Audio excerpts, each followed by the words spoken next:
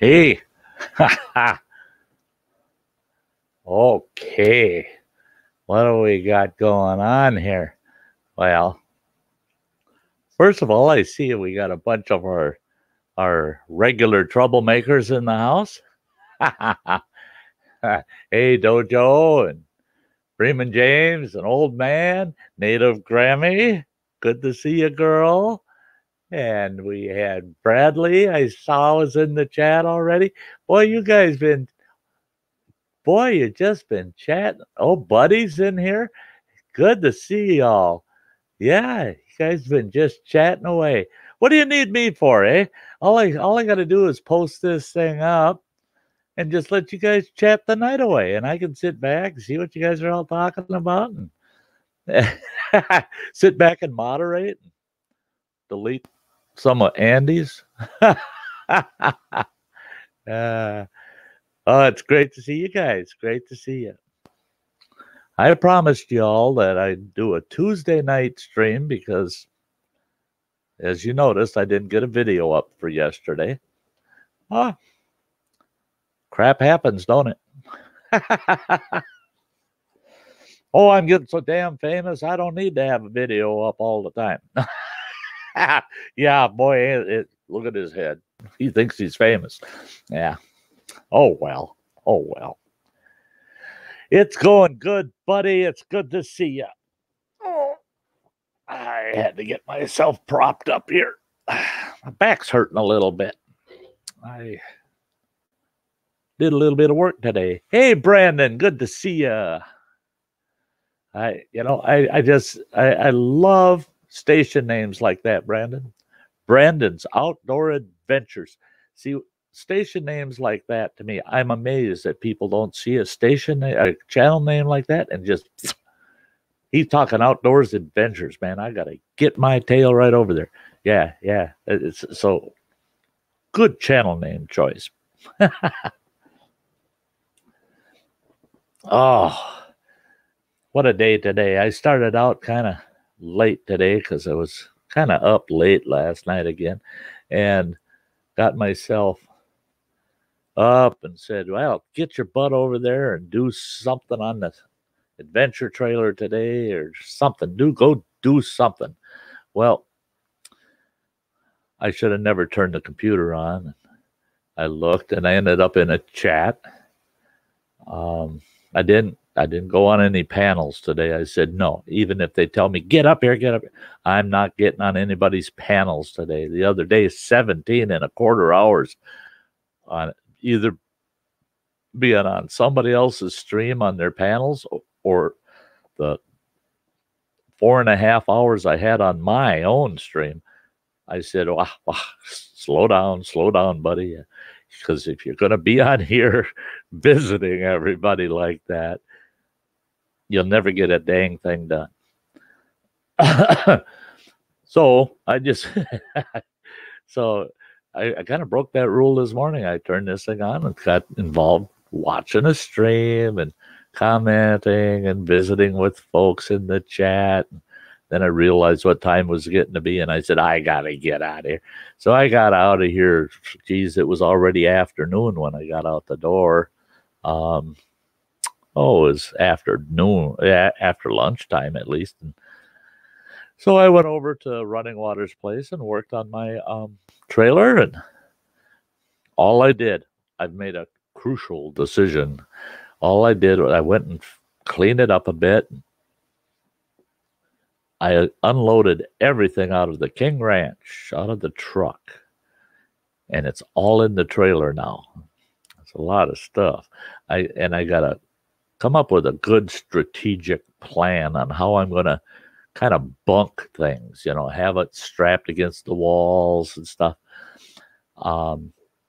And I loaded, I got all this stuff in. It's all set to go.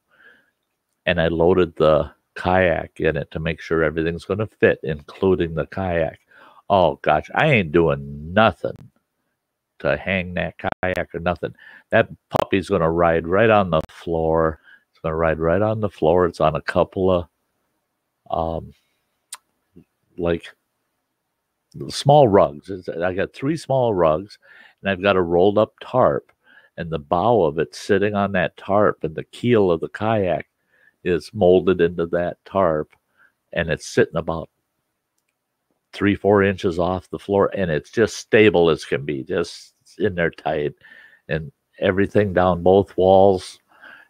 And I was even able to take, if you watched any of my videos over at my son Running Water's place, when I'm working on that trailer, you see on occasion there's a camouflage screen house. Well, we took that down because that thing's been sitting there so far all summer. And the grass in there, I mean, you went in there and you thought you were in like an arboretum or something, you know, is it? Because, I mean, the grass was almost up to your ears. And so my youngest boy, he lives with my oldest boy. He said, Dad, I took that thing down. He says, I talked to Running Water and told him I'm taking it down. And Running Water said, well, yeah, take it down. Nobody's using it. And Running Water had told me several times, next time you go camping, take that thing with you, you know, because it's not getting used here at the house. So my youngest boy took it down so he can mow where it's at. And I said, oh, that's kind of nice. It's already taken down. So I threw that in the trailer, and it sits right on top of the kayak, just perfect. So the trailer's all packed up, and it's ready to go. So guess what I did just an hour ago? I'm committed now because they charged me for it. I've got 6 nights, 7 days reserved at a sweet campsite out at Black Lake.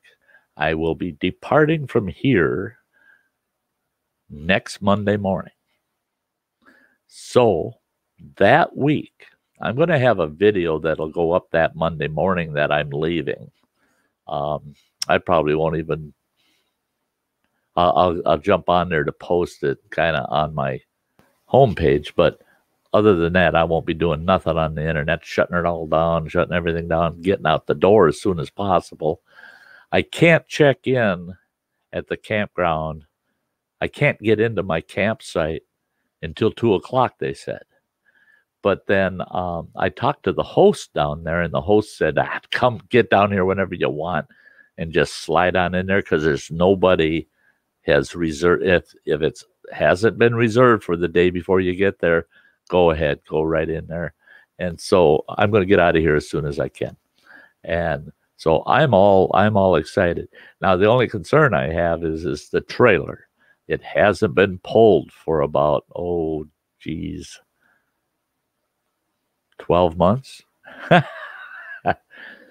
Now I did jack it up. I checked the bearings out, repacked the bearings, made sure everything's good. Should roll just fine. Tires are in excellent brand new condition. The tires only have 450 miles on them. So everything should be good, should be okay. Now, if something were to happen where all of a sudden Sty's going, oh no, my gosh, there's something wrong with the trailer, I can't go, I can't take it. It's not the end of the world. I'm still going for that trip. I still have my truck tent.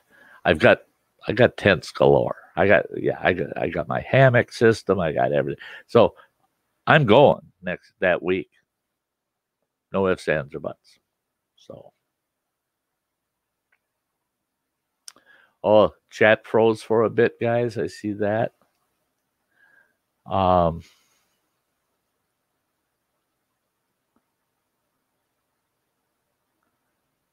Oh, you had a panel, Native Grammy? I have today. Yeah, today I, like I said, I went to one stream and hung out for a while, and otherwise I've been gone. I haven't seen anything. And in fact, I was so intent on just getting away from anything social media or anything so I could get something done for a change. I even walked out without my phone. I couldn't believe it. I was gone for about 5 hours and no phone and nothing. So, but I got a lot done. There's been some, it seems like there's been some hiccups today.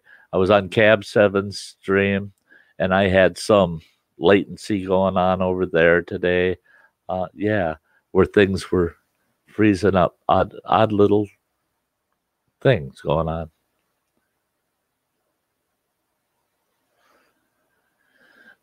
So, but over on my side, and I'm not looking at the YouTube side. I'm just looking at my StreamYard side.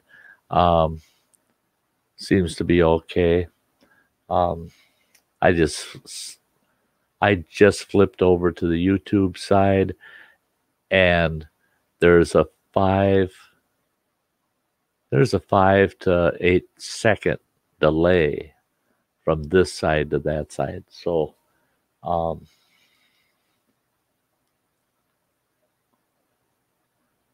so yeah, I'm going to go back to the Streamlabs side because it's such real time. So um, I don't fall very far behind that way. But that's what Sty's been up to today. I tell you what, I am just so excited about that week, getting away for a week. And I'm not going to be able to see anybody's videos or streams or anything for all those days. I won't be able to, hey, Todd, yeah, all the shackhackers are here. Uh, I love that, Todd. I just love it. When you came up with that the other night, yeah, no kidding. That's it. That's it. Everybody's showing up. All them shackhackers. Yeah. Hey, Steven. Chuck, now I know it's not Sunday, Thursday, or Wednesday, or Friday. I need to change my medication, LOL. No, Chuck, the other night, you may have missed it, but I had a bunch of people I was telling them that I wouldn't get a video up for yesterday morning, for Monday morning this week. And I said, but I'll tell you what I'll do. I'll do a Tuesday stream, and it'll kind of make up for lack of a video on Monday. And so I had made that promise, and that's why I'm here. You are not hallucinating. You are not losing your memory. And yes, it is Tuesday. Yeah, Freeman James, it's good to see you. I am thrilled that you're tagging along, brother. It's just like, yeah, it's I enjoyed your presence so much the other night because, folks, I don't get to see my family. I don't get to see my family hardly at all. I see my two boys. But my two girls, I don't see them but one or two times a year. And James, I get to see him and my sister, if I'm lucky, once a year. So, yeah, it's a pleasure having you here, James. Oh, cheesehead. Oh, no, here we go. Won't see nobody's by smiling face. What do you mean by that? Cheesehead. Hey, Cheesehead, go on the Black Lake. Did you hear me say that? Go on the Black Lake. Next Monday morning, I'm heading out. And I won't be leaving Black Lake till that following Sunday morning. I'm going to be there 6 nights, 7 days. So if you show up on any one of those days, I'll either be out on the kayak, walking the trail, or in camp. And you know darn well, Cheesehead, that if you show up there, if I don't anticipate you, I wouldn't know what the heck to cook you to eat. So I'll just have to bring a couple extra pounds of cheese, and then whatever I can come up with, just smother it in cheese. I don't have the cast iron. I got a couple pieces cleaned up. I don't have it seasoned yet, so it's not going to make it out to the camp. But that's coming. That is coming. Hey, Nemi. It's good to see you, Nemi. I tell you what, I don't know how I got walked into it, but I was on panels all the last 4 days, and oh my God, there were some times it just laughed my tail off. I just couldn't believe it. Couldn't believe it. Oh, but my smiling face. Oh, everybody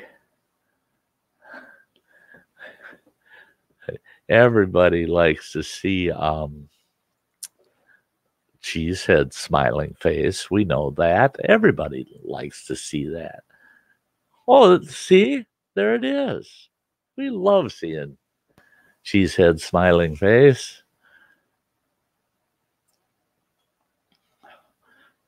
I'd like everybody to meet Cheesehead. He's my guest on the panel tonight.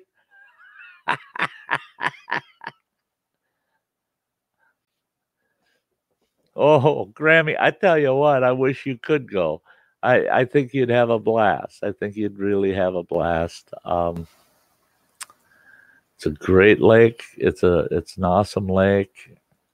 And it's the camp I'm getting prime rib will work. Yeah, and how am I supposed to keep that? See, and my luck is you'd show up on the 5th day and it wouldn't be so prime anymore. But yeah, I got probably the most remote campsite. There's only one other campsite adjacent to it, and that campsite is held by the host, campground host. It's all the way to the end of the campground, campsite number 20. The only thing that's close to it is the trailhead for the hiking trail that goes around that lake, all the way around that lake, and then the host's campsite right next to it. And the host said that they don't like to tolerate a lot of noise on that end of camp at night. And I said, oh, Lordy, I love that. I like nice, quiet nights around the campfire. Hi, Eileen. Hello, hello. I'm doing real good. And to you, sweetie. Yeah, I hope you're doing well, Eileen. I really do.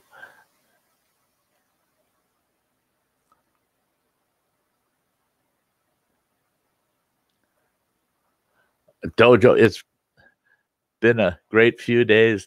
Yeah, I was on a couple of panels with Dojo.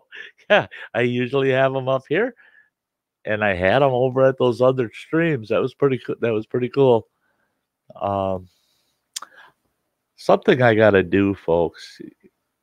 I'm just moving the mic for a minute, and I'll get situated. I realized I got the wrong glasses on. I'm doing this all the time.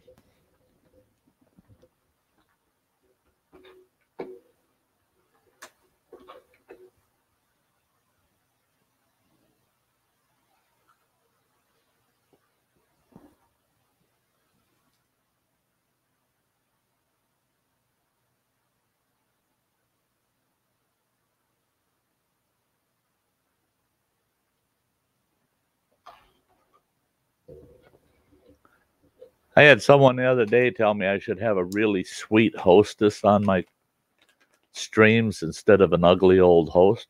So for those that want a sweet hostess, there you go. That's the sweetest hostess I can get to be here in person. Unless I bring up some of these sweet ladies that like to hang out at the Sty Shack, I could bring some of them up on the panel. I'm going to have to do that one evening, and I'll prearrange it.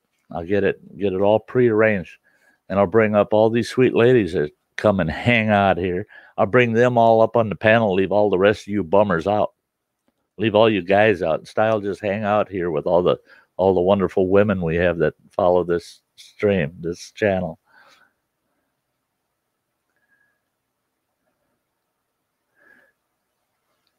Yeah, it's good to know that you're doing better and out of the funk. That's awesome to hear, Eileen. She said, Quick Trip steaks are only $1 for the next month. You already know where I'm stopping. What I do is I go and I nab up steaks like that, and I pop them in the freezer. I freeze all my meats before I head to camp. And I'm going to have to on this trip. I'm freezing up bottles of water. I got a lot of empty bottles because Cheesehead never took the water and I had to drink it. But but I'm going to, my cooler is going to, if it's not food, it's ice in there. And the food's going to be froze, except for certain things. You know, I can't freeze. I don't want to freeze my eggs. I don't want, so.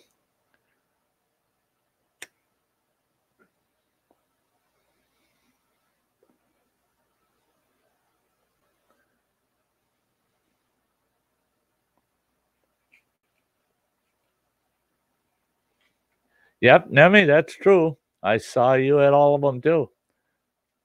Yeah, Bradley. Chocolate donuts, damn good. I want one.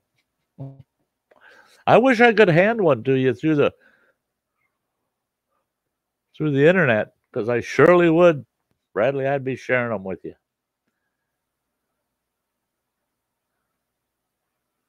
Plain old Chuck. I think I dated her.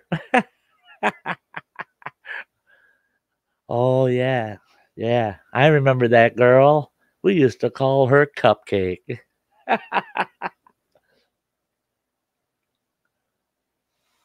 Hostess with the mostest. You betcha, Jim. I ain't supposed to eat that stuff. Since when has Sty ever done anything he's supposed to? I tell you what, though, if I get the slightest inkling that I'm feeling that I'm having any kind of diabetic symptoms or heart issues or anything, I tell you what, I've gotten so in tune with that, man, you watch how fast Sty's diet takes a shift. It changes, boy.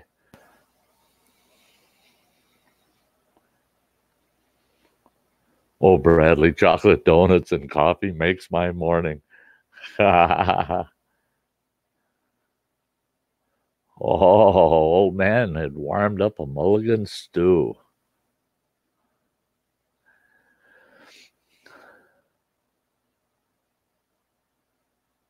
City morning, they loved the outdoor views, the sunrise, and of course, Bandit. LOL. I bet you they did, Grammy. I bet you they did. Well, yeah. Who can't like Bandit? I mean, come on.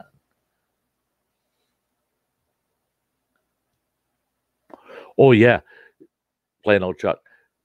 Chocolate cake donuts with chocolate frosting on them. Oh my God. Yes. You know, another thing I love, and they're hard to find around here, if I can get them from an actual small town bakery, are blueberry cake donuts. Oh God, I can eat a baker's dozen every time I sit down. Oh.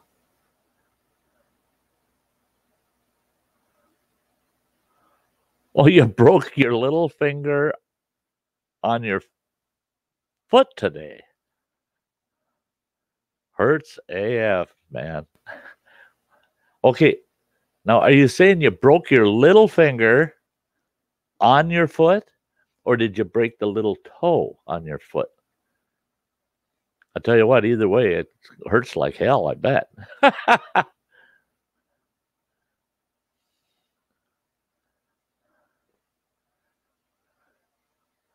Oh, meatloaf for lunch and dinner.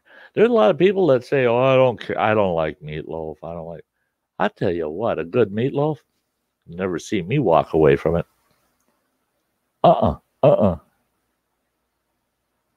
Is this Food Tuesday? Every single Sty stream is food. All the streams I went out to the last 4 days, every single stream, people are eating right on screen and just driving me nuts. I ended up sitting here. I hadn't been to the store for a while. And all I had were these little packs of 3 strawberry wafers in a pack. I'm sitting here eating my little strawberry wafers, and people are eating apple pie, apple pie with ice cream and caramel and chocolate drizzled over the top, and Dojo's eating chips, and drove me stinking mad. Todd says, boiling my week's worth of shaga as we speak. There you go. There you go. That was my chore yesterday morning. Monday mornings, I brew my shaga.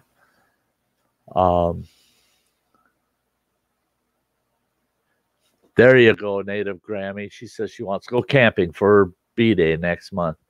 Good for you, girl. Hope you get to, it's your birthday. You should get to.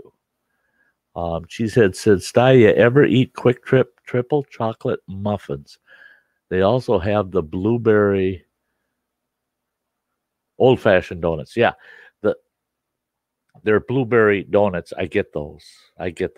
Yeah. In fact, I'll be getting a box to take me on my way out of town to camp that Monday morning. I'll be grabbing a box of their blueberry donuts. The triple chocolate muffins I haven't tried yet. I have not tried yet. I'm going to have to.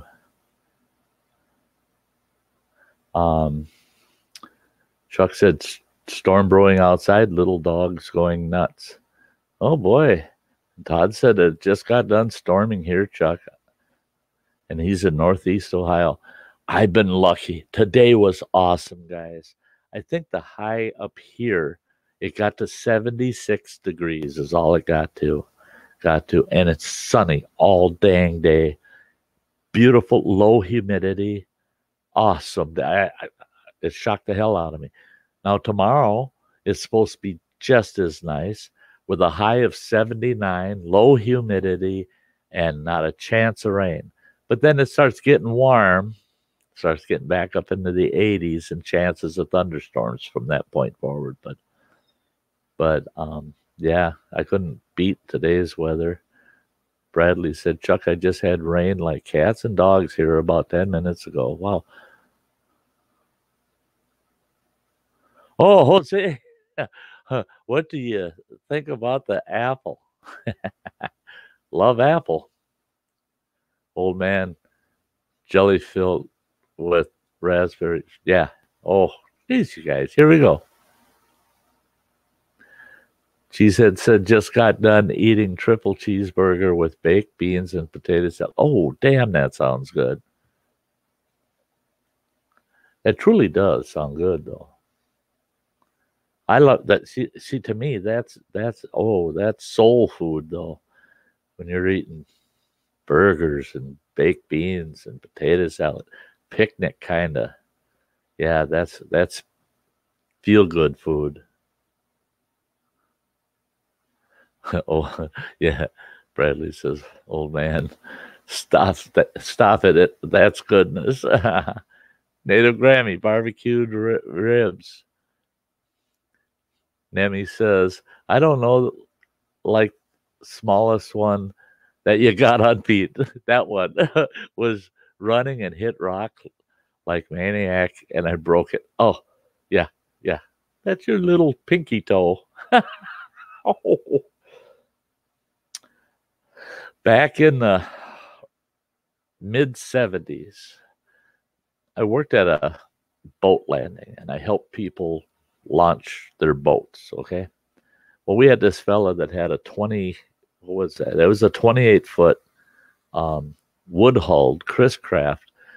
We helped him get it on his trailer, and as it was coming out of the landing, he's pulling it up the ramp out of the landing, that boat started to slide back, and it sat on what we used to call wishbone trailers. It was just a wishbone trailer, and they don't have a winch on them or anything. You back them far enough in the water, you can just drive the boat up on them, and then the weight of the boat's what keeps it on that trailer. Well, this boat wasn't staying on. It's starting to slide off. So a bunch of us were behind it, pushing on the stern of that big 28-foot double-hulled mahogany boat, trying to hold that boat on there until he got up onto the flat of the parking lot. And that boat just kept inching off of that trailer. All of a sudden, all these other guys that are there with me split. The minute they let go, that boat just come right off that trailer. And the guy in the truck realized it, so he just hit the brakes, hoping it would keep the boat on the trailer. It was too late. The boat tipped off the end of the trailer, and just all it did was boom. The stern hit the ground, boom, and popped back up. Problem was, is both my feet were under it. Out of 10 toes, I broke 7 of them. I spent the rest of my summer with those toes. I'd put busted off popsicle sticks between them and then just wrap them. All you could do is wrap them or tape them because there's nothing they can do. They can't set the bones. And, oh, yeah, it was terrible. Oh, yeah. Nemi, I don't envy you. Oh, yeah, that crazy Cab 7 was sitting there. Don't surprise me, sitting there with a whole apple pie with a spoon, and he's got it smothered in whipped cream, and he's shoveling it out of that pan like he was shoveling dirt. Did look pretty damn good, though. Oh, Bradley, chocolate-covered cherry goodness. Cheesehead said, today was awesome. Good, Cheese. You had a good day? That's good to hear, though. What are you eating, Dojo? Chuck said, got to be clear centers and dark chocolate. Bradley.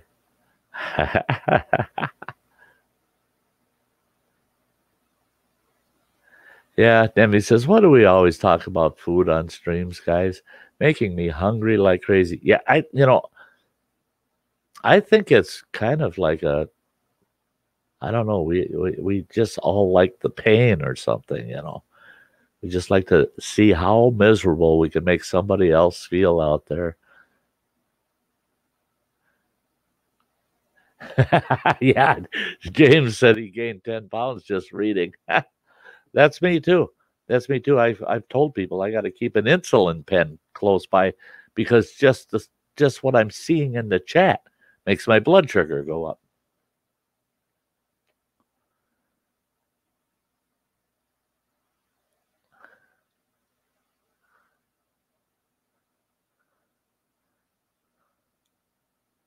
Okay.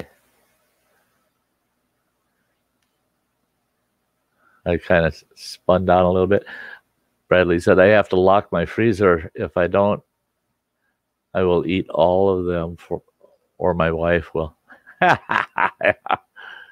And Todd said, I just finished a goose liver and onion sandwich. Well, there. Creativeness, guys. There you go. Hey, Bradley says, that sounds terrible. See, I've had goose livers. Yeah, I got no problem with them. I eat chicken livers. Eat the liver from the turkey, you betcha. Yeah, I'll fight you for that. Old man said if I could afford some Maine lobster would be excellent. Oh yeah, I could handle some Maine lobster right now. But he just can't eat liver. Just can't do it. Yeah, Nemi, that hurt. Yeah, all of them toes. Well, and then I went out drinking at a 4th of July celebration. And I went to a beer garden. Every damn drunk in that beer garden stepped on both them feet and re-broke half of them toes again. It just because I had to wear sandals. I couldn't wear shoes because all of the wrapping around my toes and stuff. Oh no, I had about 6 or 8 drunks that evening step on my feet. So I drank a lot of beer because I didn't have any medication. Good evening, Running Water. It's good to see you. I can update you right here. Todd, yeah, around here, Braunschweiger is called goose liver. Well, I'll tell you what, I I'll stand in line for a couple hours for a Braunschweiger sandwich. Dojo's eating chips and dip. Oh my gosh. Yeah, say hi to your uncle there, running water.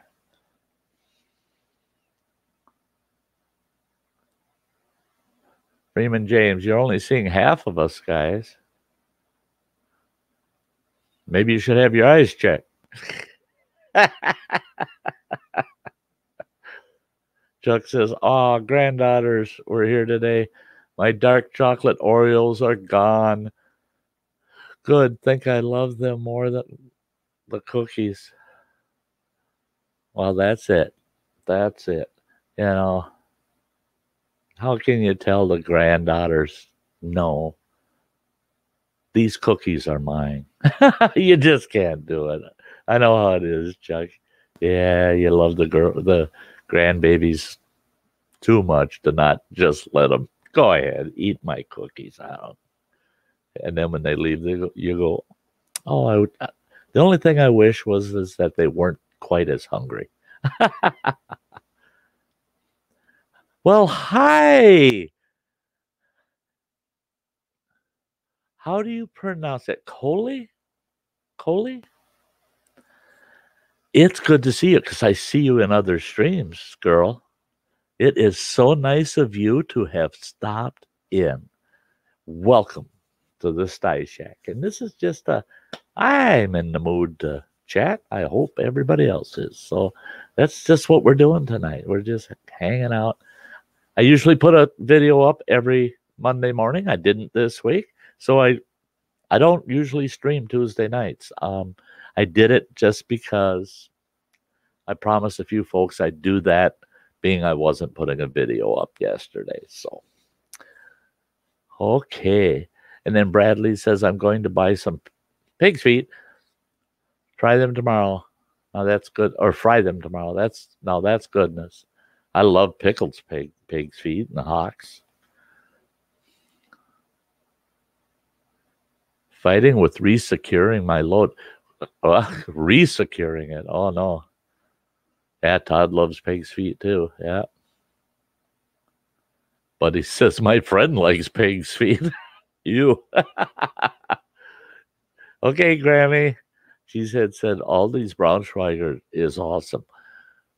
1 pound tube for around $3. Yeah, when you told me that, I couldn't believe it.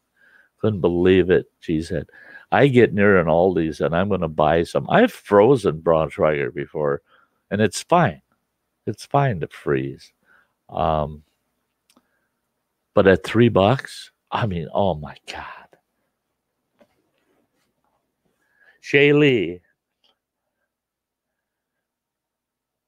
Thank you.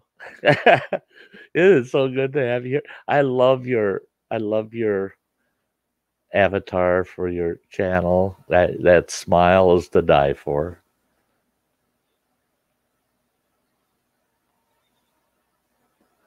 Nemi, Sty people love you, man. Oh, hey, I don't know why. I don't. Serious guys. Serious guys. I don't know what. I just I pop up and I just be me. And if people like that, yeah, I feel very privileged. I feel very honored of anybody that says that they enjoy my company. That's all I like to see is if people are enjoying themselves. That's what I want to see.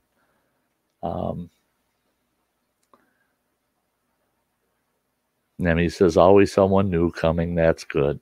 Well, and that's like I said, we've got such a good group of people here, such wonderful people that come and hang out here. And when people come in and they're new, and oh, you're more than welcome. You're more than welcome, Shaylee. Yeah, and I don't say things I don't mean. So take it to heart. But I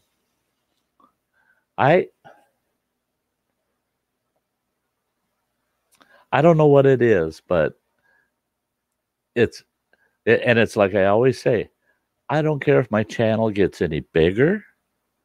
And I shouldn't say I don't care. It's fine if it gets bigger. It's also fine if it does not. Because of all the great people I have, any great person we add on, folks, just makes the channel better, makes the channel better.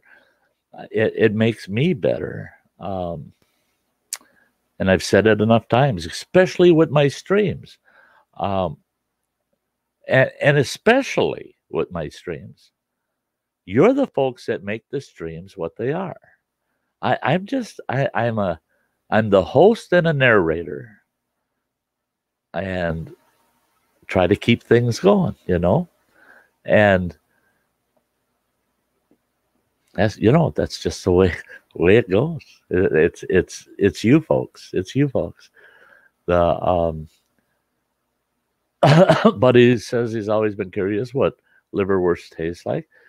Oh, I love it. I love liverwurst. Oh, yeah. Liver sausage? Yeah. Grew up on it. Love it. Bradley says groundhogs are good fried too. I've never eaten a groundhog. I'd be willing to. Yeah. I've eaten every kind of squirrel that grows in the continental U.S. I've eaten chipmunk, believe it or not. I've eaten beaver and muskrat. I loved muskrat, actually. For years, I ate muskrat because I was trapping them. I don't like things to go to waste. And to me, they're just a red meat squirrel. Yeah, tube steak. Let's throw them hot dogs on the grill, guys.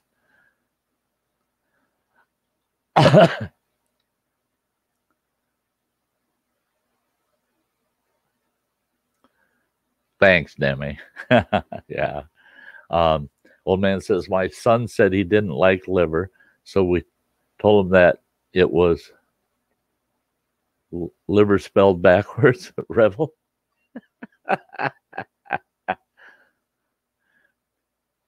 Running Water says, car cut in front of me in construction zone and immediately hit a road crew dump truck. I was forced to lock it up and the entire load slid forward. Ow, ouch. Yeah. Oh, Todd's saying, oh, wow, Donnie, stupid drivers.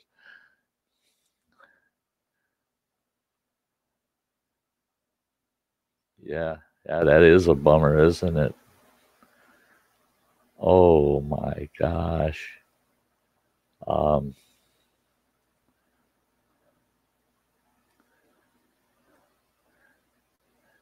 JNC, No Limit TV. Hello.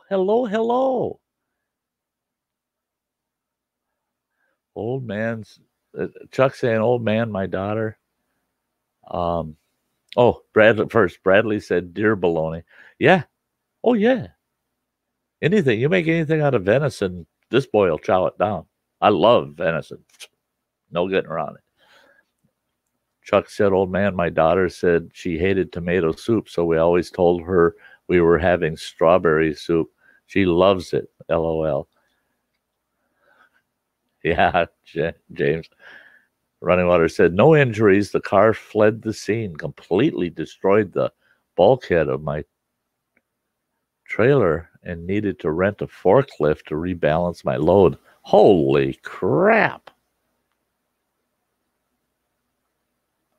Bradley, yeah. Throw them hot dogs on the campfire. You betcha. Yeah, old man, you're talking about your daughter not liking tomato soup and you just changed the name of it. My oldest grandson, until he was about, he was he was about 5 years old before he finally truly figured it out. All you had to do, you could get him to eat anything as long as you said it's chicken. If it's chicken, he'll eat it. Anything else, he wouldn't eat it. He wouldn't touch it. You tell him, you got to eat that. That's awesome It's if you told them, oh, we made spaghetti, what's in it? The usual, and hamburger and tomato sauce and all that. Hamburger, I ain't eating. I won't eat it. I won't eat it. No matter what you did, you couldn't get that kid to taste it. And then you go, oh, have we been saying hamburger? Oh, sorry, kid. That's ground chicken in there. That's just chicken in there. Oh, no, I was wrong. Yeah, then they'd eat it. It's chicken. I've had snake, Demi. I've had snake. I ate rattlesnake a couple of times, actually. No, I don't. Others may think so. Didn't taste like no damn chicken I ever ate. You know what it tastes like? You know what snake tastes like? Snake. Yeah, that's the way I saw it. It tasted like its own thing. Snake.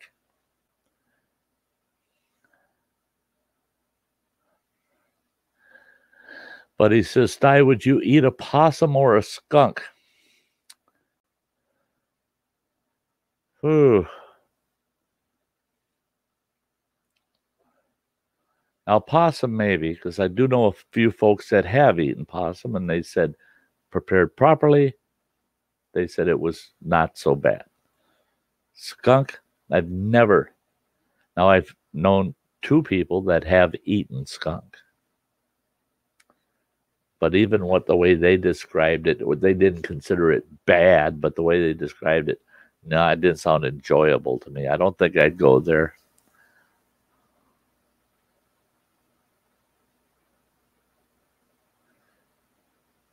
Oh, yeah, JNC.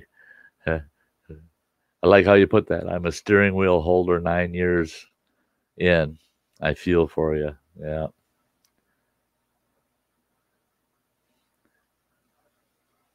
Yeah. Yeah.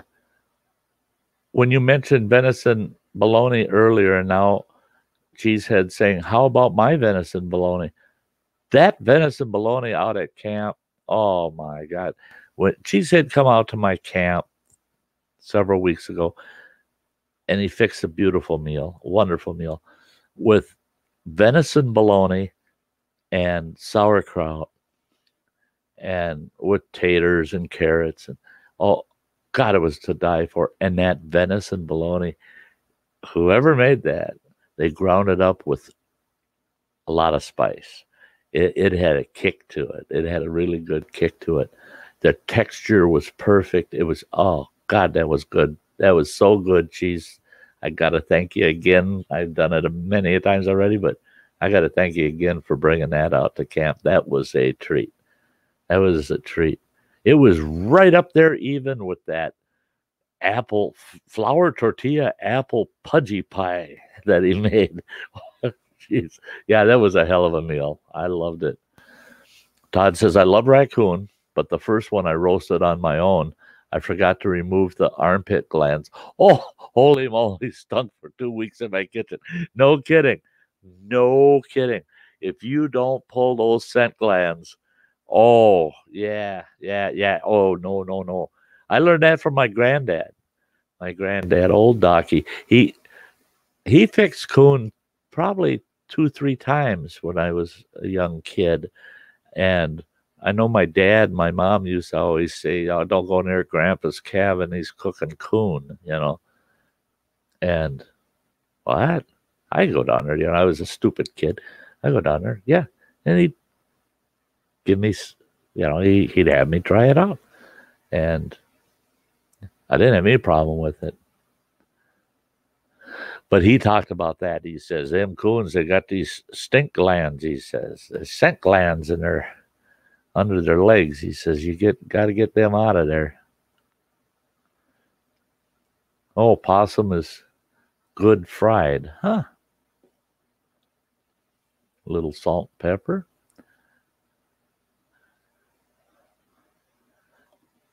Can you please tell me how to use CPAP while camping?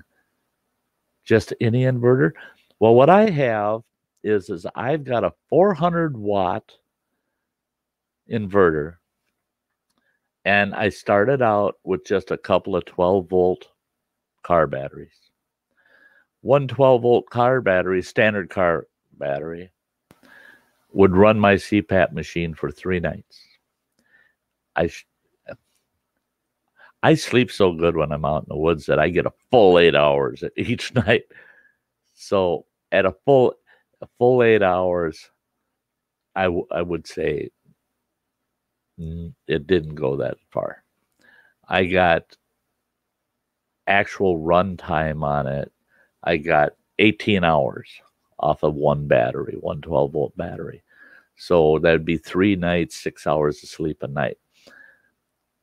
Now I got myself a really good deep cycle marine RV battery. That puppy will run it for 6 nights, averaging about 8 hours a night. Huge difference, huge difference. But I use a 400 amp inverter because it doesn't seem to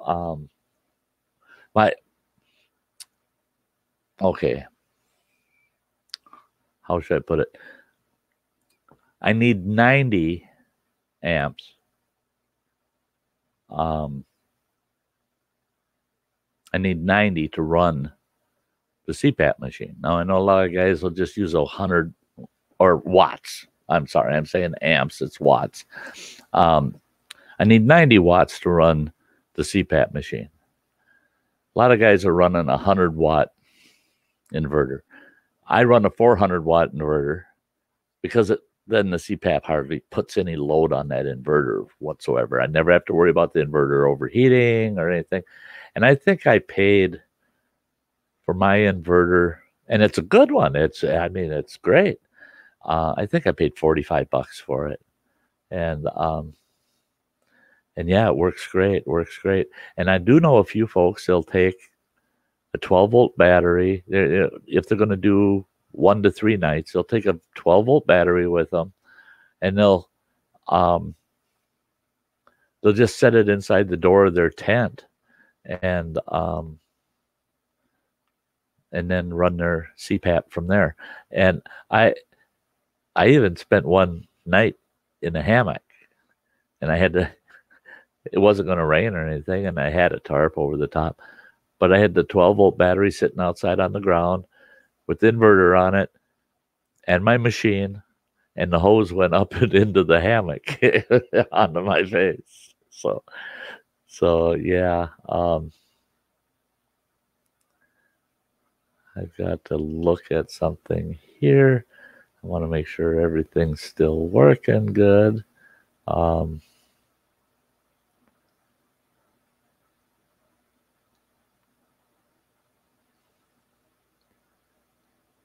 Oh gosh, yeah.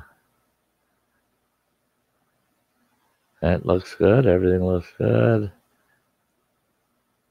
Sorry, folks. Sty's just a stickler. He just wants to make sure everything's going to keep working like I want it to. After those couple of weeks of streaming nightmares I had, I just want to be darn good and safe.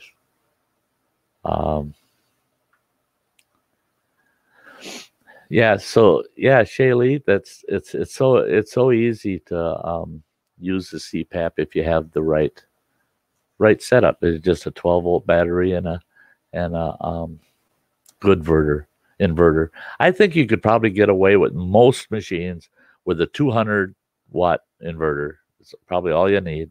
I just like a 400 because it doesn't seem to put. It's like there's no load there at all. Plus, I can charge my phone, I can charge my camera batteries and everything off that same inverter, and it doesn't seem to steal away from my time on the CPAP. So, Emmy said, I used to be so picky as a kid about food. Now I don't care what I eat. I eat what's served. Everything is good. That's me too, Nemi. Yeah, I love food. There's only a few things I just can't eat, and I did a video about that. You'd have to go back and look in my playlists somewhere. I've got it. It's I can't eat that is what it's titled. And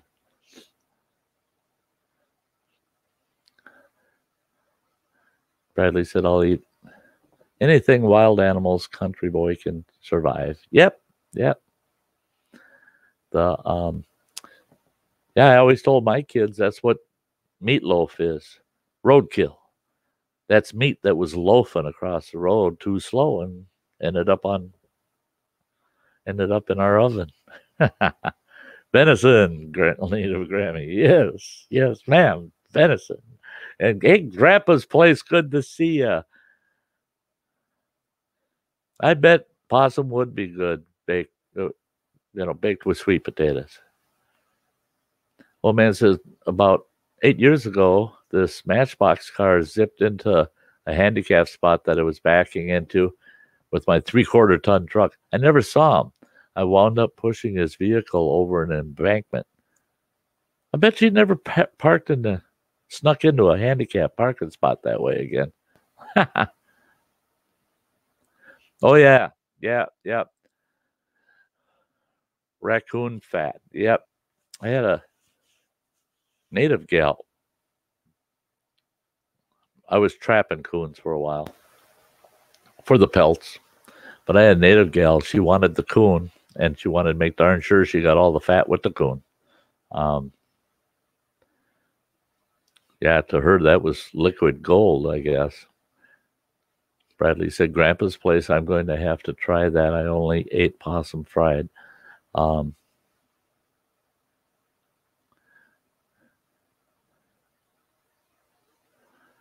Yeah, raccoon soap.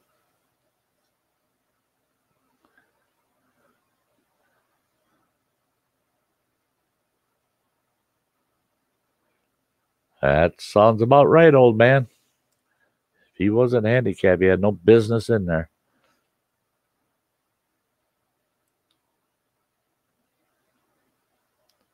Oh, L.L. Bean, Game and Fish Cookbook, hardcover, October 12th of 1983.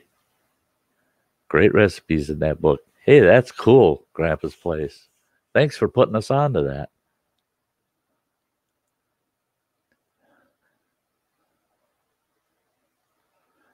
Yeah, see, and that's a thing too. Is oh, you're more than welcome. Yeah, I'm glad to hear you camp a lot. But no, you talk like the coon fat. That it's a nice skin softener and all that. Blah blah. That's one thing I found too, and there's a lot of people that they're not too keen on eating bear, because the bear is considered the pig of the woods. That's the pork of the woods. It is. It really is. They're closest to a pig than anything else. And I've actually had black bear ham, where they've taken hindquarters and smoked them just like cured and smoked them just like a pork ham, and it tastes darn good. It was almost like a Canadian bacon flavor to it. But one thing I learned when I was out in Montana, and I just loved it, and I'd love to get I got one guy that's going to get me some, hopefully this fall season, but black bear lard there's nothing. I don't care. You'd have to do it in front of me to prove it, but I think you'd have a hard time.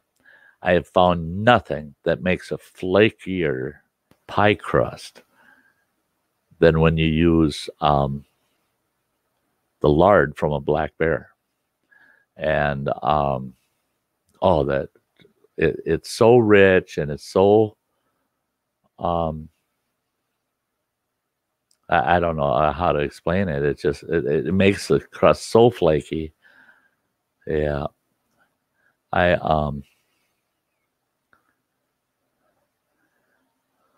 see where I'm at here.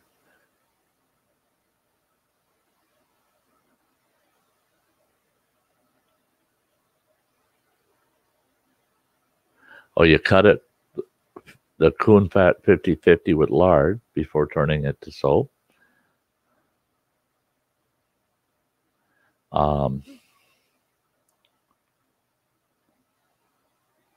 Yeah, you want you want them, you want those coons in prime to get all the fat on them you can. Um,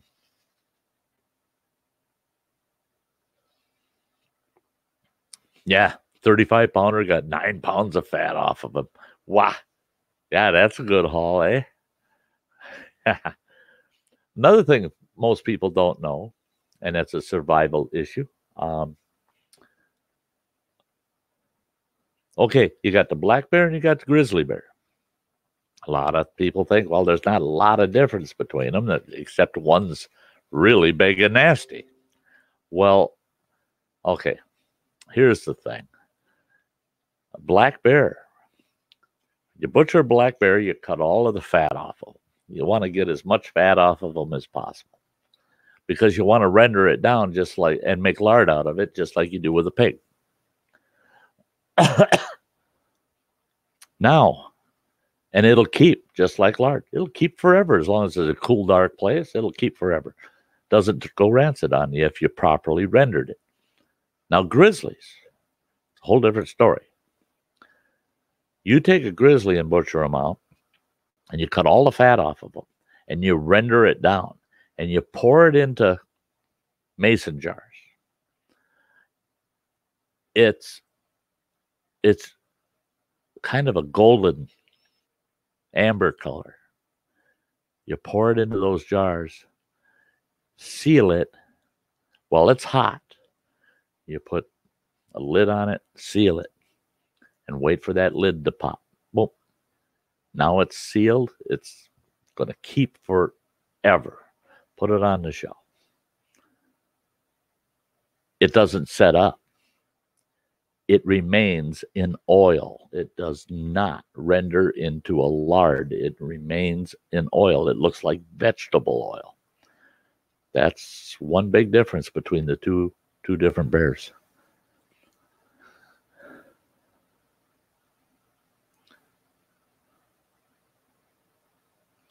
Yeah, Grandpa's place. Yep.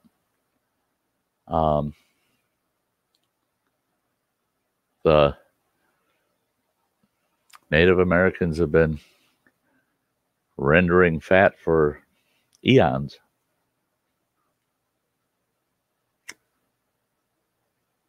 Now, there are some Western tribes that would not eat and or render the fat off of a grizzly bear. They said there were bad spirits in the grizzly, that if you took one down, it would have been disrespectful to consume any part of that bear. They'll take its hide, its claws, its teeth, but they will not take the meat or the oil off of them.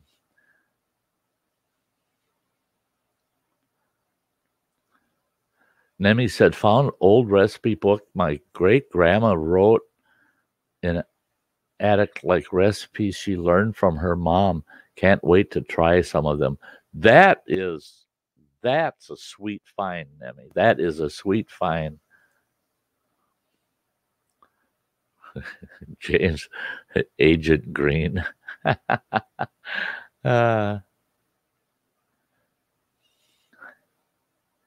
Bradley says, I can't wait until dove hunting. I'm going to eat me some doves soon, hopefully. I'm hoping to get me some grouse this fall. Okay, I got to read this. My gosh, the way you explained CPAP on Ben's platform was thorough, complete, and in a way everyone could understand. Very impressed. You should be spokesperson for ResMed. Oh, thank you. I mean, And that caught me so off guard. I'm watching, figured I'm not going to participate much today. I just want to enjoy and watch. And then when he started talking about the CPAP, and he didn't, he knows he's going to be put on one, but he doesn't know nothing about them. And the way people are explaining things to him, and then the way he likes to inflate things. And I'm thinking, I'm going to give him a chance. That let me just give him what I know. I use one, so I'll just show him and tell him what I know. Boy, that worked out great. Everybody had awesome questions about it. And I would have never guessed. That I would have done that. Yeah.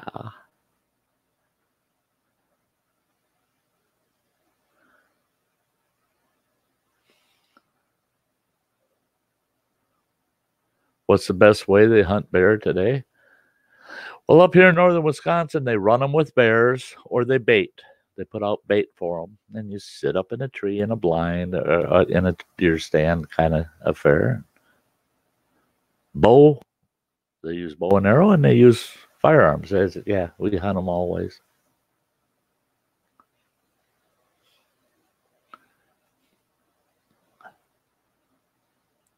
Lots of oil in bear grease. Yeah.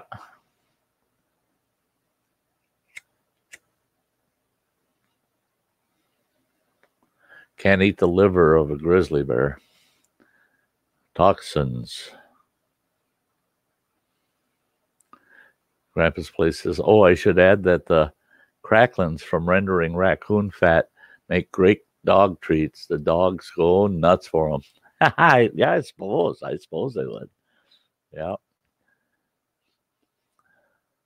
See, I wouldn't eat the liver of any bear. I wouldn't eat the liver of a black bear. I won't eat the liver of any predator, any predatory animal.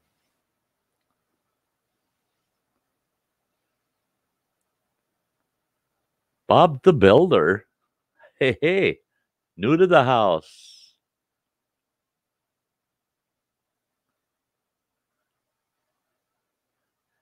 Good to see you. Okay, Native Grammy, yes, he didn't leave anything out and explained it to where those who have never used CPAP could understand. So not so overwhelming. Yeah, thank you. So we back in the mine? Not today. Not today. Not yet.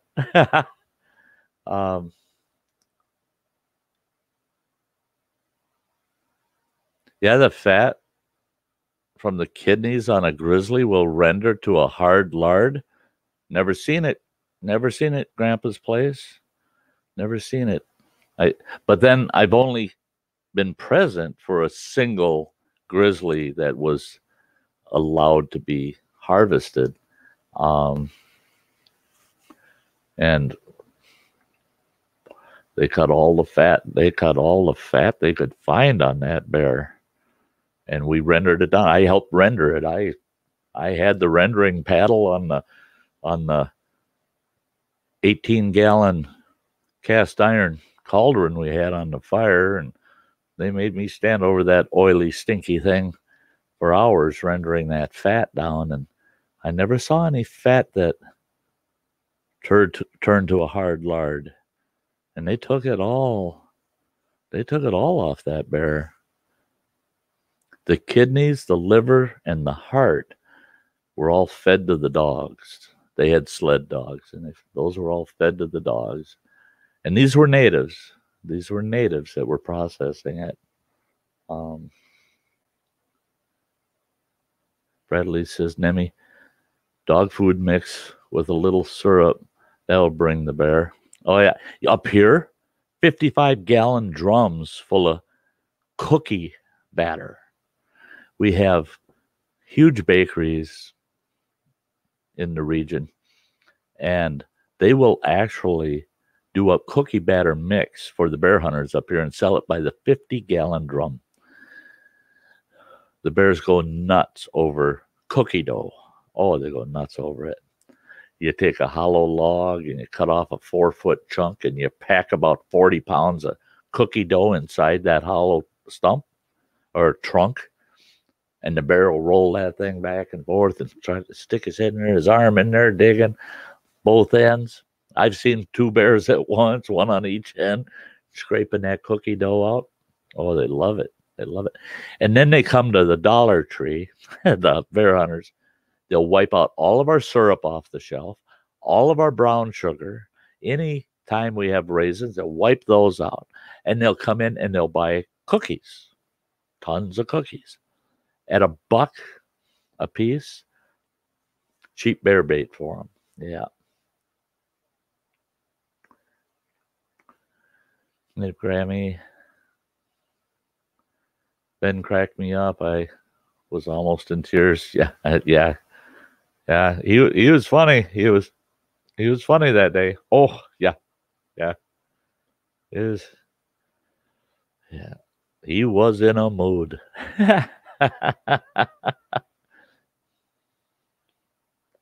Donuts and bread, sweet products, or meat scraps. Yep, absolutely. There's a lot of guys. They save their bacon grease all year round, and then they just soak any of their bear bait in it. And she says running with dogs is going to be outlawed in a few years, I think, according to game warden friend of mine. I heard the same thing, Cheese. I did. I heard the same thing. And that was from a couple of tribal wardens. I heard it from just not long ago. I don't have a problem with it.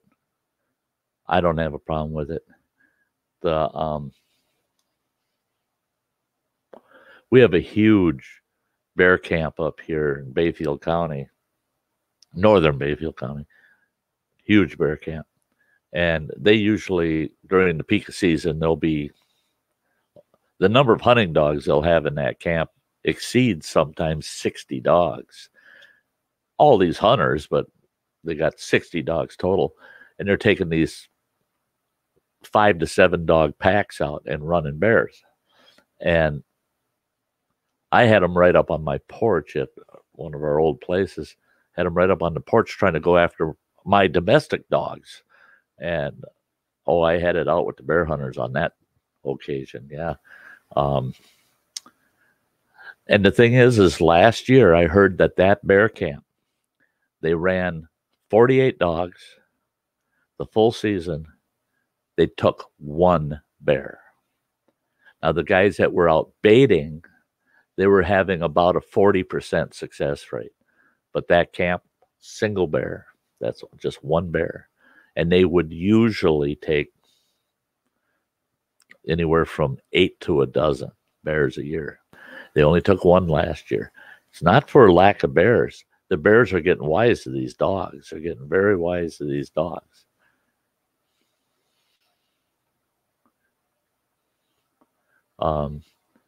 Nemi, what do you think about Waylon Jennings and Johnny Cash? What can't you think? Oh, well, of course. Crank it up. Bradley says, Cheesehead, that sucks. I don't hunt with my dogs anyways. You give my location away. Yeah. Okay, Grammy. A shotgun does me justice. Huh.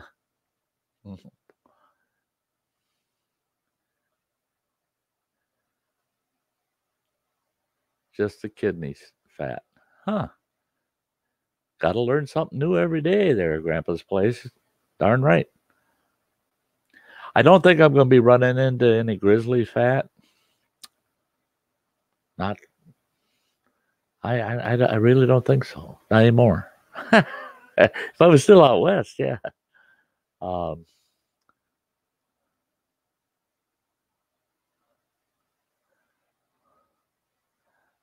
Dojo allotment specialist hunts. Miss Coley, LOL. I'm glad you did.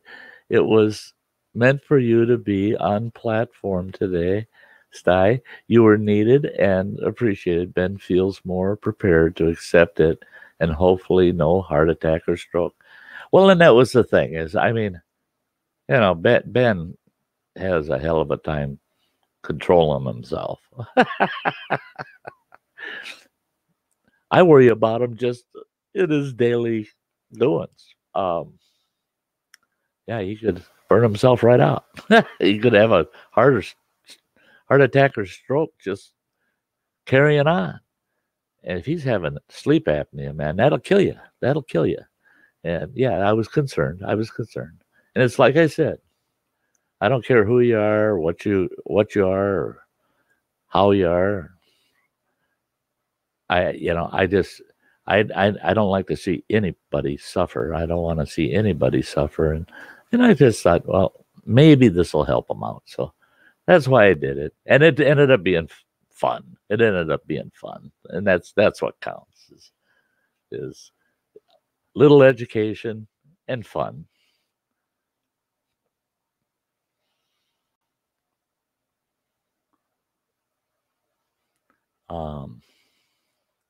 Meat scraps, food mixed with little syrup and bread. Yep.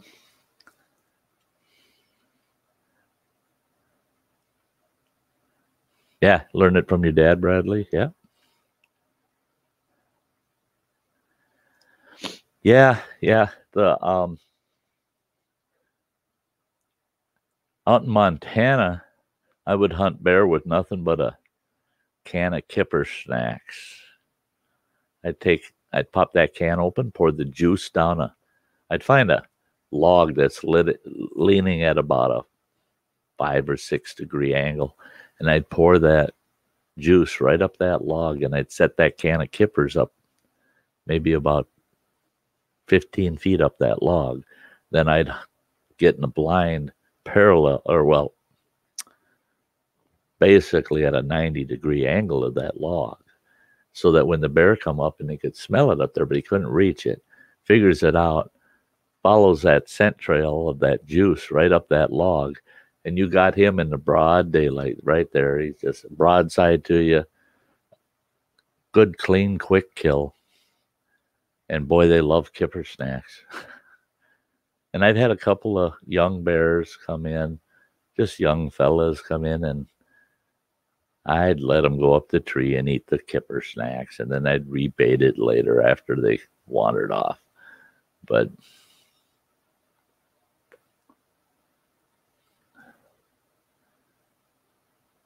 oh, your pop passed away at 82. Well, he lived a nice long life. Yeah, heart attack, man. Oh, I can see that's that is a high possibility for me that would be the way I would go in later years. Hopefully it'll be later than now, please. But yeah, I could see that. That's a high probability for the way I would go. Yeah, it's sad whenever you lose a family member, especially your folks or a sibling. Yeah.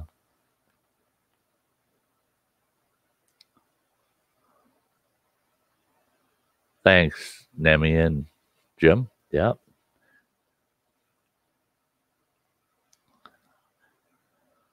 Yeah, it's such a wonderful world out there. There's so much in the world and I try to stress that everywhere I go, all the other streams I go to and my stream, all the differences everybody has, different opinions, different experiences of the same. You can pop almost any topic up and you can get a half a dozen or more different ideas on that topic because of all the different experiences people had on the exact same situation, and it all comes out different.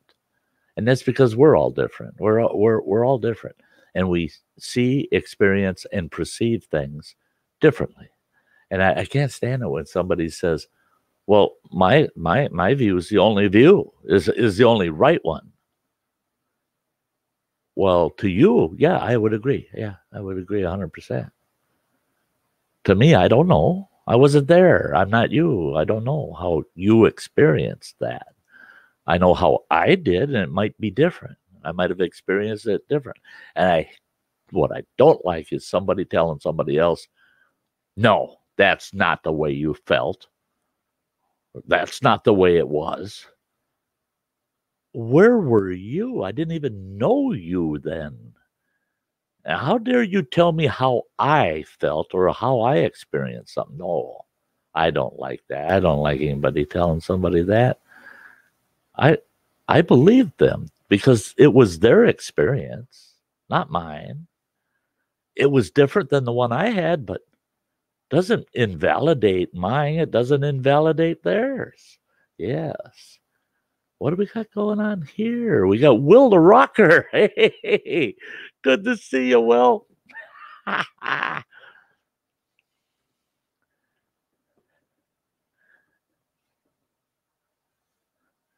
Yeah, and then he says, here they call shotgun solution to problems. Yeah. Yep. Yeah. That's a backwoods wedding ring. A loaded shotgun on the with a peed off papa on the other end of it.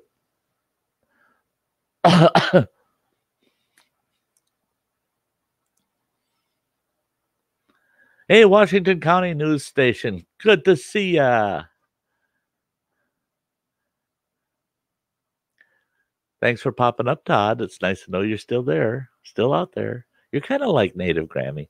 Sometimes you're very quiet, and then you pop up and let us know Todd's still around. He's still here. Again, Todd, I want to thank you. I'm not going to go into details, but I want to thank you very much. That really puts Sty out in the field from the end of August till the end of September. You're putting me there. You're putting me there, buddy. Yeah. That goes a very long ways. Will says he's doing wonderful. I'm eating healthy salad. Well, good for you. Good for you. Then I won't sit here and have one of my, yeah, it's a shared stream tonight. You've got a host and a hostess. Her name is Danette.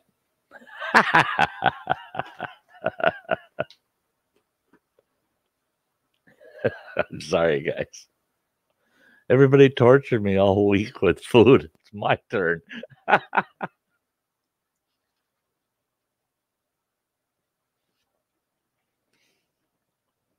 Oh, Todd. Yeah, and I don't know where Andy is. I mean, I put up notifications, so his bell should have rang.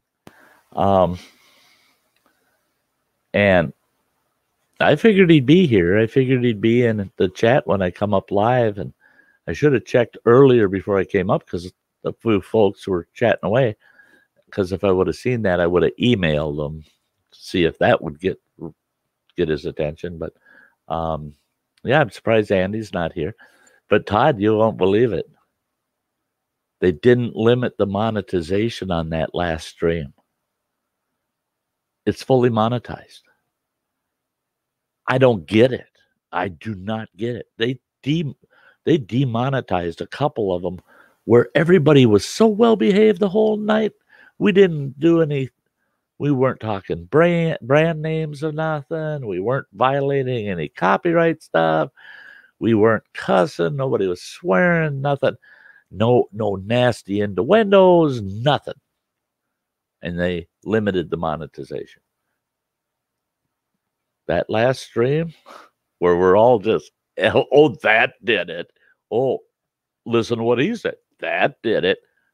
They didn't demonetize it. This one, I think, is going to be demonetized. And I know why. I know why. In fact, I can work on that while I'm chatting with you guys real quick.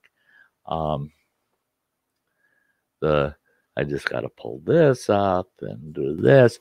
So in the background, you'll probably see the light intensity change because as my screen adjusts, that's a lot of the ambient light in the room comes from my monitor.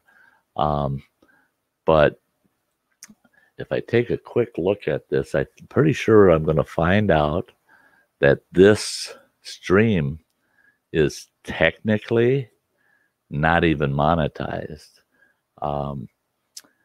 because they're having an issue. Yep, it's monetization is off, it says. I'm turning it on. We'll see what happens tonight. There, it's on. Now we don't have to worry about it so much, I hope. But what happens is StreamYards is still working on it. They have not been able to, for some reason, master getting monetization to come on automatically when you start a broadcast. So a person has to go in and manually set the monetization per stream. So if they don't, then it's not monetized. And I found that 3 of my streams, I had to go back and go, oh, turn it on. Then people that come to watch the stream later after the fact might get some ads, but yeah. And it's like I said, I don't care. I'm yakking about that, and I don't care about the ad revenue. It's there. Well, thank you, Grammy, for posting that up there.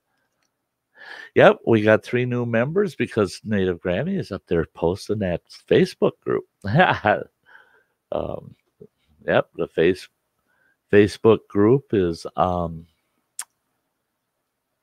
the Sty Shack. So if you're looking for the Facebook group, there's a link on my homepage. Or you just search Sty Shack, not Sty North, Sty Shack on Facebook, and you'll find it. And you just jump right in there and join up with the group.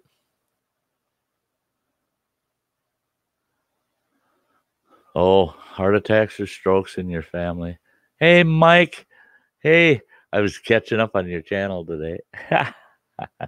And it's going back, what is that, 4 videos? But, yeah, the invasive sounds of society. Oh, yeah. Short, sweet swamp talk. Yeah, I know. Yeah, you were speaking to my heart.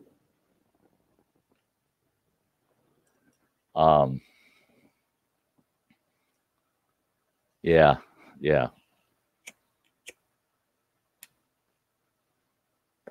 I actually have a video. It'll be made sometime this summer or fall. I know that the proposed title for it was the Unwild Wilderness. Title might change, but it has to do with that. It has to do with modern invasion to wilderness. Yeah. I know that my original title for that one was going to be the Misrepresented Wilderness. We all, and Mike, you're like me. We love to call remote outdoors, anything that's remote outdoors, the wilderness, because we look at wilderness as a bigger picture than a lot of people. But I have not in my lifetime, and probably never will ever have the opportunity, but I have not yet been in true wilderness yet.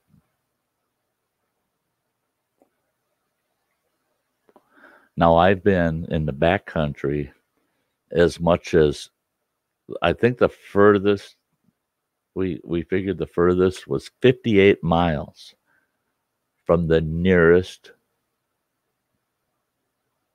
sign of man, of humans. So almost 60 miles in a direction of any sign of humans. And twice on that occasion, that far away from humans, I had to witness jet trails. I heard jets. I heard it was a Forest Service scout plane. Didn't see it, but I heard it. But when you get that far out and you see no signs of humanity, those sounds become invasive, because after 4 or 5 days of never hearing a single human sound except the ones you make, and then all of a sudden you hear that modern, industrial, mechanical, unnatural sound, that's when it's a huge enlightenment that I'm not even in the wilderness, because if I was truly in a wilderness, there would never be the opportunity to hear that. And to me, that's a terrible shame. Terrible shame. Yeah, I love that one, Mike. I love that one. Nami, don't talk about that one. Sty, you'll be around a long time. I forgot what we were talking about. Okay.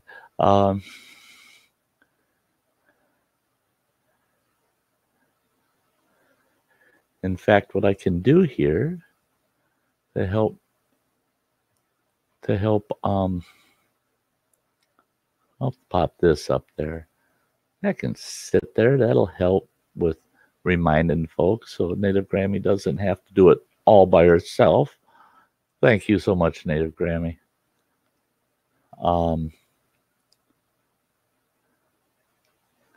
Yeah, I love how you guys you come back and forth through house, and how you share so well with each other and take notice who's in the house. Yeah, it's awesome. It's awesome.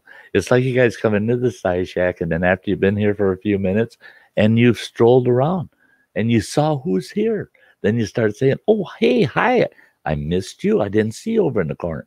Oh, hey, great to see you. I haven't seen you for a couple of straight. I love it. I just love this interaction, folks. James says, I gotta be me. Oh, yeah. I gotta be me from Frank Sinatra. Yeah, true. Mike says, I can't wait to get into the swamp in the morning, going to the gator hole. Oh, fun. Bradley says, my 4th of July, me and my brother and uncles go out to a field. We all shoot our guns and drink beer. Yeah, I don't know where Andy is. I don't know where he is. Rearrange his notifications.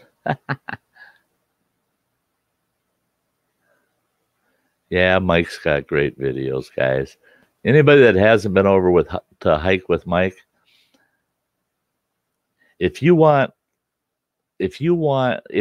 the outdoors and you don't mind being enlightened, you don't take it personal to hear the truth and be enlightened, jump over there. You're going to love it. You're going to love Mike's channel.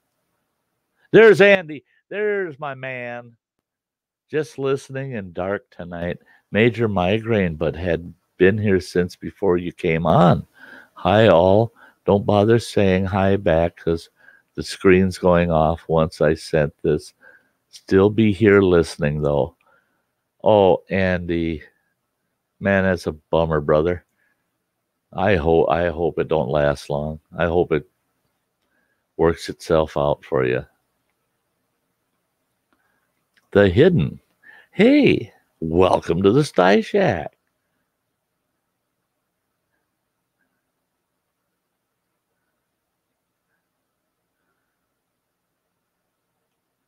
Yeah, I haven't seen Blues yet. Yeah,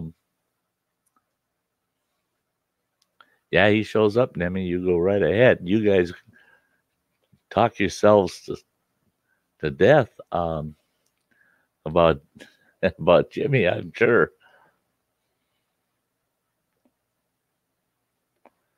Yeah, Todd, that's the way I see it too. Is just as long as he's okay. Just as long as he's okay. The and here I find myself kind of catching myself talking lower and lower. You know, he's got migraines. I mean, and I'm thinking, you gotta keep it down a little bit. He can turn his volume. He can turn his volume down anytime he wants. Yeah. Right. That's good. Didn't say coon or red dot neck or anything. Yeah, that's the way to take it in there, the hidden. Just chilling.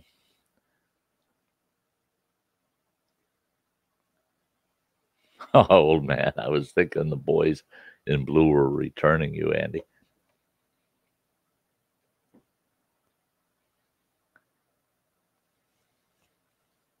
Yeah, when is YouTube not having issues? I know they're not when I'm not on there.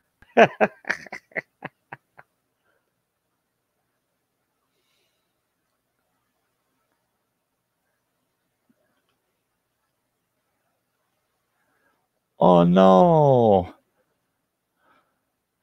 Miss Coley's having buffering issues.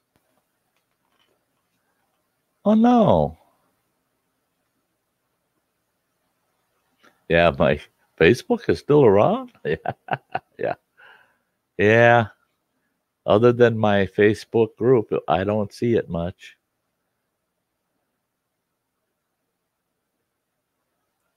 Yeah. Yeah, and it's because of all that drama, Bradley. You're right. Yeah.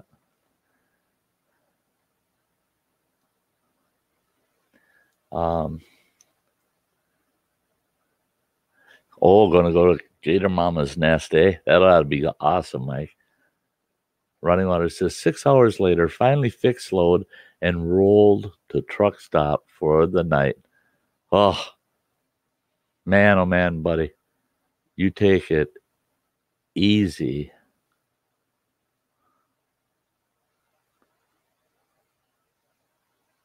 Hey, they wanted to charge you double to use their shower.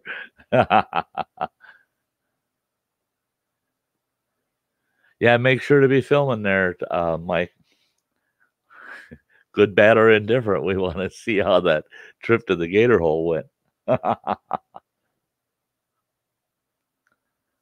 Mike says, go to Alaska, Sty. Went there in 89 when I was 23. So want to go back again. Oh, yeah. Yeah. I don't know folks that don't know him, but Lonnie and Connie. Lonnie's got Far North Adventures in bushcrafting. He's up in Alaska, and they've actually invited me that if I can get up there, they said we'll take good care of you while you're here, and that's on my bucket list. If God willing, I can ever do it. Yeah, we'll go up there, spend some time with Lonnie.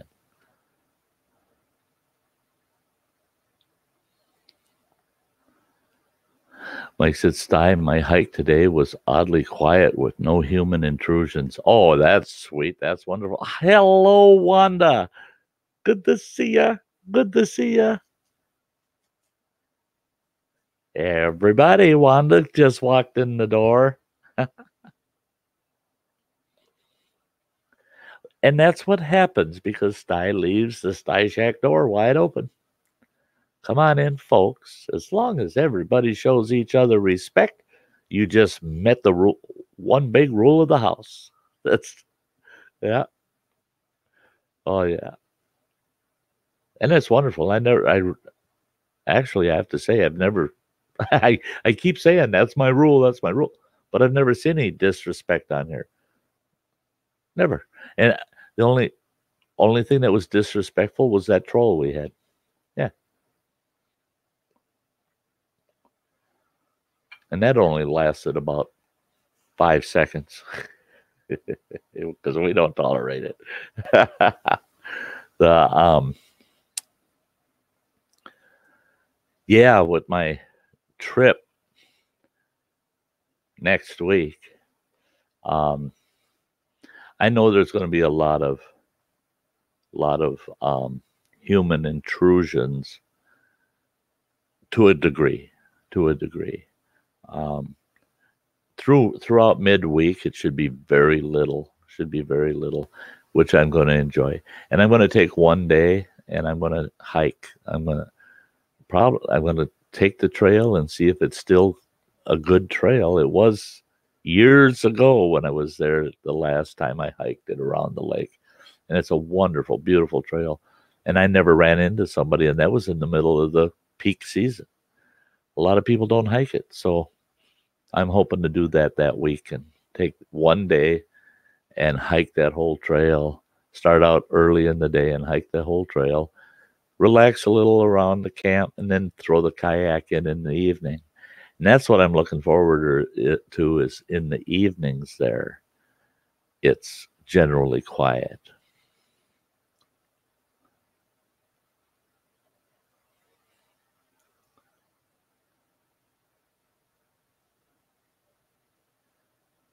Oh, hey, Wanda. Yeah, you'll enjoy Hike with Mike. His channel's great. Seems like everybody's doing great tonight. Native Grammy said Andy said he has a migraine and was listening. Yeah.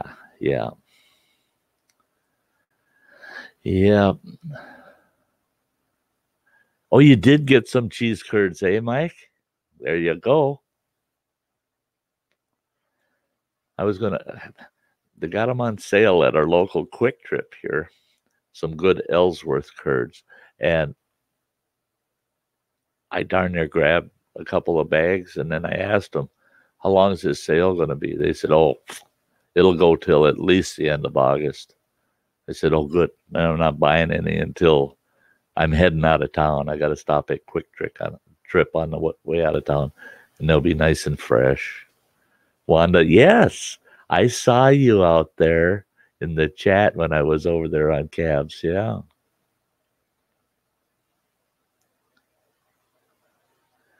Mike says, I got a long hike to the Gator Hole tomorrow. Going to be exhausted by the end of the day. Oh, I bet you. Yeah. But aren't they rewarding? Every one of those hikes are rewarding, aren't they, Mike? Just being out there. I don't mind when I get home and I'm just exhausted. I mean, all the wind. I mean, there's not even a breeze left in my sails. And I sit and I relax and I go, oh, but God. Yeah. It was so rewarding. I earned that exhaustion. And I got compensated well for it. Yeah, I always feel that way. Nemi says, you guys inspired me, made my friends to go this weekend camping. No phones, just us, food, and shelter. Wonderful, Nemi. Absolutely wonderful. Love it. Yeah, Native Grammy, I was saying that earlier too, is I caught myself lowering my voice because Andy's got a migraine. And then I realized, no, he can control the volume on his side. He turned my butt right down to nothing. So, yeah, I don't have to change my tone for everybody here to be careful for Andy. And then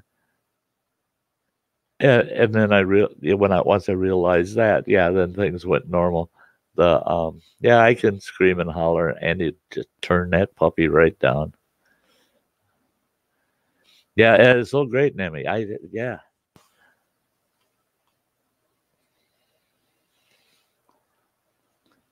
I am so excited. Everybody keep me in your prayers. If you're not the religious type, you don't pray to anybody or anything. Just keep your fingers crossed for me or knock on wood, Pinocchio. That I have no issues with my trailer because oh man, I can feel it. I can already feel it, and still a full week away.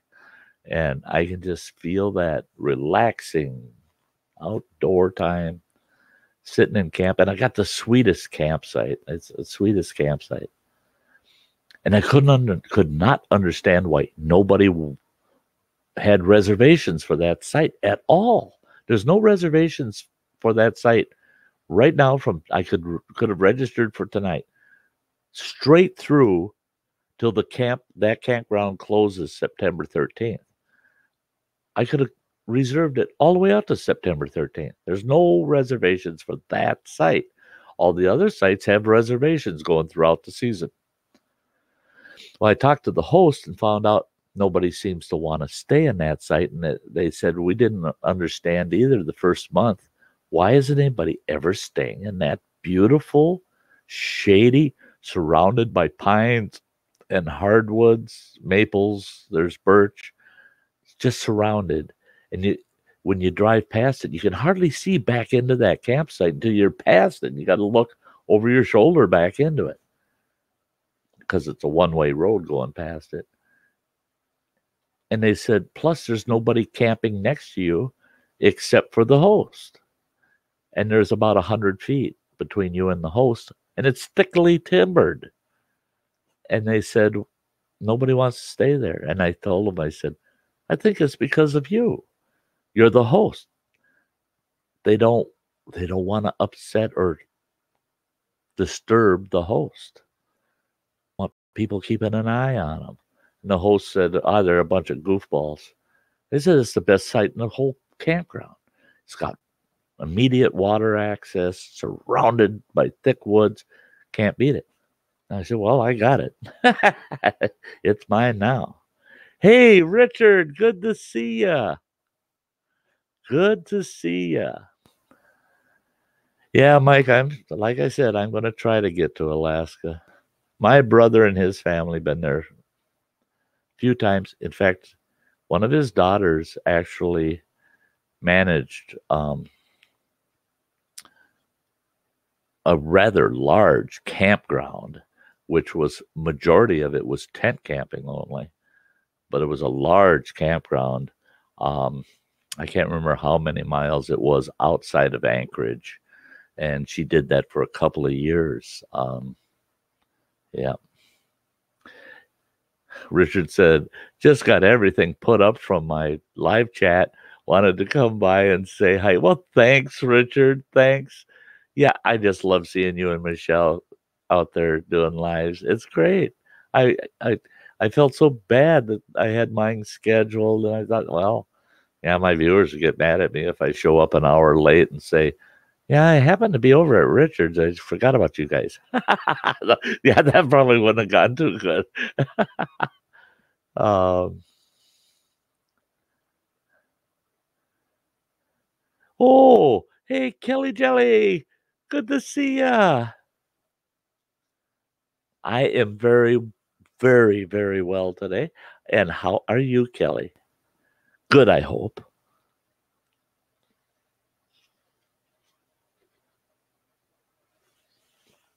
Oh, Grammy, your daughter lived there for a long time. Yeah, it's beautiful country. I had the opportunity to go up there and live, and it just didn't work out. Didn't work out. Now, I can't say I haven't been to Alaska, but I was not there to enjoy a thing. And in fact, my trip there and back was not enjoyable. So that's a story for another time. That's a story for another time.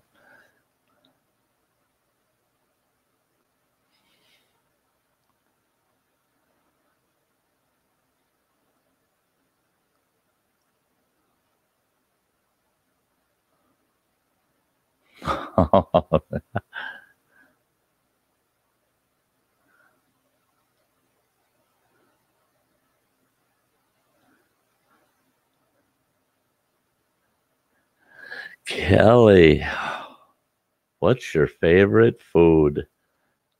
Oh, way too son.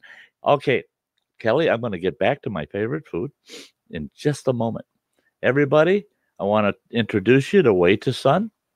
That is Richard's better half. She's a Disney lover. I mean, she loves Disney. And she's got a great little YouTube channel going. Go over there. If you like what you see, subscribe to her, give her a thumbs up, and leave some comments. That girl deserves it. That girl deserves it. Get over there. Check her out. She's sweet. She's sweet. Yeah. Yeah. And she really does care about people. That's why that's why I'm attracted. She's just, yeah. Oh, you're more than welcome. Way too, son. Yeah. The let's see what.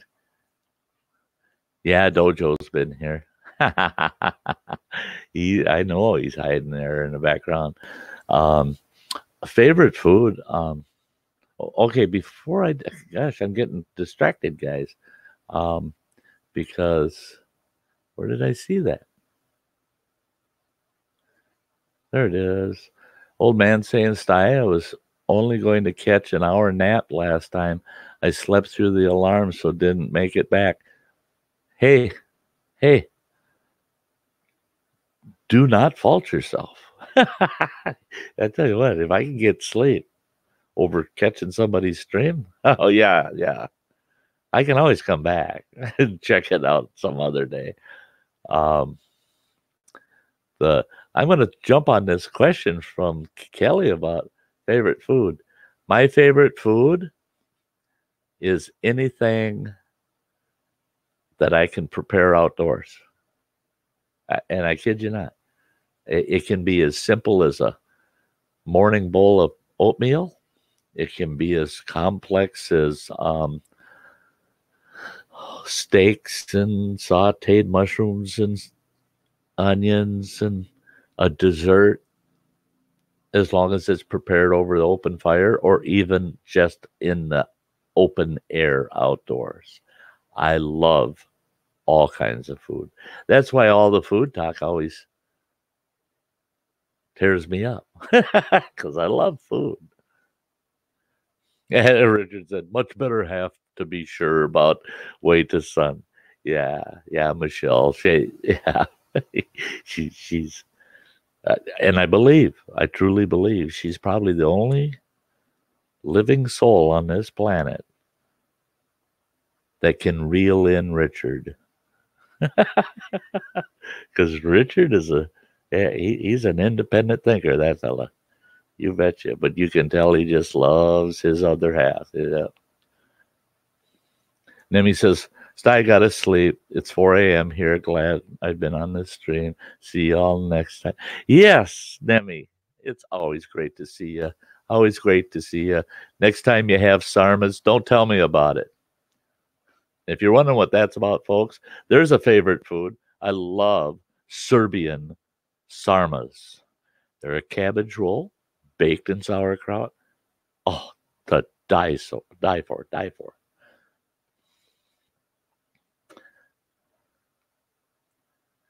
Yep. You can call me Michelle. Yeah. Bradley says, Kelly Jelly, good evening to you.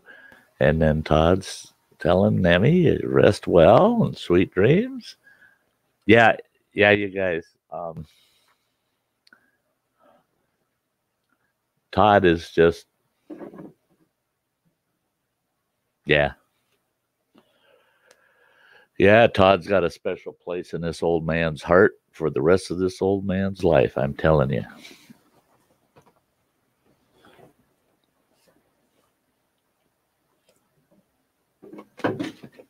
I'm dropping things. I got the dropsies.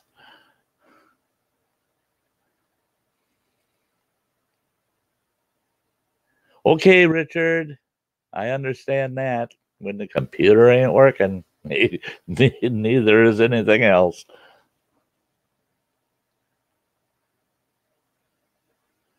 Yeah, wait, Michelle. Yeah, yeah. Isn't that so true? Yeah. But he is special for you, isn't he? Never heard of sarmas, huh, Kelly? Yeah, yeah. It's a Serbian dish.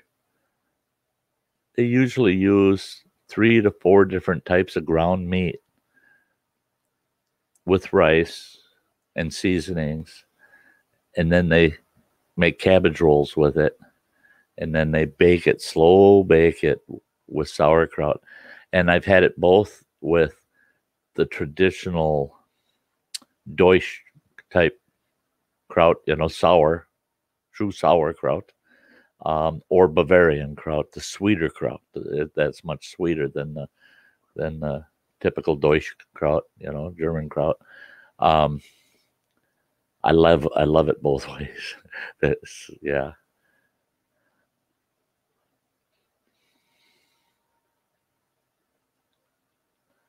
Bradley, his favorite food is fried frog legs or pig feet.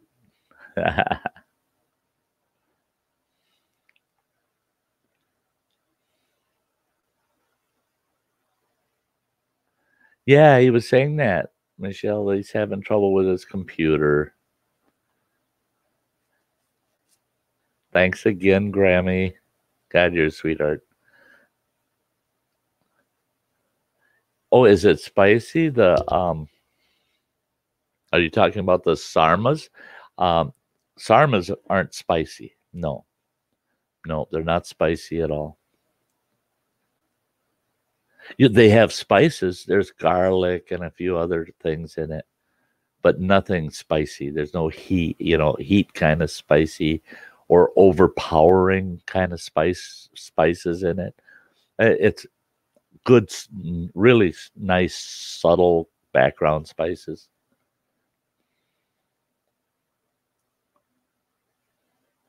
Todd, Maid will get that stuff off the floor tomorrow. Sty, LOL. Hey, I'm budget minded. I fired the maid. And then I'll rehire her for a couple days, and then I'll fire her again.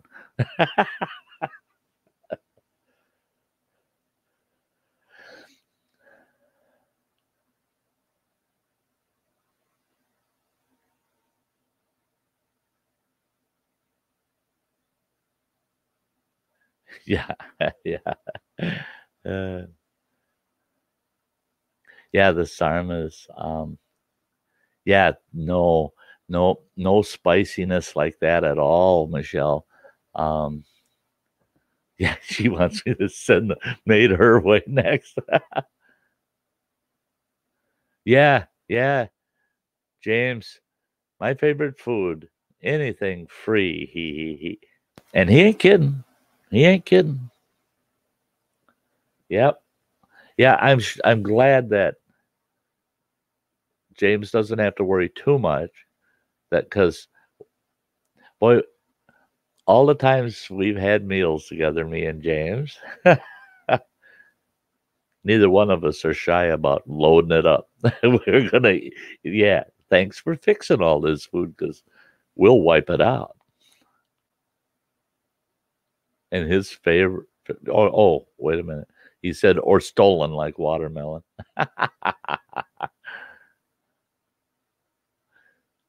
Yeah, wait, it sounds, yeah, yeah, Michelle saying sounds like my maid routine. And Michelle saying my fave food is pizza. I love pizza too. I love pizza. I eat, okay, I eat at least one frozen pizza a week, and it's nothing like what the factory made by the time I'm done loading it up. And then usually about twice a month. My youngest son has worked for 20 years now for the same pub. It's called the Pizza Pub, in fact. It's a bar that has a full menu, but they specialize in their pizza. And they are awesome pizzas.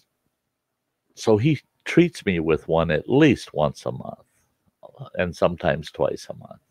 And those are to die for. Yeah, and Michelle's going, watermelon. Yeah, I'm a melon lover. I love watermelon, muskmelon, cantaloupes. Yeah, I love melons. Oh yeah. Dojo says my favorite food is everything I grow and raise. He grows tons of veggies. Oh, and he raises chickens for the eggs. Yep. That would be my favorite food if I had your allotment. You betcha. And anybody that's not checked out Dojo, get over there and check him out. Check out his channel. You all know it's that easy. Just go over to the 3 dots on the side, click it, hit go to channel, go mute that, or pause it rather. Pause it, come back to it after the stream. Give somebody's channel a chance and give them a thumbs up and a subscribe and let them know I sent you over. Just tell them, hey, I saw you over at Sty North. Yeah.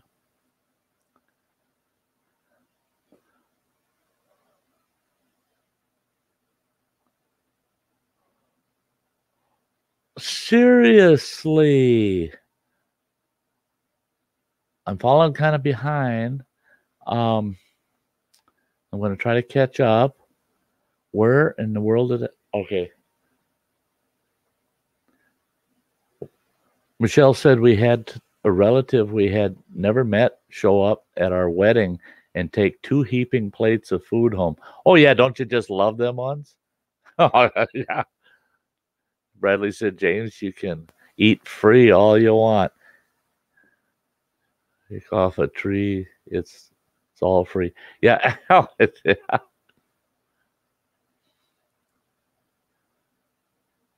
Yeah, I got to doctor up the pizza. Got to load it up. And then, Michelle, you're saying Canoe Hound Adventures just gave me a shout out. Dennis, you goofball. I couldn't make it over to your stream because of mine and because I was over visiting with Richard and Michelle while I was making my campground reservations, getting this stream tweaked and ready to go. All the things I was trying to do. But I had them cranked up in the background so I didn't miss anything. And I knew Dennis over at Canoe Hound was doing a stream. And oh, that's sweet of that man. I tell you what, Dennis is a great guy too. Canoe Hound Adventures. Michelle says, salt or no salt? On my pizza, no, I don't add any salt because of my heart condition.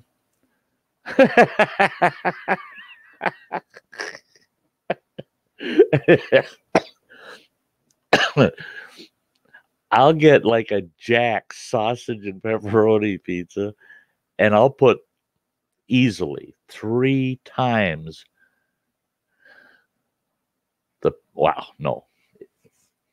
easily 4 times as much pepperoni as they have on it on top of it.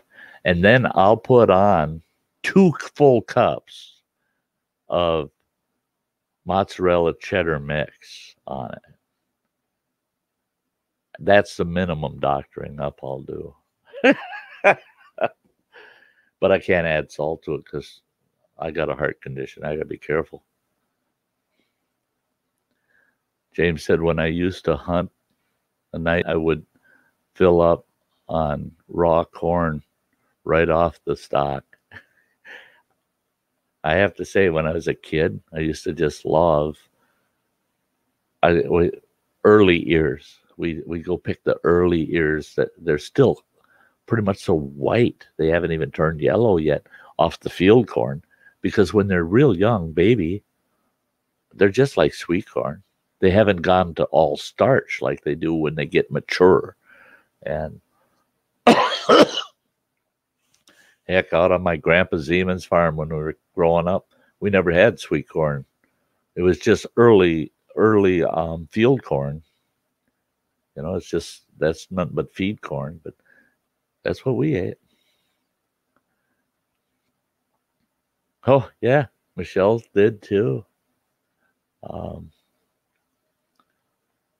Bradley said, "I'm sorry, guys. I'm going to mute all of you guys. I'm going to bed. Great night, you guys." Yes, it was, Bradley. Thank you very much. You're a devoted follower, and I love it. Thank you. Thank you.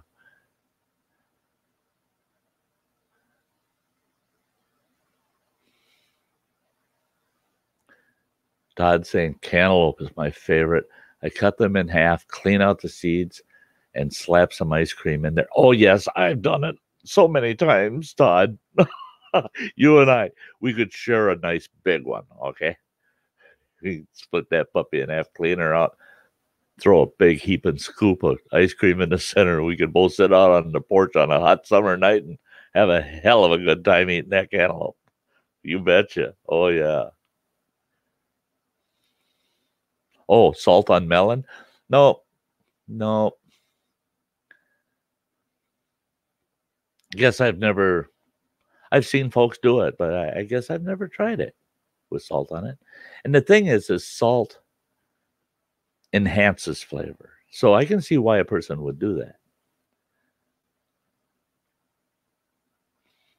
See, I was notorious as a kid. I'd go out to our garden and we had these huge beefsteak tomatoes that were just blood red, in and out. And I'd pick one of them big buggers, haul it in the house, and Mom, I need a tomato. Well, she'd take a big dinner plate and she'd slice that tomato for me into about 8 slices and lay them all out on that plate.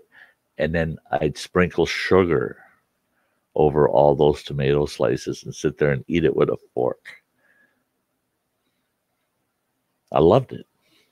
I can't do it anymore. I can't have all the sugar.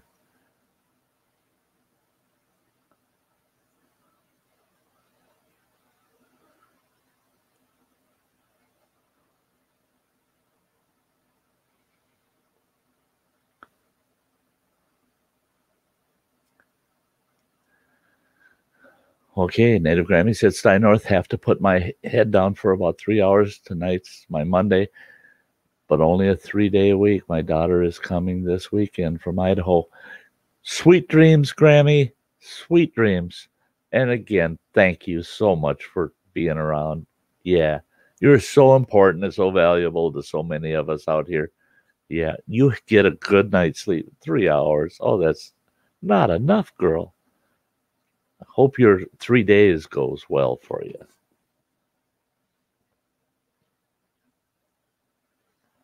Yeah, Michelle. Yeah, if it all depends on what I got in the house, what goes on that pizza. Yeah. Grammy says, I'll be listening. Hope I'll keep my voice mellow if I can. Nobody pushes my buttons. Grammy will fall right to sleep. Oh, yeah, that pepperoni is full of salt. And a lot of fat. Just great for my arteries. I'm terrible. Canadian bacon? Oh, yeah. Oh. When I was growing up, we had Canadian bacon around the house all the time. And we were making McMuffins way the heck before McD's ever come up with it. When I was a kid, we were always making homemade ones, I don't know, and we use Canadian bacon on ours usually, not sausage. We didn't, it's too much work to make the sausage patties and all that. it was a lot easier to fry up the Canadian bacon, so it's fairly fried and crispy around the edges, but not crispy in the center.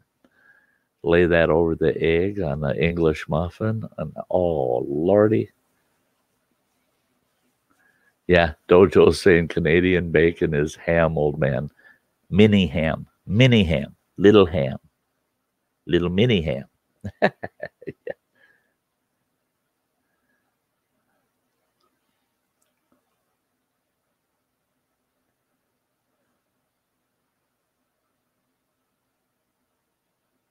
Yeah, Jim, and that's what everybody tells me too, is that salt brings out the sweetness in melons. That it and that's it. Is salt enhances flavor, and it makes whatever flavor it is pop. So yeah, I understand. Um,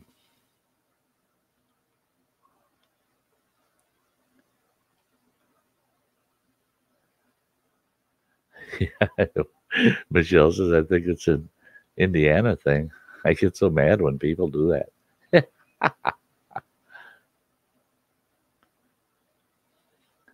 Nature made it perfect. Yeah, so for so many things. And we do need salt. We do need to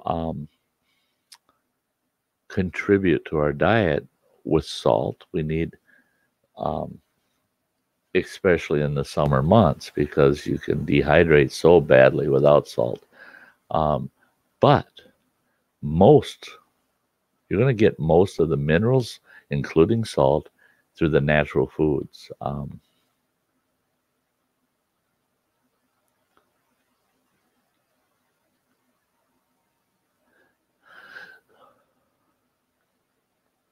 Oh yeah, how it's processed. Right, right. See, the thing is Canadian bacon. I was always told, and I could be totally wrong, but what I was told always made sense to me is that Canadian bacon is cured, and if ever, it's very lightly smoked. Where bacon is not cured, it is smoked. That's the curing process, just the smoking. It's not cured, it's not soaked in salt and other preservatives prior to any smoking process. Um, I've had, I've raised hogs, butchered them, had bacon made many times. Helped a friend of mine, he's got a big smoker, helped him butcher a couple hogs and smoke his bacon. There was never any salt involved in our bacon smoking. And that was awesome bacon. It tasted just like the bacon you buy in the store. Um, but you don't have to use salt to make actual bacon. Um, let's zip down here a ways.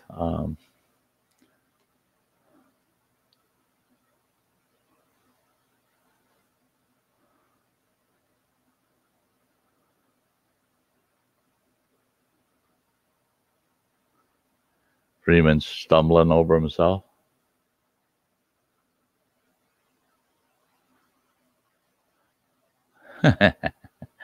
Okay. Yeah. Yeah, Michelle blames the cat for her typos. You're lucky you got a cat to say, oh, the cat did it.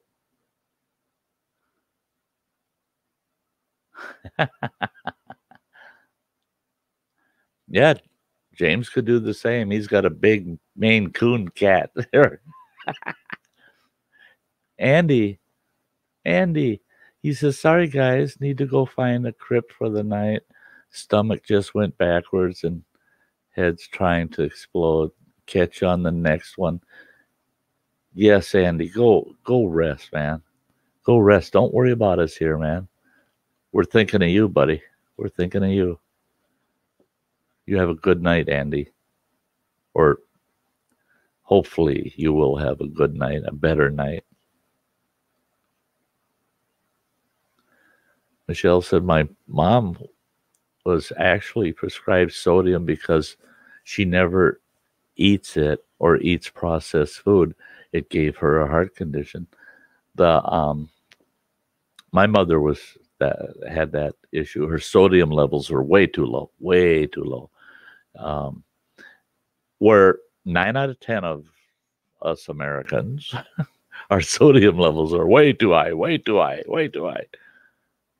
But there are folks that not eating the right foods, you just don't get enough sodium. Yeah. And low sodium is as harmful to you as high sodium.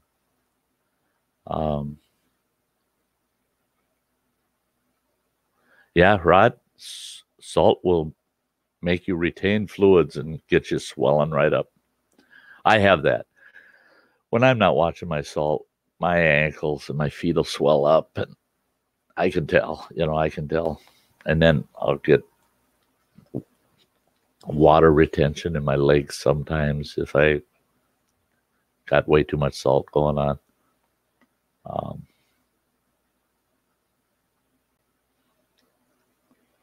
Todd said, my mother made me McGriddles way before Mickey D started them. Can remember going out to feed the hogs, sandwich in one hand, bucket of scraps in the other. Oh, you betcha. You betcha. Yes, sir, Todd. Yep. Oh, and McGriddles with the pancake instead of the English muffin or the other one, baking powder biscuit. With the pancakes, all of our leftover pancakes, man, my mother would, well, in my day, we were real modern, we were everything. We had all the best. She'd put them in either a Tupperware container and put that in the fridge, or if she was feeling like she'd be a little wasteful, she would put them in aluminum foil and put them in the fridge. But we had to be careful it was aluminum foil because she'll reuse that for something later. But she'd save, when she knew everybody was getting full, then she'd take the last of her pancake batter, which was always way too much, and she'd make all these smaller pancakes, they're like 3 inches or 4 inches around. And she'd make dozens of them and put them in the fridge all day for but the rest of the day, we're having PBJ pancake sandwiches. Next morning, whatever the pancakes were left from the day before, she'd make McGriddles like that. Yeah. Yeah. I used to love those. I'd always tell her, Ma, if there's meat, put it on the side. Just put an egg on that. Can I get some maple syrup too? Because I'd pour some maple syrup on the side of a plate, and she'd give me a couple of those pancake breakfast sandwiches. I'd just dip them in that syrup, and yeah.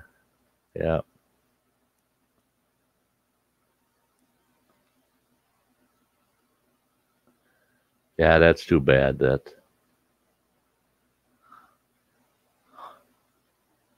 Hey, fishing with Slip, good to see you. I'm a little behind, which isn't nothing new.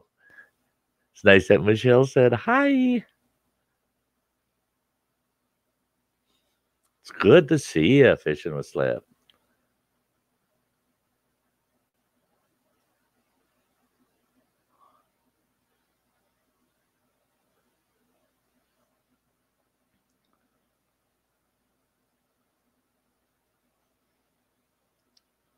Oh yeah. If you're working in the heat and sweating, you're fine. Yeah.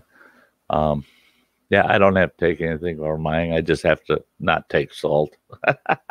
Just cut back on the salt and I'm fine. The swelling all goes away.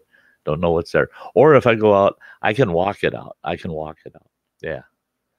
I can get out. It doesn't matter hot or cold.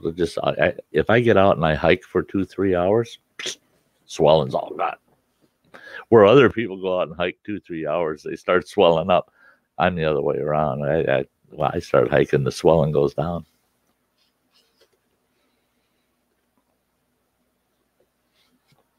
Oh yeah. Pancake wrapped around a link sausage. Michelle. I have a lot of people say, I don't know how you do it, Sty. You know, there's such a huge age gap between you and most of your viewers and that. And I said, there really isn't. There really isn't. Life is life. We're all going through the same thing. We might go through it a little differently, but it's still the same thing. We're all going through life. And no, I'm no different than somebody that's 40, 50. I'm 40 with 22 years experience. That's all. The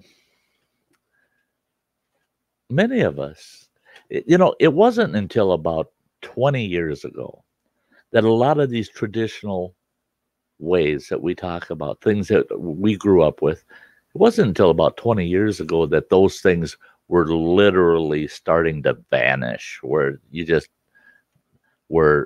kids 20 years old today and younger are going, what in the world are you talking about? Yeah.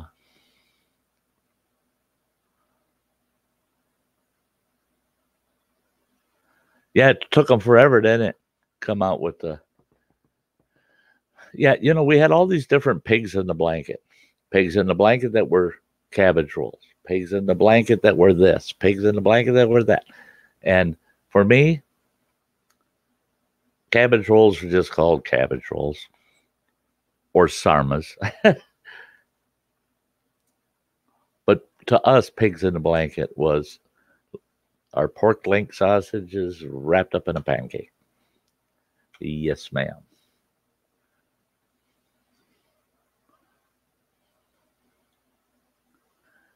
Fishing with Slim says, I am the pancake master to my grandkids, LOL.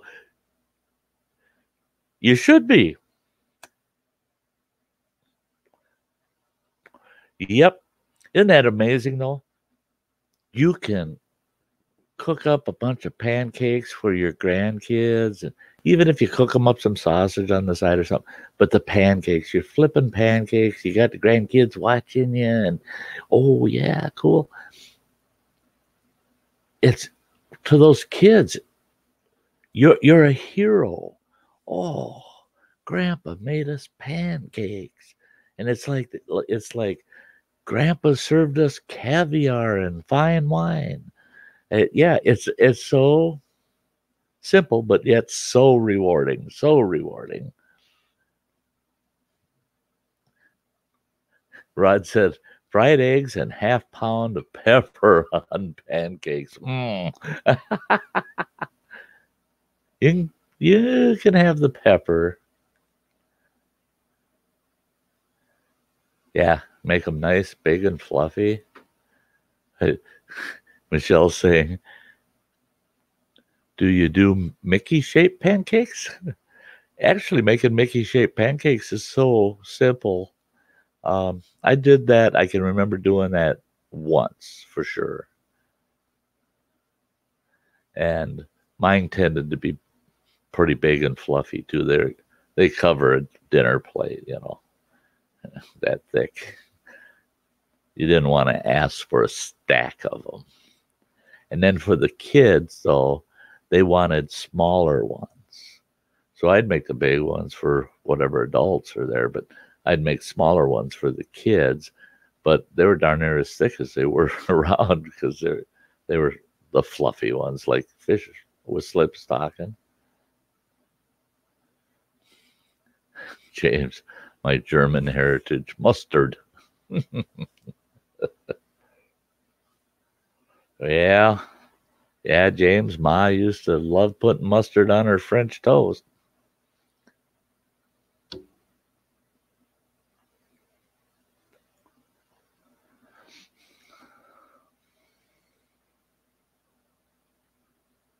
There you go, Todd. See, I'll do that.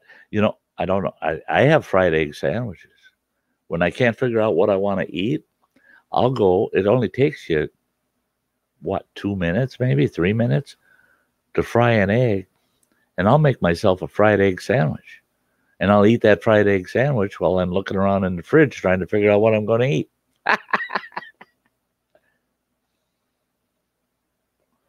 You didn't miss much, Chuck. Just the same old, same old. Well, I should say you missed quite a bit. Yeah, we've been chatting to beat the band here.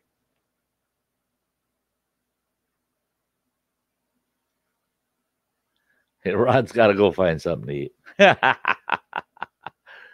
eat.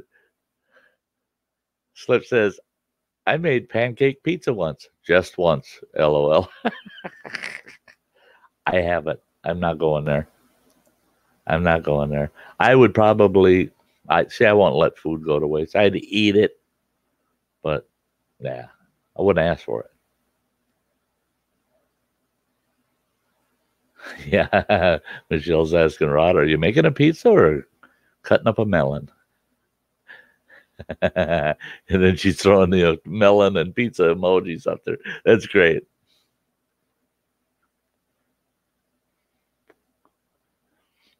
The Hiddens has been listening now for an hour, still none the wiser. It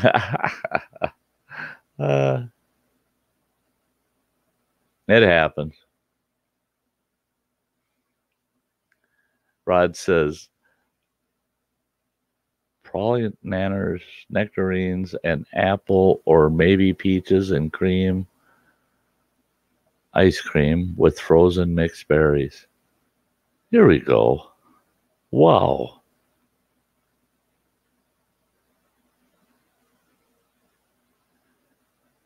Yeah. So Richard and Seth, they love cooking eggs together, huh?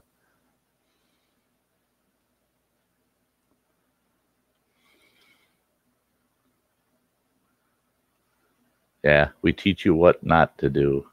Isn't that true, eh?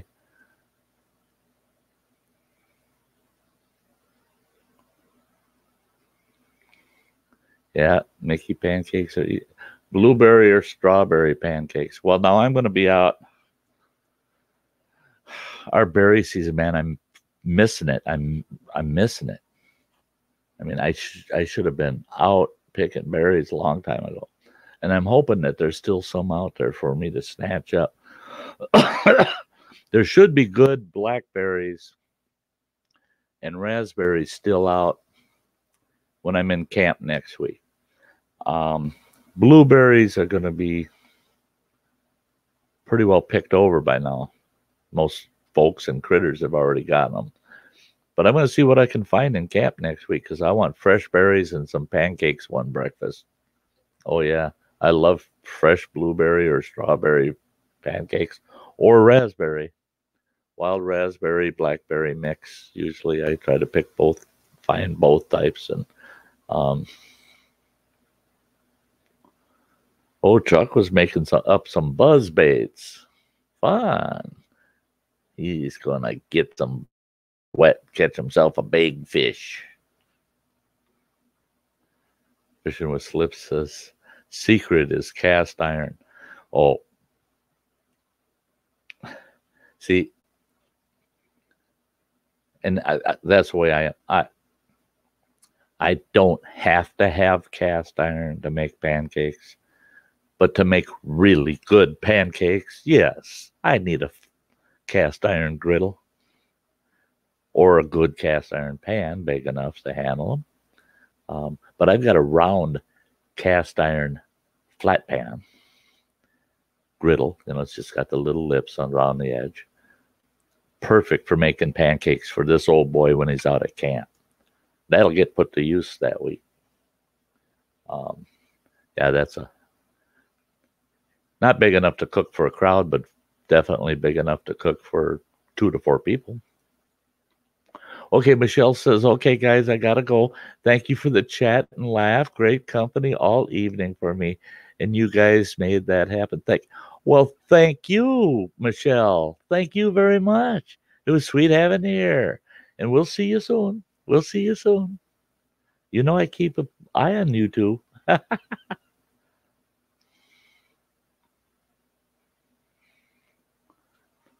Yeah, James says there was 14 of us, so we were test subjects for everything. Yeah. James came from a big family, and he told stories about dinner time that would just, Yeah, that makes your eyebrows touch your hairline when you go, what? Whoa. Can you imagine feeding an army? I mean,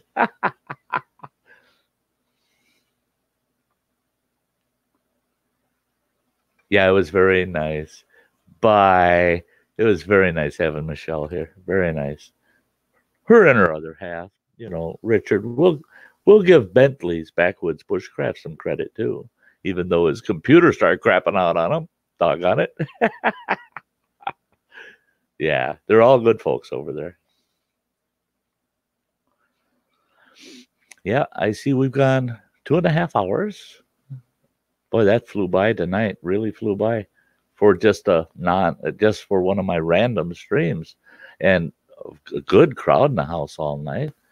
Very good crowd. I mean, we're we're averaging over um we're averaging over 15 in the house, so on an average, so that's pretty good. Um,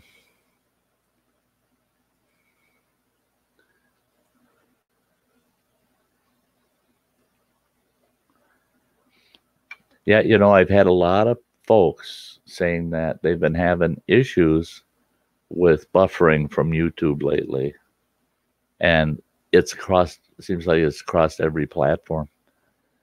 StreamYards, OBS, the last of the people using Hangouts, Zoom, all of them. I've seen all of them issues with buffering and some latency. And I think it has something. YouTube's tweaking something. They're tweaking something. And I think it has to do with the fact, well, YouTube's owned by Google. And I think it has to do with them pulling Hangouts off, that they're tweaking the YouTube side so that it will no longer recognize Hangouts and blah, blah, blah. And it's affecting some of their programming code is affecting all the other streaming sources. In fact, I had one day last week, I uploaded a video that was clean as can be, ran smooth as can be, uploaded it, and I always upload them to private and then schedule them to come up. So I rewatch them, and once they're uploaded to YouTube, make sure they got up there good and clean. I'm watching that thing, it's got all these breaks and hesitations and stalls in it. But yet it uploaded just fast like it usually does. But yet it didn't come out the other end at YouTube good at all. So I rewatched it on my end. No, there are no hesitations. No, it's fine. So I deleted it, loaded it again. The second time it had spots in it that were just like a live stream with bad buffering. So I just gave up for several hours. Then I tried it again, and that time it went up fine. So yeah, I think it's YouTube and Google tweaking things, and it's just having some minor effects on current streams and things. I think it'll clean up with time, with a little bit of time. It still ain't nothing as bad as we were having on here that 1 week. Boy, that was just so terrible. When I got to say, we're shutting this stream down, and I'm going to start a new one under a different platform just to see if that works. Yeah, we don't want weeks like that again.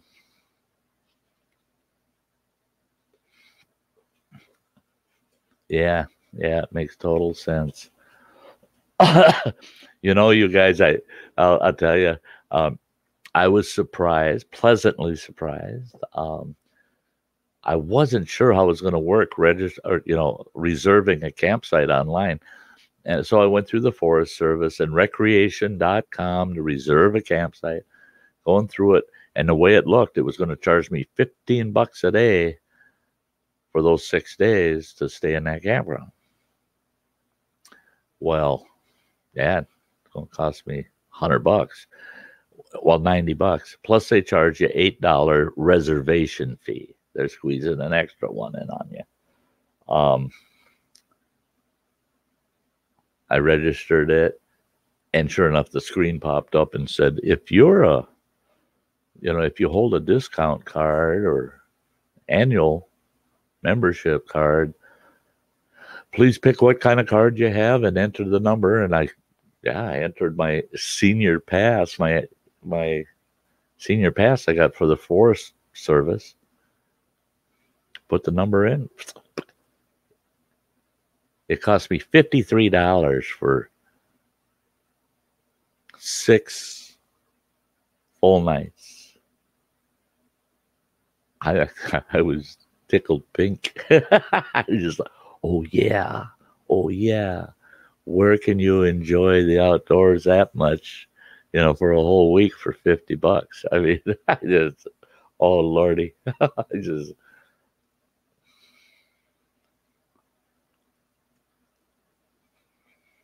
I was telling my one kid, I said, if they had them dang campgrounds open year round, it would be cheaper to live in a campground for me. Because you can stay 14 days at any one campground. So I can stay at one, move to another one for 2 weeks later, then move to another one 2 weeks later. Yeah, it'd be a lot cheaper than paying my rent. They better not tempt me, boy. By the time that trailer is tricked out, by this time next summer, my trailer is probably going to be exactly where I want it. Yeah. Yes. Yeah, Todd. Yeah, $53. That's 6 nights, 7 days, yeah, I don't, unless I'm boondocking for free, which won't be on a lake typically. I only know a couple, and and other than that, you can't get any cheaper than that. And yeah, it does pay to get older sometimes.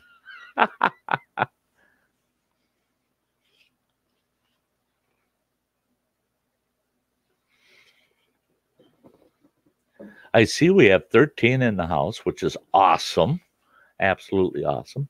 But folks, I'm going to have to step out of the room for about a minute, minute and a half at the most. No more than a minute and a half. If I'm late longer than a minute and a half, I don't know. I suppose you can spank me or something. But hey, I see Todd is the one that's chatting the most in here. Speak up, guys. Chat a little bit for a couple of minutes until Sty gets back. Okay? I'll be right back.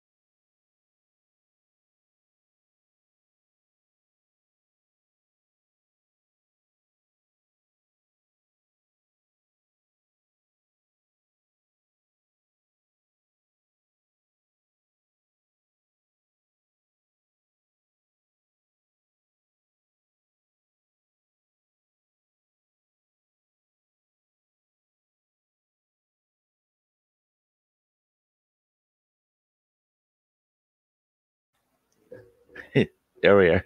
I I was running across the house to get my meds so I could take my pills for the night. And I don't know about you guys. What is it? I've never seen it happen to a woman. I, why is it if a guy rubs up against a door that has a doorknob on it, that damn doorknob will go right in your pocket and just about throw your butt right on the floor. I'm glad I had the mic muted. You would have heard some language a few seconds ago. I come out of my bedroom with my pillowcase, and that dang door jumped out and grabbed my pocket, and I did a full.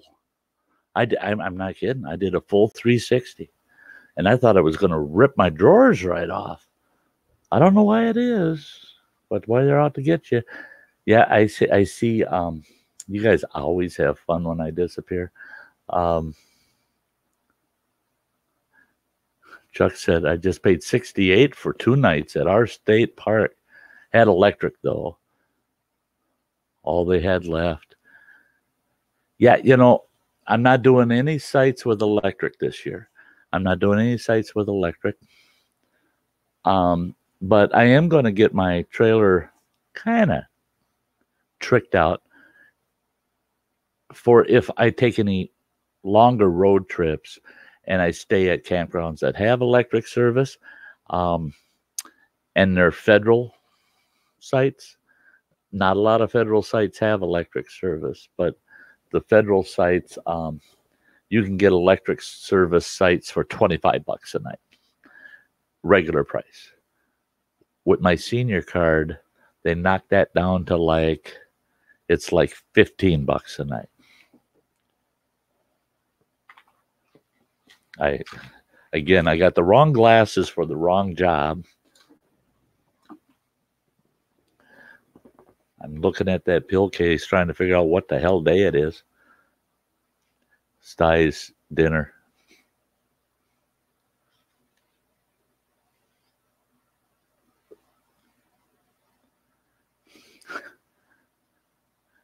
They had been listening now for an hour, still none the wiser. Yeah. Yeah, because I had bumped this and wheeled up and saw where he had said that, and it just, yeah. Yep. It doesn't say, welcome to the wise man on the mount stream. No, it's a wise ass in the valley stream.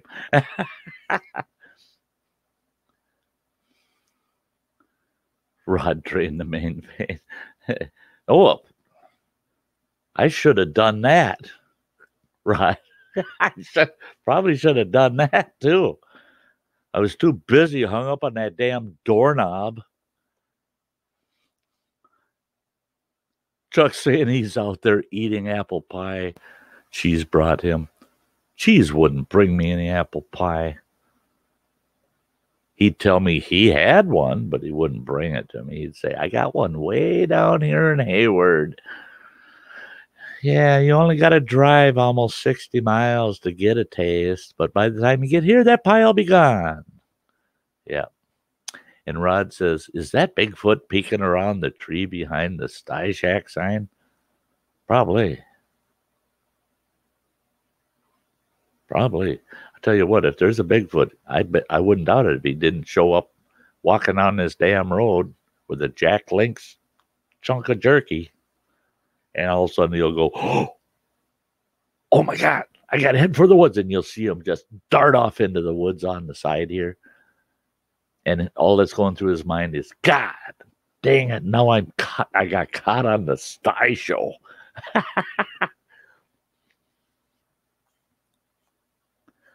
Chuck said, check and see if he has whipped cream in his beard when he comes back. Nope.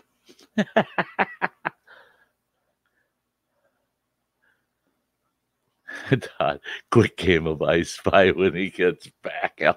Oh, you guys. Old man says, for me, at any Washington State park with sewer, water, and electricity only costs me for 1 week is $0.00. See, yeah, we talked about that before, how Washington State, they're really good for the seniors and the vets. Yeah, we don't have that kind of luck here. Don't have that kind of luck here. Wisconsin, they have an annual. I didn't get it this year. I'm getting it next year. I didn't get it this year because their annual it's reasonably priced, and you get discounts. You don't get nothing free. It's discounts. But yeah, and I didn't have any plans to do any state parks this year, so that works for me to not have the annual this year. And then for the federal, I mean, that's nationwide. Those rules apply in every national Forest Service campground. So it doesn't matter what state you're from.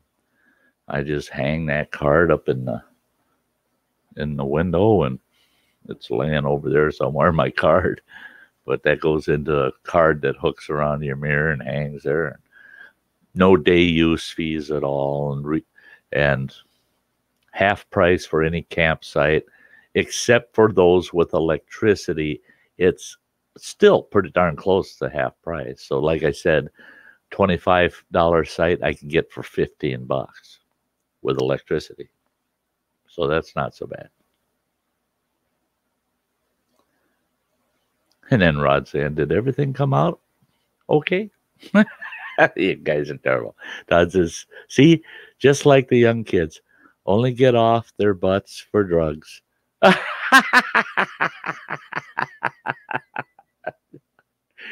Yeah, I had to put things down. I got something I got to go do. Hey, Dennis. Hello. Someone told me, actually it was Way Too Son, Michelle, told me that you shouted me out over on your stream. Is that true? Did you do that?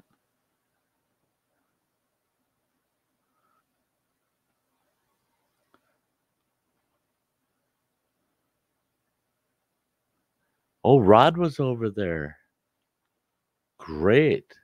Glad you were there, Rod. I didn't get over there. I was so peed up. Peed off. Not peed up. Peed off. Peed up.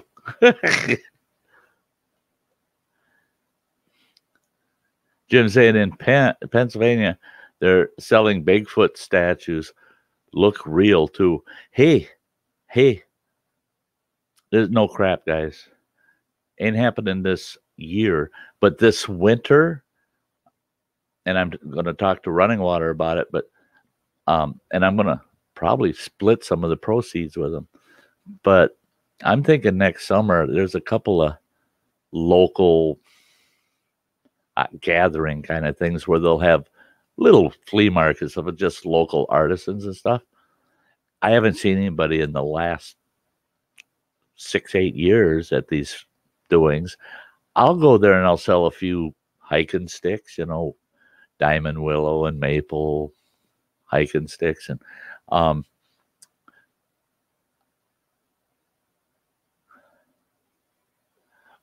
canoe. You did. You want to have you and I at a bonfire so we can listen to some of your stories. Canoe hunt, I don't know how I'm going to do it, but that you're on my bucket list, man. Someday I'm going to get up there. I'm going to get across the border and visit you. That day, someday, that I'm hoping and praying that day will come, man. Yeah. I watch you when I watch you out there. when you're taking your canoe trips and camping. Love it, love it. And you probably didn't hear, but next Monday, which is a week away now, it's Tuesday, so 7 days from now, next Monday, I head out on a 6 days, well, a 6-night, 7-day camping trip to a really nice lake. And I got a primo campsite, absolutely primo campsite. And so, yeah, that's what I'm going out. I'm going out. So there'll be a ton of video work going on there. Oh, but back to what I was saying, because Jim was talking about Bigfoot statues. I know for a fact up here. I'm going to take and I'm going to stencil out, draw my own Bigfoot, right? And I'm just going to take 4x8 sheets of plywood and cut that son of a gun out, paint them suckers black, right? And you just take them out, and I'm going to put a couple of stakes at the base, so you can just, and I'm going to hinge them so that you can fold them down, throw them in the backseat of your car, or throw them in the box of your truck. Take them out in your favorite woods somewhere, and just stand that son of a gun up back in the woods about 7,500 yards, and I'm going to cut him out so he's looking like he's looking around a tree. And you can go put them on your favorite woods. Put them on your private property where it's got no trespassing signs. Put a Bigfoot way the heck back in the woods, just looking around a tree. If you got a stand of pines, stick him in that stand of pines so it looks like he's just standing there staring out at them. I'll sell them things like hotcakes. Oh, Rod says, I've been stream jumping again. What's wrong with that? Every good outdoorsman explores every stream. You never know. You will never know if there's any good fish in that stream if you don't go explore that stream. Yep, every good outdoorsman explores many streams.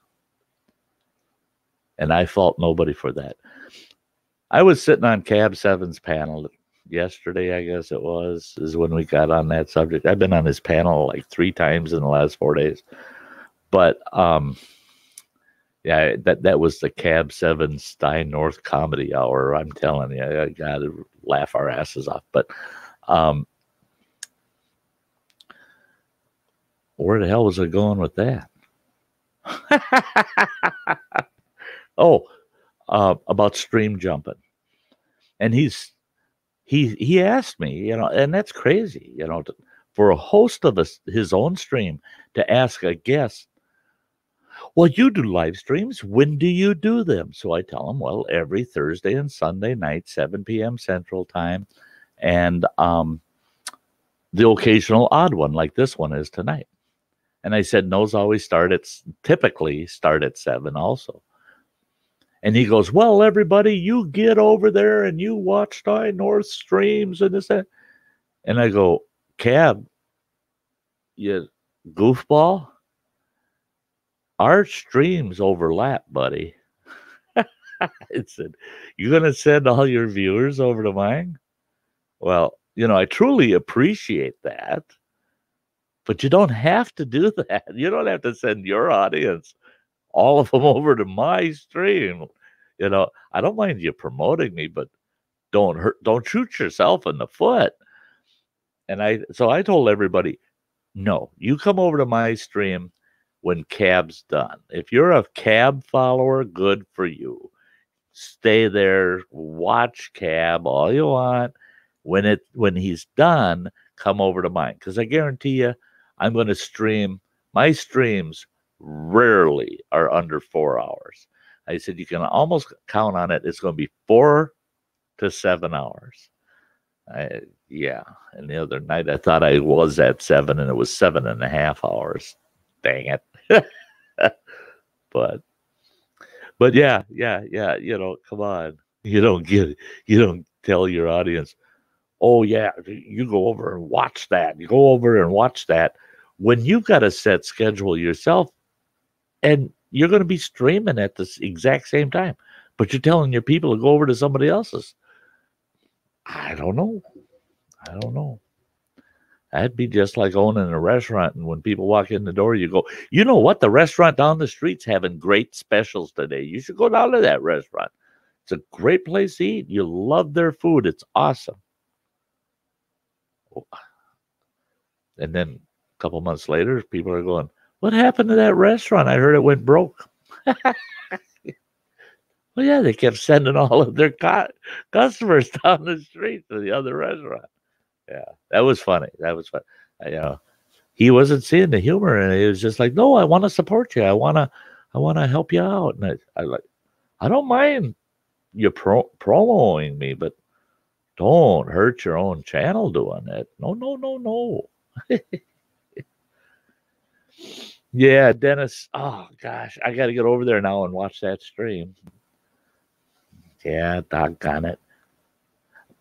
There was your stream, and then Bentley's Backwoods Bushcrafts had a stream, and I promised him, I made a heartfelt promise to him that I would be there for his stream tonight, knowing that his stream, I told him, if it's not during mine.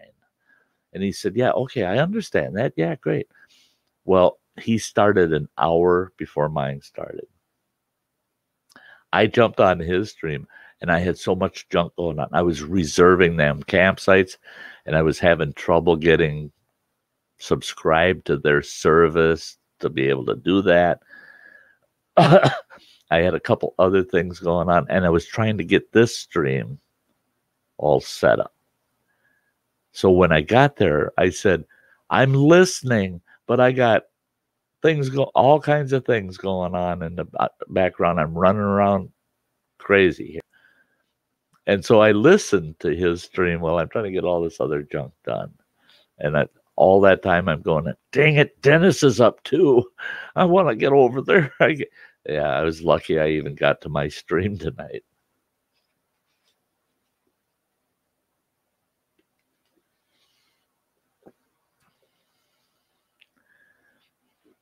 Oh yeah, canoe hound.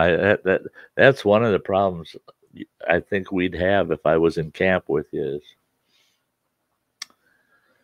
if we were out on a 4-day trip, we'd probably, in one night's storytelling around the fire between you and I, we'd probably drink up the whole week's beer supply and be fixing breakfast by the time we realized that, yeah, we never did shut up all night.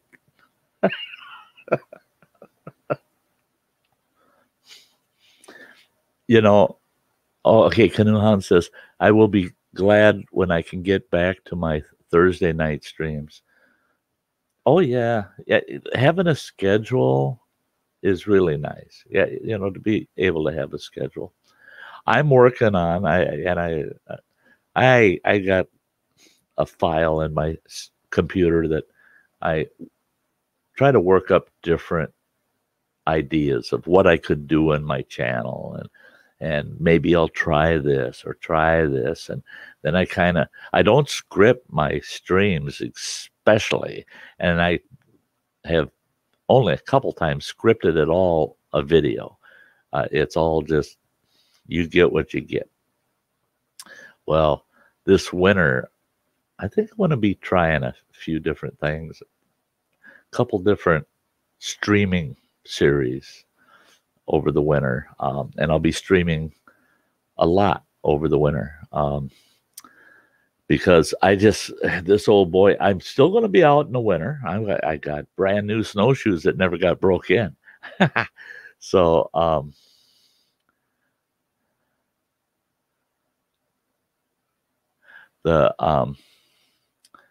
so I'll be out there this winter occasionally, but it's not going to be like summertime, where I'm out there and able to do videos all the time.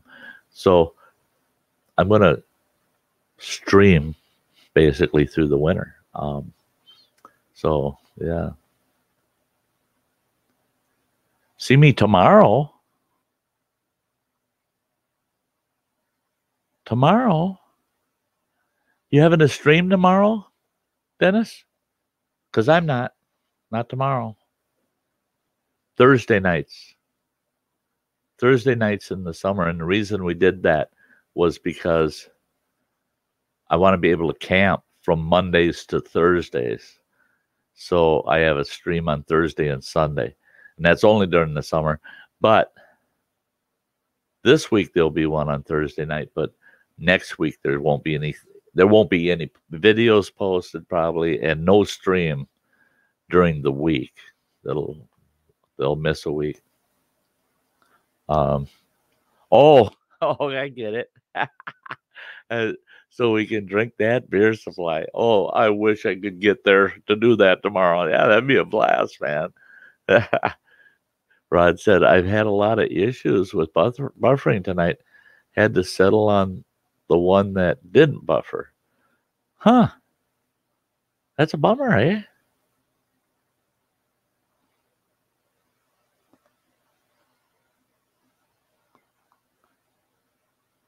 I don't understand, James.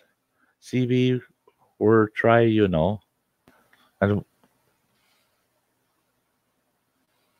understand it. It might be right there, but Sty's not. He has not proclaimed himself to be the brightest crayon in the box. If it's a big box of crayons, I'm somewhere right in the middle row. There's usually 4 rows, I think. I think I'm the second row down. My color's in there somewhere.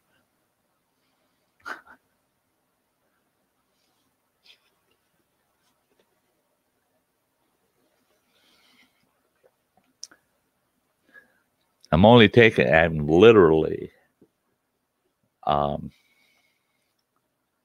this outing only taking a very few beers with me out to camp, because I plan on one evening of just kicking back and drinking a few beers and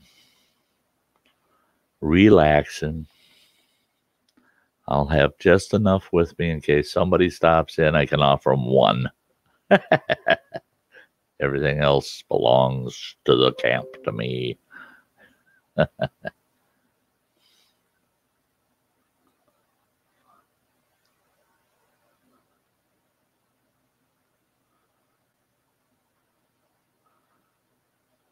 Oh, you went to Cav on the other computer to check him out. Oh, yeah. Yeah. Yep.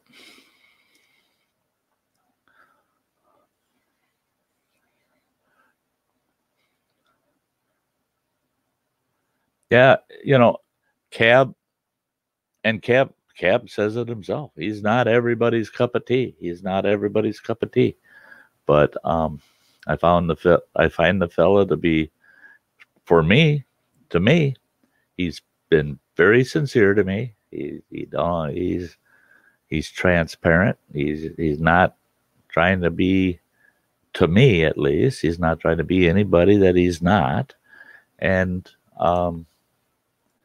the man is hilarious. I mean, I have a great time picking on him and chatting with him. And the folks in his chat are so diverse. There's so many different people there. There's just so many different people. If you can't find at least one person there that you go, yeah, I like them and I like their channel. If you can't find at least one like that, you're not looking hard enough. He's got enough people in his stream to do that. And I kind of like it to lurk over there and just watch and watch his chat, what's going on and stuff. And a lot of people share their problems, their issues, blah, blah, blah. What I like is seeing people saying, hey, don't worry about it. It's going to work out. We're here. If you want us as a sounding board, come on over and we'll give you all the moral support we can. And I love watching that, where people are just morally helping each other out, saying, hey, the old lean on me thing, that's, I'm doing good, so just go ahead and lean on me. Chuck says, that don't always work. Thought I took enough to camp the other day. Had to hide one to have for my video the next day.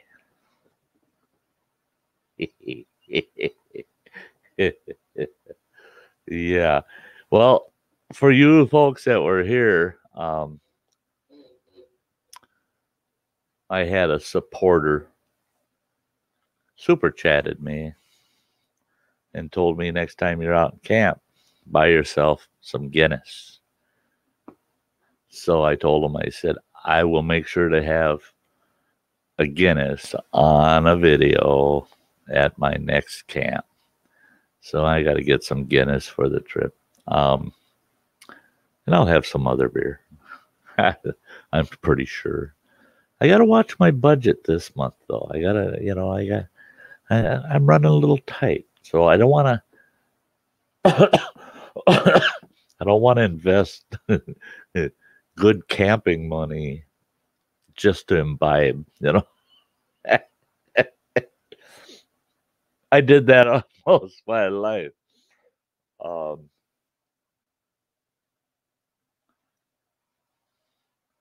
Oh, you heard her sing a song. Cab sings a bunch over there. Yeah, Chuck, I know how that is. It don't always work. I've had to hide the booze out at Camp WTF, man. When the founder, Big Jim, and little Rory would show up at my shack, oh man, all that was visible was what I was willing to spare, not, that's more than I really wanted to share, but it was what I was willing to spare. There were bottles hid under the mattress and hidden corners and stuff. Yeah, stay out of that. Stay out of that. Yep. Bush beer. There's a few bushcrafters out there that do that, Jim. Yeah, I only drink bush beer. I'm a true bushcrafter. Yeah, okay. Okay, dokie. Rod says, so did we quit talking about food? We may have quit talking about it, but has anybody quit thinking about it? I mean, all this food talk just, man, it gets my head just spinning. Just spinning. Okay, see? Okay. That's Rod's fault.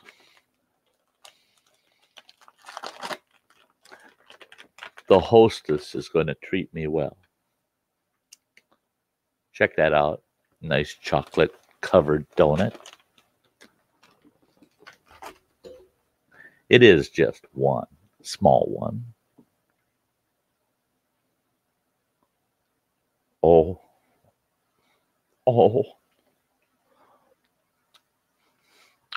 Oh, yeah.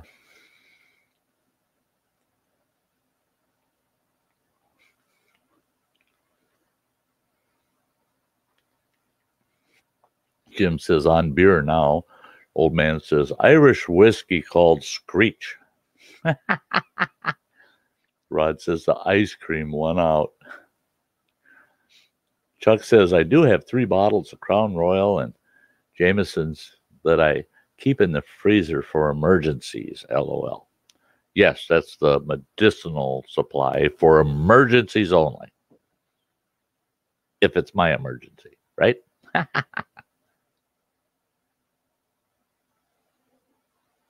Watch it there, James. I could choke on the hole. Hey, Campfire Steve. Hey, good to see you. Good to see you. He says, just swinging by to say hello, shopping for a new SUV online, but stopping by YouTube to see what is happening. Rock on. You betcha, Campfire Steve. Hike with Mike's been in the house quite a bit tonight.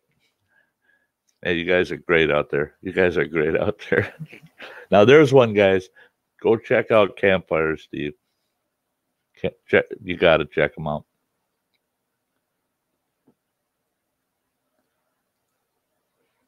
Yeah, you're right, James. I probably am the only one that could choke on a donut whole. But the odds are I'm going to choke on the whole donut because these smaller ones, I usually just shove the whole damn thing in my mouth. I don't do that in the public, though. Not anymore.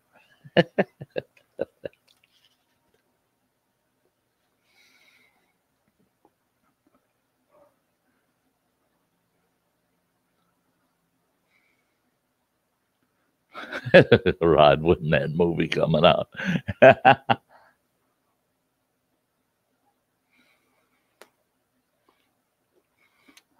Yeah. I want to see that Swamp Ape documentary, as Mike puts it, mockumentary. But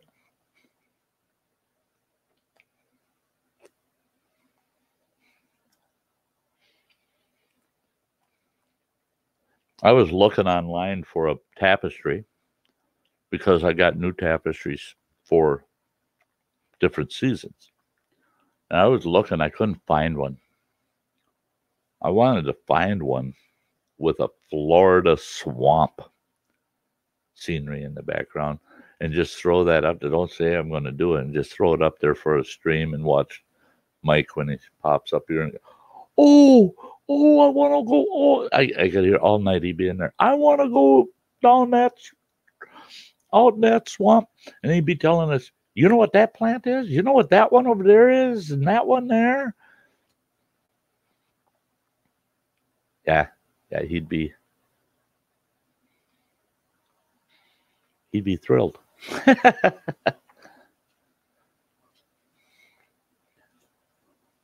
Rod, I can smell it now.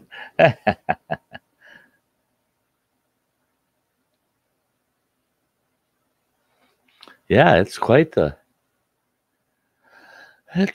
summer this year. We haven't had as much rain as some of us were kind of hoping for. Have periodic steady rain for a day and then clear up.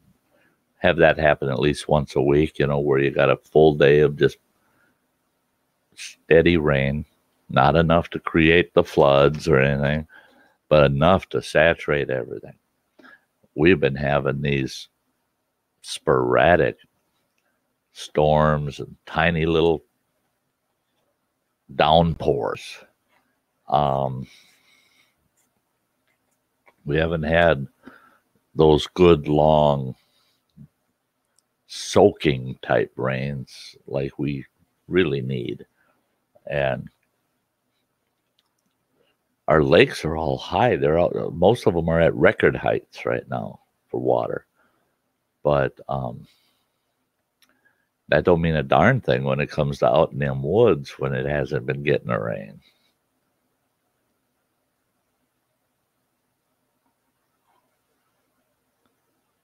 Laura says, put a yellow brick behind me.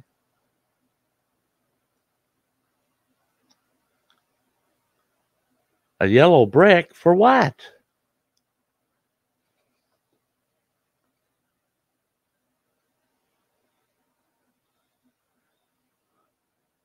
Oh, you didn't finish the sentence, did you? A yellow brick road.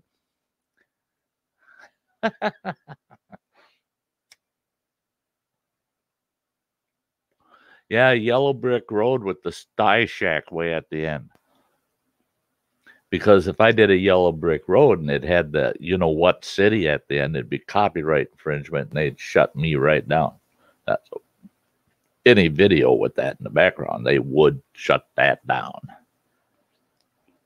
But I could have that yellow brick road going back to the Sty Shack.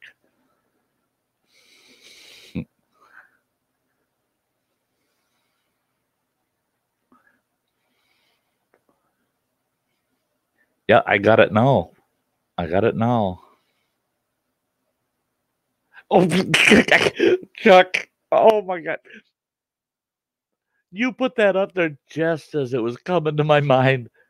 I can see Andy like he's in heaven up in the poppy field. And him saying, Just keep going, guys. Just keep going. Just keep going. That is so sweet, Chuck. Yeah, great timing, man. Yeah, Andy. Yeah, we'd find Andy in heaven. Now that would be a good one. The yellow brick road back here going through a poppy field with Andy sitting on the top of the hill with the biggest shit eating grin on his face you ever seen. At my hill. And Jim said, I'll meet you there. Oh, Dennis, Andy has got severe migraines tonight. He can't handle the light, the sound. He was listening to us. He only left 2 messages tonight just to explain why he's not in the chat and participating. And I was actually, if he would have been on tonight, I was going to pull him up on the panel. But boy, I don't want him up here. Not if he's having migraines. That would just trigger it worse. And yeah, he's having a very rough time with them. So we're all wishing him the best, that he gets through that and he's better tomorrow. Yeah, it does suck. It does suck. I've known so many folks that have severe chronic migraines. I mean, yeah. And so there's so many things that can affect how bad it gets. And to us that don't have them, it seems minor, but yeah. Old man said, Sty, I'm going to cut out early because of a veterans medical appointment early in Seattle. Oh, you betcha, old man. Hey, thanks for hanging out, bud. Yeah, I'm going to let this stream go 4 hours. At the 4-hour mark, I'll say goodbye to whoever's in here and shut her off at 4 hours. But it's been sweet having you here all this time, old man. It always is. It's always great having you here. Always.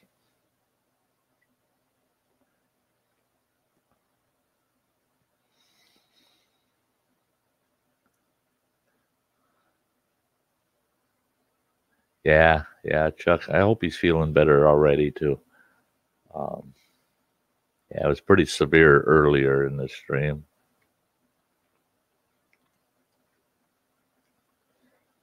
Yeah, good luck at your appointment, old man. Good luck. Hope they got nothing but good news for you.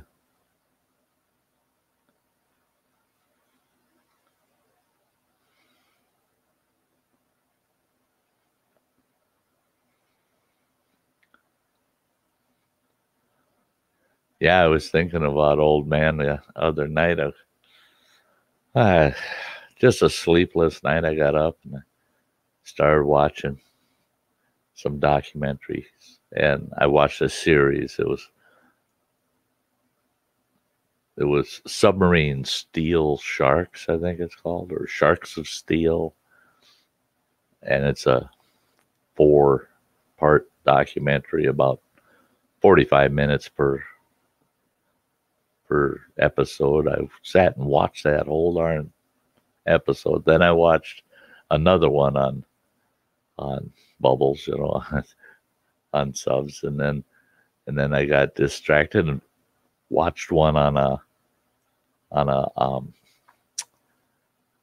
that had to do with a research submarine, and that was pretty cool. Yes, you too, old man. You take care. You take care.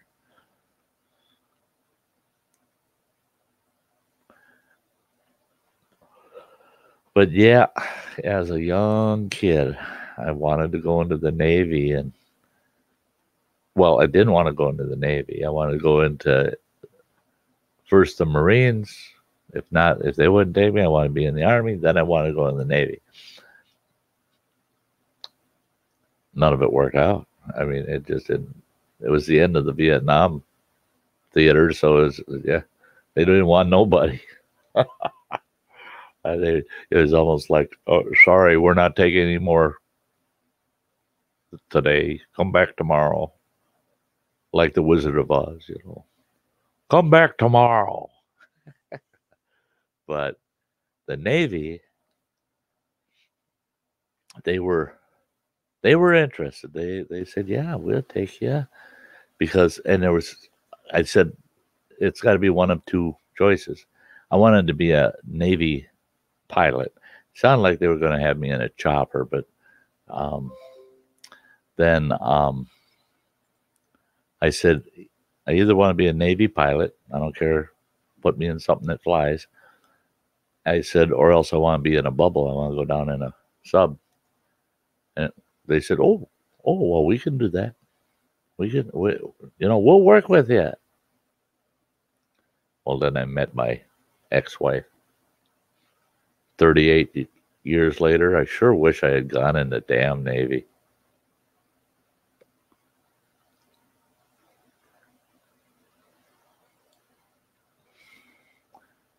But then if I had gone in the Navy, I wouldn't have my two boys, my great boys.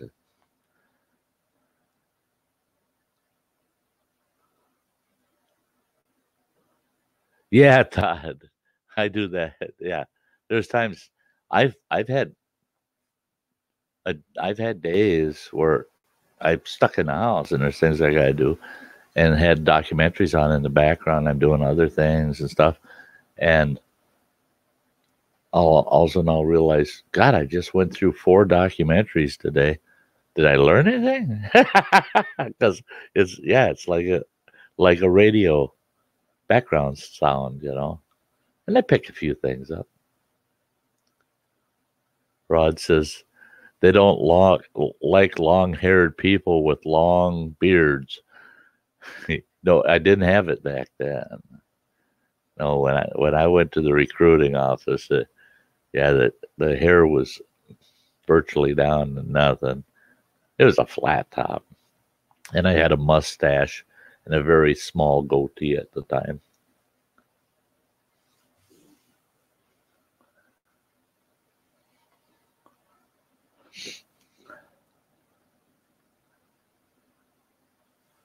Yep. However, Rod, in the British Navy, if I was a Brit, you watch those old documentaries of those British sailors. They talk about how prim and proper and how well disciplined they are, and on and on. Very few of them had short haircuts. Their hair was kept rather long. I mean, very long, longer than our sailors kept it. And almost all of them had mustaches and beards, especially the officers. And I'm just like, don't they make them guys shave and make them get a haircut once in a while? Yeah.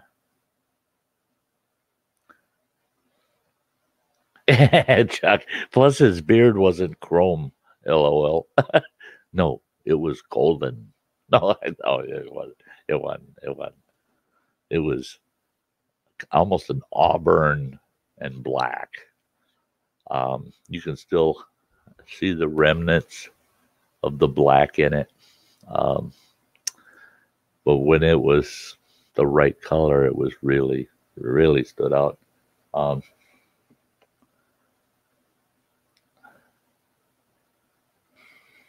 Oh, really, Rod? That's interesting. His dad was a radio operator on the USS Midway. Interesting. Let's see here.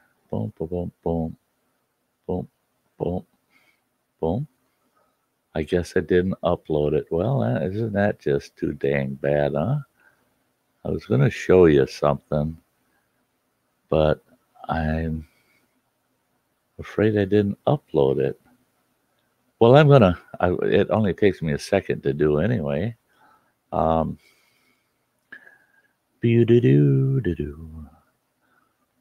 bum, bum. I just gotta open the folder, which should be around here somewhere.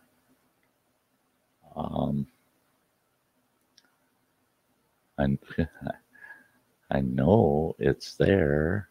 Oh, that's where it is. I'll bet you that's where it is. There it is. Ha ha ha ha. Shit. Oops. um,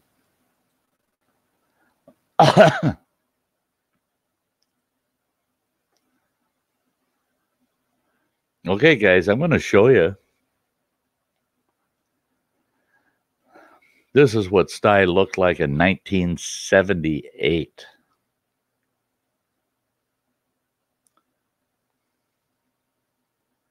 Now, I realize that photo's kind of blurred and it's got the weird yellow thing going on. They didn't have good photography back then. But that's the way Sty looked in 1978. And people say, when did you ever decide to grow a big beard? When didn't I? That's the way I saw it, is when didn't I? So yeah, that's the way this old mug looked. We're gonna get rid of that bugger. That's enough of my ugly mug. But yeah.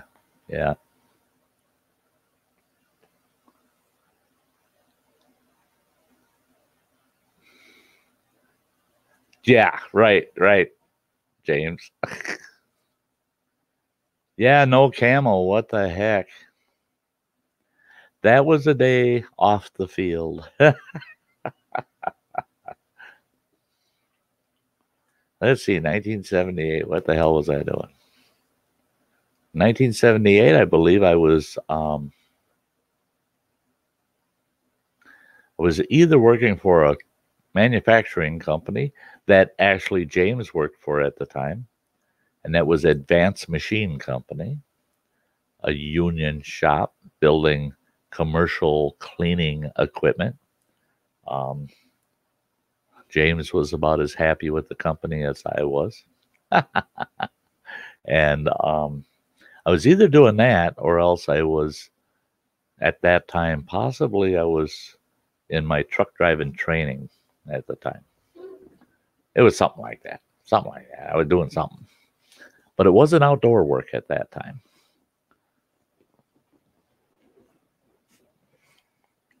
Not that I didn't prefer to be in the outdoors. Chuck said, good friend of mine was a submariner. I think the pressure got to him. LOL. He's a one fun, warped individual. Great guy. Oh yeah. I mean, boy, yeah, Chuck, them submariners were, oh yeah. Yeah, Dennis's, yeah, have not changed. not much. A little paler. The mustache and beard. Yeah, it's gotten a little lighter. Yeah, shit. Dojo, I'm back at last power cut at the power plant. Made me laugh. Oh, last cut at a power plant made you laugh. Canoe says, well, Sty, gotta go for now, my friend. Have a great trip. If I don't see you, shoot lots of video for us. I'll be doing a lot of video. Taking a laptop with, and I'm going to be downloading all of my raw material while I'm sitting in the Sty Shack 2 at night. I'll download it all on that laptop, clean off all my memory cards, and get the cameras right back out the next day. So keep your eyes open for stuff that'll be coming out after that week. And there'll be a lot of videos, and I'll probably be pounding them out 3 a week, probably, or more, just to get them off my list, because nobody wants to watch a week long actual camping trip. Because I'm doing a lot of other different videos, not just the trip. I'm going to be doing some more technical ones, bushcrafting projects and special projects and things, not just the trip. So there'll be a lot of video. Thanks a lot, Dennis, for showing up, and thanks for the shout. I love that, man. Thanks for the shout. Thanks, Todd. Sty, you look like Francis Ford Coppola. That's thanks a lot. Yeah, James, you're right. When you and I first met, I was working at Tonka Toys. Oh gosh, back when Tonka Toys was a good old fashioned American company. Jesus. Yeah. Yeah, I quit there because they gave us the word that they were going to be shutting down and relocating the plant. That well, the whole corporation was going to their headquarters were going to be just on the U.S. side, somewhere in Texas or something, but the plant was going to be in Mexico. And they said we're all welcome to relocate, and we could keep the job we have. Oh, well, thanks a lot, because my job only paid like $1.50 over minimum wage, and I was going to move to Mexico to work there. You gotta be kidding. It ain't happening. And of course, we all would have had to have lived in Texas and commuted across the border every day to go to work. No, I wasn't doing it. So yeah, Jim, that's when we met. I was at Tonka Toys. Yes, sirree.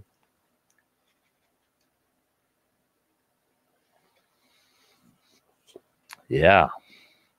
Yeah.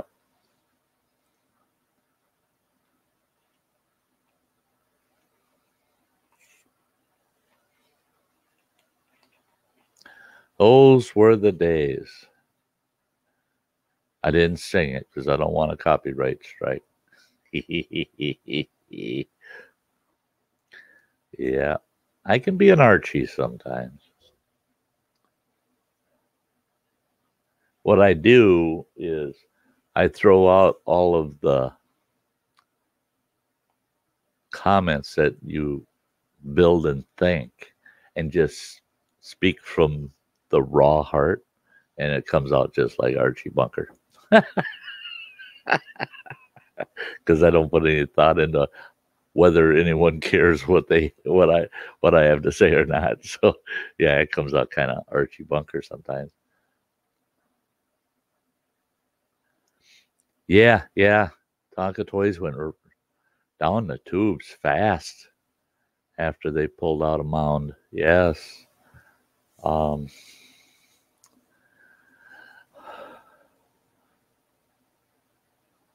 Dang it, Sty. Now I'll have that song in my head. Yeah, yeah. Oh yeah, we were driving people nuts with the yellow submarine the other night. Yeah, now we got a new one. Those were the days.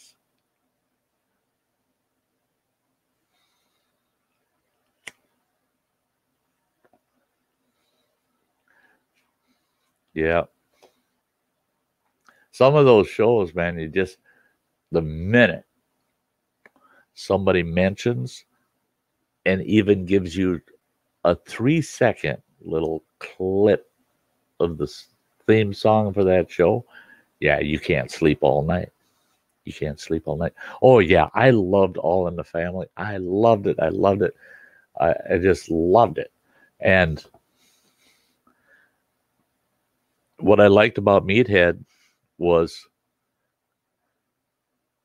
how tortured he was with Archie. I just loved it. Yeah. Even if Meathead tried to say something intelligent, Archie would say something so simple and stupid that was absolutely true that it would leave Meathead just hanging out on a limb, like, oh shit. Yeah, oh Archie.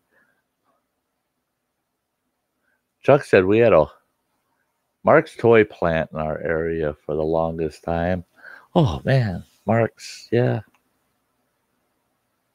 Jim, you might remember Uncle John and all the games that he had put together and tried so hard to get the toy companies to get their interest in it. And he was smart, he did the patent work, copyright work, everything, so that they couldn't, because they had stolen a couple of toys from, games, table games from them. And I felt bad, man. He had some awesome table games he had invented. Oh yeah, Rod, still played on antenna TV. Yes, sir. Yes, sir. Chuck says, I still have the Marx train that I got for my first birthday 67 years ago. Wow. Wow. That's cool. That is cool. Yeah.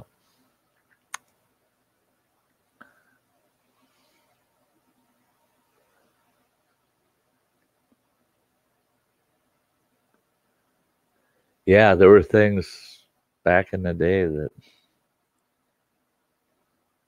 that I love that too. That's something I do on YouTube.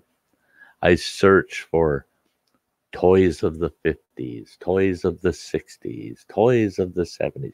And it's amazing back then how many toys they would invent and develop every single year.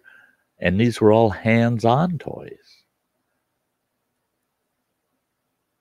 Nowadays, all of that, they still make them. They still make a lot of those toys, and they come up with a few new ones each year, but nothing like back then, because now all of that concentration is going into technical toys, things that talk to you, things that you can actually get on the internet with it. I mean, okay. Dojo says, I still have my Tonka trucks from when I was 5. Oh, I tell you what, Dojo, it's very possible that if you have a mighty dump truck, I spot welded the box for that. Like, if you've got the mighty road grader, it's very possible I put the front axle on that damn thing. Thinking of your age and when you would have gotten that, yeah, it's very possible that if you had the mighty bulldozer, the cage, the roll cage that went on that, it's very possible that I spot welded that whole cage together. Isn't that insane?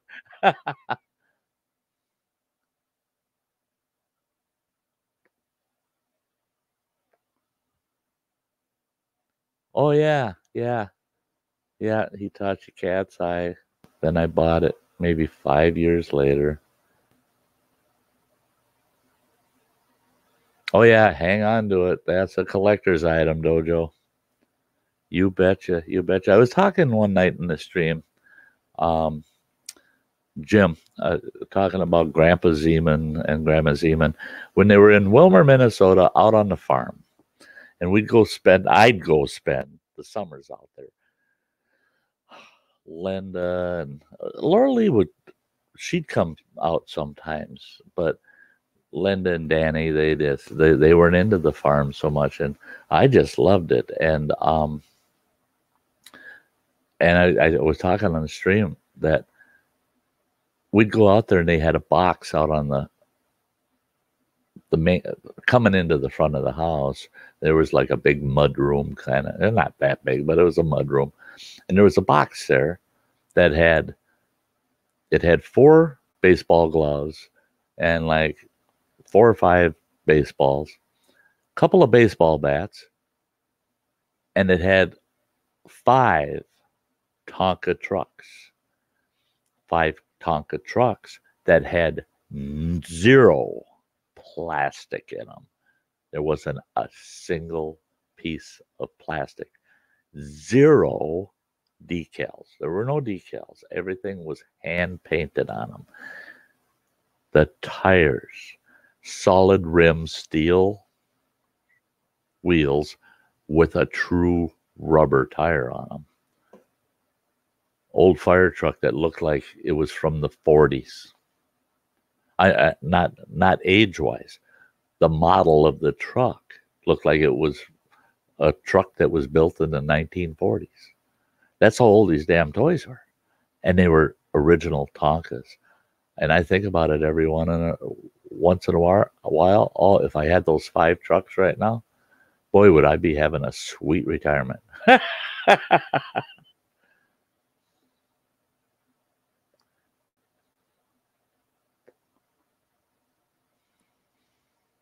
Oh yes,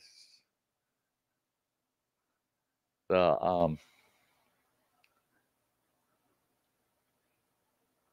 okay, yeah, Dojo was saying, Sty, you never know. And then Rod says, that's why all my trucks fell apart. Yeah, if they're anything post, anything post 1978, yeah, quality started dropping right through the roof. And Chuck said, I collect old American Flyer trains. I have way too many, LOL, probably 20 sets and 150 extra cars, all from the 50s. Oh, yeah, we had an American Flyer set, 1962. Um, sweet, man. I can think back to it, but we don't have it. We had it. What a shame, too. Jim said, ask Running Water if he remembers the Jeep in the house when he was a kid. Oh, the his electric Jeep? Is that what you're talking about?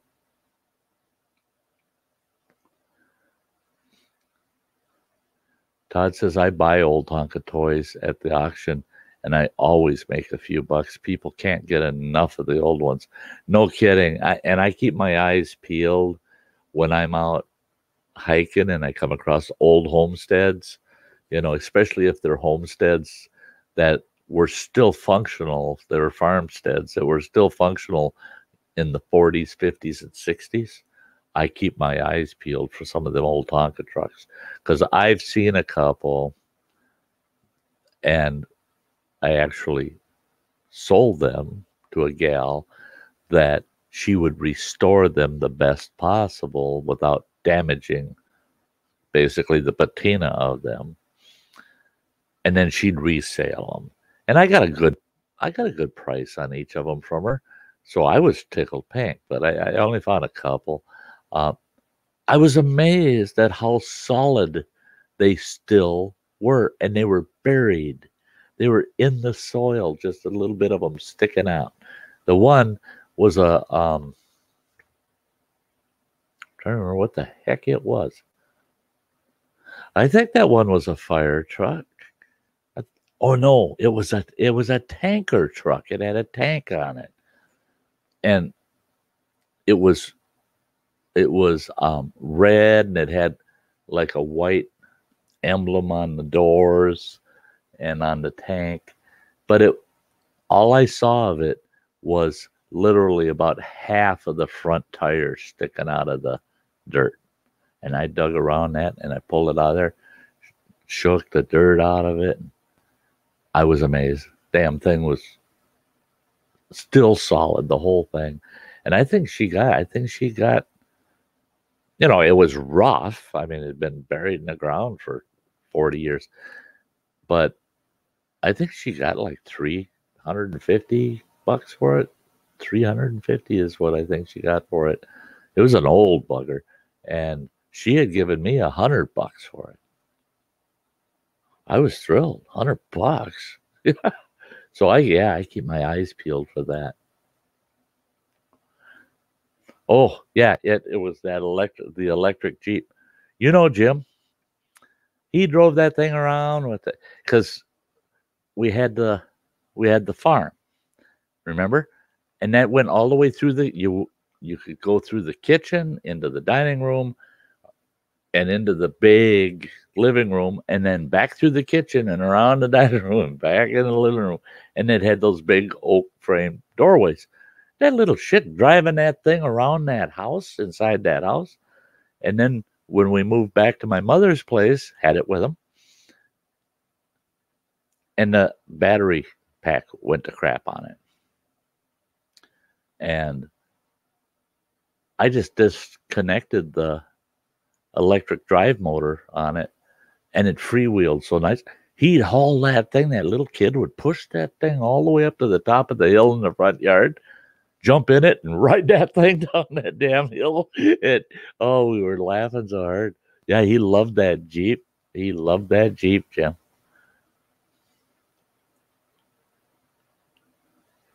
Wow, Dojo, 500 pounds for a Matchbox car. Yeah, those two. Oh, I had a huge collection.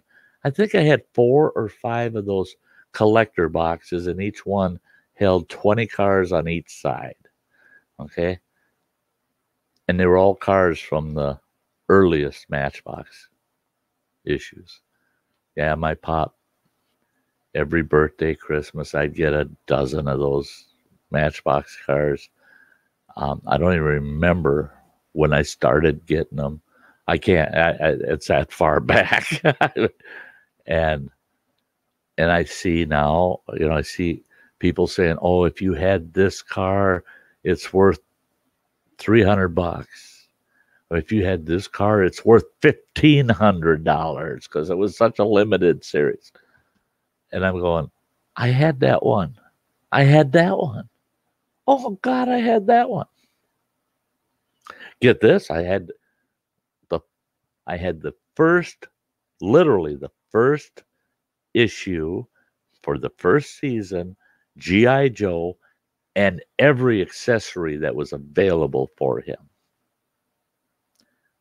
Absolutely, it was, yeah. You know what that puppy's worth right now?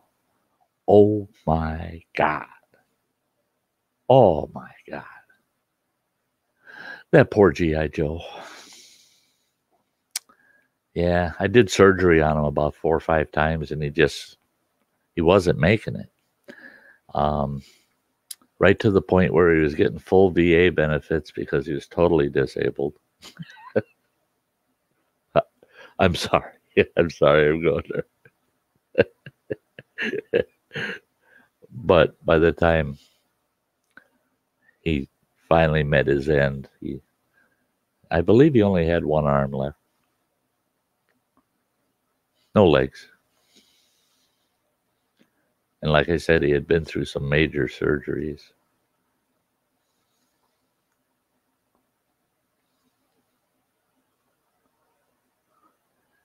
Dojo says, I have one with 5 cars in it. Yeah.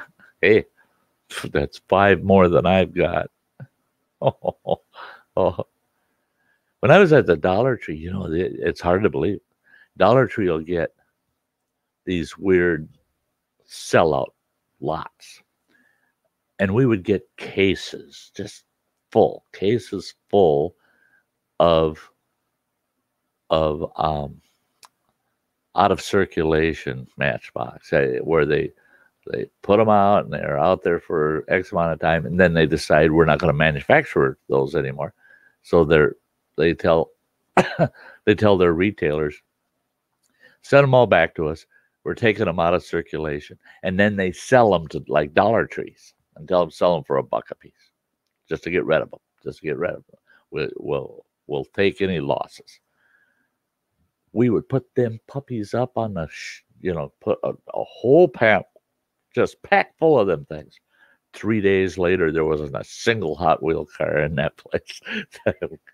Oh, we had guys that are all of our ages coming in there, and oh, geez, in there they got a basket and they're just filling it with these Hot Wheel cars, and they come up to the counter, and I just laugh at these guys, and I go, those aren't collector.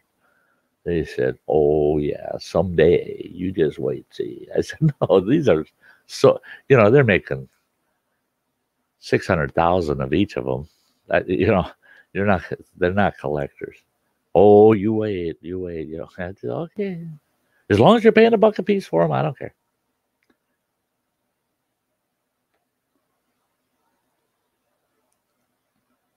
Oh yeah, and yeah, you're right, Jim. The price for even a non-valuable one, it's nuts.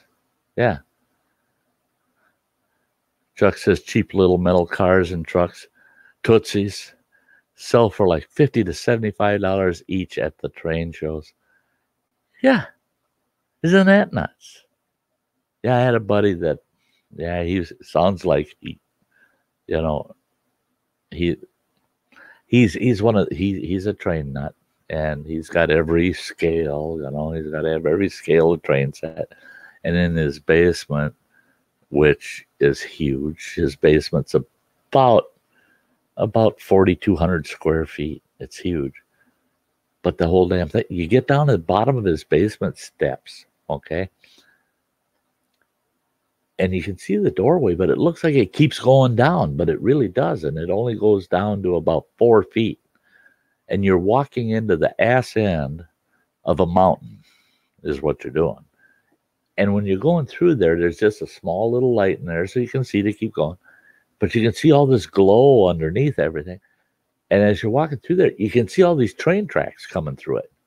You go under it and you come, and then you pop up, and you're in the middle of this huge stinking world with all these different scaled trains set up that go from one village to another or from one factory to another. He had the mines and all the mining trains and coal carts and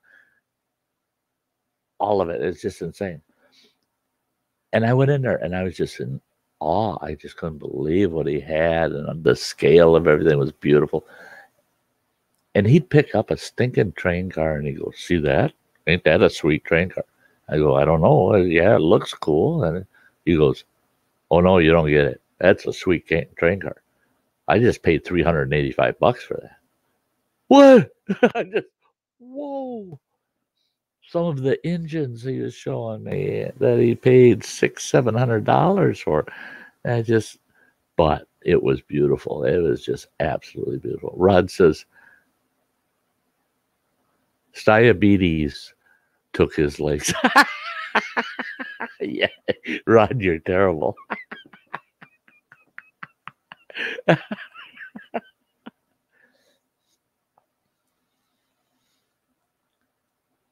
Yeah, that was nuts with Beanie Babies, wasn't it, Jim? Got up there, then tanked. Yeah, same with Cabbage Patch dolls. It's that girl stuff, unless it's really old stuff, like the old Barbies are gold mines. I mean, if a person had a room full of them old Barbies, they're gonna be rich. But compared to boys' toys, the girl toys market for the old toys doesn't come close. Doesn't come close. It's nuts.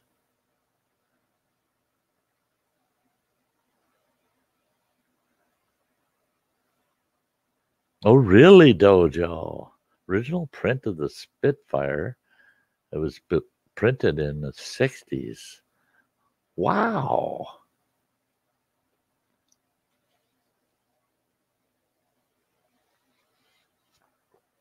I have it's now in Running Water's new storage shed. I've got 4 milk crates full of original National Geographics starting in 1928 forward. And those 4 crates are full. There's no duplicates. They're full. And I can't remember what the latest year is. And then they pick up after those 4 crates, after you go through those 4 crates. If I recall, there's, it's like 41 years of them. Because it was like 1968, I think, is the last old original. And then from there on, it jumps to the mid 70s and goes on. And I've got another crate with a bunch that are in the 70s. So, but all those ancient ones, and they're in pretty much so pristine condition. They all belong to my one grandpa. Oh, and they've been passed on our side of the family to me, and now they're going to get passed on to my youngest son because he loves old written material. He's got a lot of old books, a lot of old books.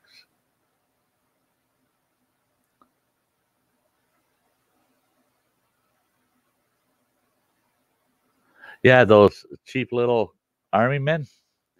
Um, you know, they still sell them. They still sell them.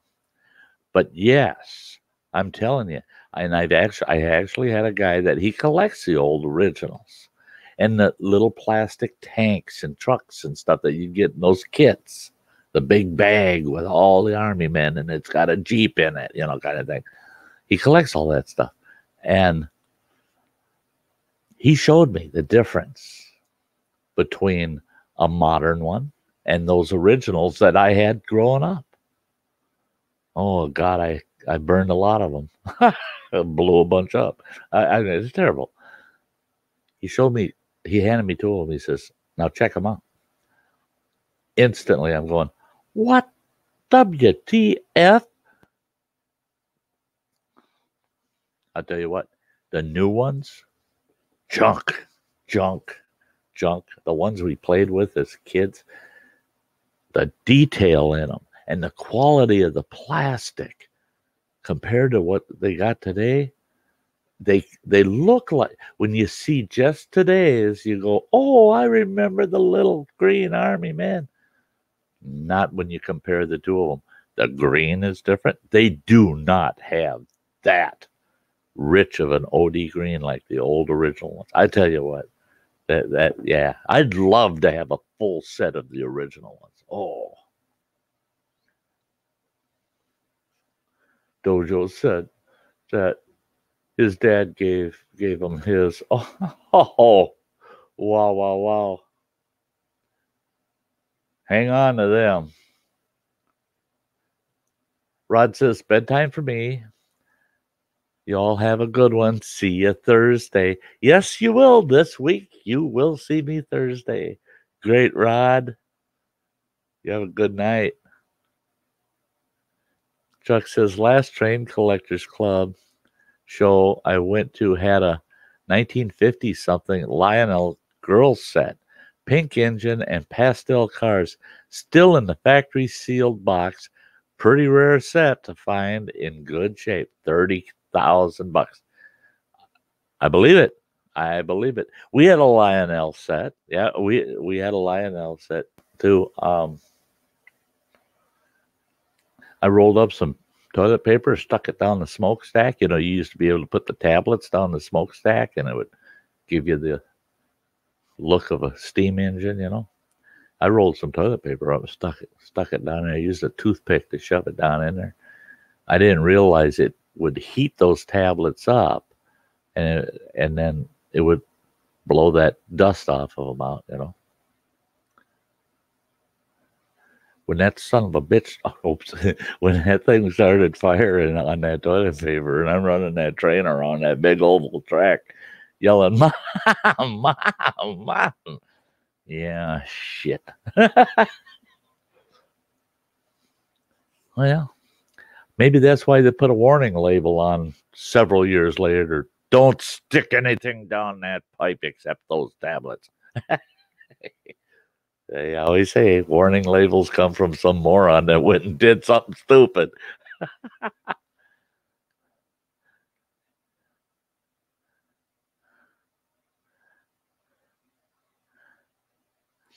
Doja says I have old tobacco tin with the tobacco in it, still from after World War II. Oh, hang on to that puppy. My Uncle John, he had cigarette and tobacco tins from throughout World War II. Um, he had beer cans that had never been opened, but he punctured them in the base to drain them so that they would not have the fluid in them and it wouldn't bulge or rust from the inside out. But he had old original beer cans from the war effort, and Same with beer bottles. He had old original beer bottles, the ones with the original steel caps. Got to use this church key, and they just punch a hole in the cap and drain the bottle. Had all that crap, and the tobacco tins that were still full, and the cigarette tins that were still full, and he had packs of cigarettes. He had ration packs from World War II. Oh, I'd love to. I wish I would have gotten those when he passed away. My grandfather, I couldn't believe that it was left on the farm. Well, it's probably because he didn't want to be seen in town with them, but he had huge. I don't even remember, what millimeter they were. He had tank rounds. He had artillery rounds. He had all kinds of rounds, all different sizes, on his one bench on the farm in his shop. You walk in there, and that whole wall is just brass with the shell still in it. Live frickin' primers. My uncle said that's why he kind of left it behind. He was afraid to ever move them, ever handle them, because they had sat there. They had sat there for almost 40 years on his shelf. He said, yeah. He had rounds from World War I. In fact, he had collected some rounds from World War I. That's nuts. That's a collecting. I know you don't want to do that unless, of course, you kill the rounds, so you don't have to worry about the thing going on.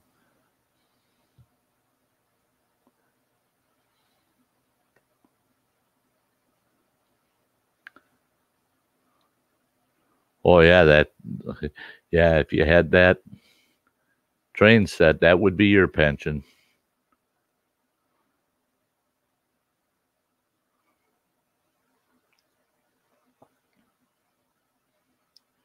Yeah, see, that's it, Chuck, is hobbies like that, unless you really do have an independent source of income, revenue, whatever, capital, it just puts most of us right out of the game, where you just go, yeah, I just cannot squeeze that in the budget anymore.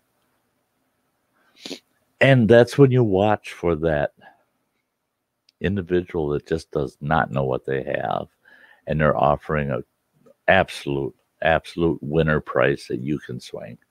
And if it's something you're willing to turn over, it's even better yet, because then you can reinvest it. It adds to what you had, so that you can even take a step up when you see that perfect opportunity. Yeah.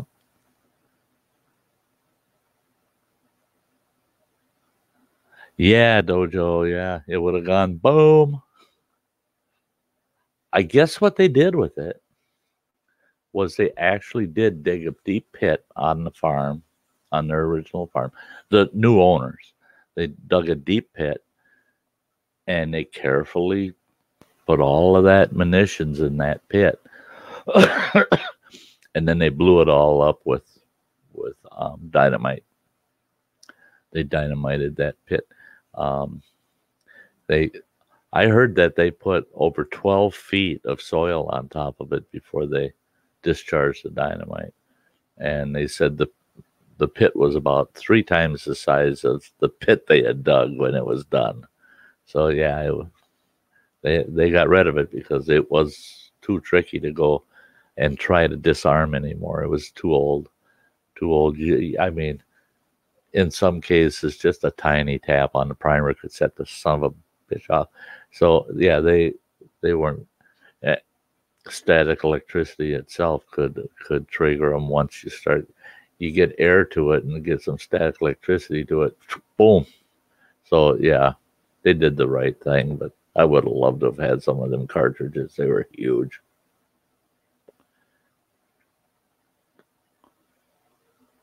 Hey, Chasing Guns, good to see you. Yeah, I just hit the 4-hour mark. I was going to shut down no ifs, ands, or buts at 4 hours, but I'll let you guys know. We still got 9 in the house. As long as I stay over 7 folks, I'm going to keep this thing going for 4.5 hours. That means it'll be 11:30 Central Time here in the U.S. 4.5 though is where I'm gonna cut her off at 4.5, guys.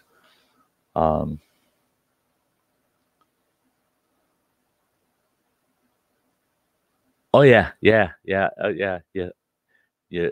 You really want to put them point down.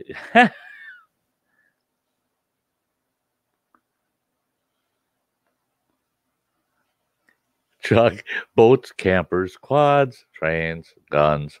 That's why I eat bologna for dinner. Yeah, yeah, yeah, yeah. That's me. Bushcrafting gear and outdoor gear and this, that, the other thing. And then I go, mac and cheese. Huh, yeah. Yeah, I can handle it 5 times a week. It's pretty good when you got a $20 bill and you go to the Dollar Tree and you buy 2 weeks of groceries with it.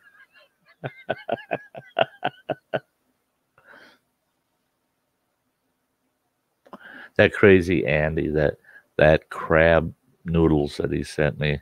I had a pack the other night after the stream, middle of the damn night. Oh, that was so good. Second pack I had. And I still got 2 packs here. Well, he sent me a message, said, I got your box of those crab noodles. He says, I'll get it out in the next week or so. I said, oh. And it's a pack of 30 packs. Oh, Lordy. Yeah. Sty's got a little extra in his budget for that month when those get here. Those are, oh, God.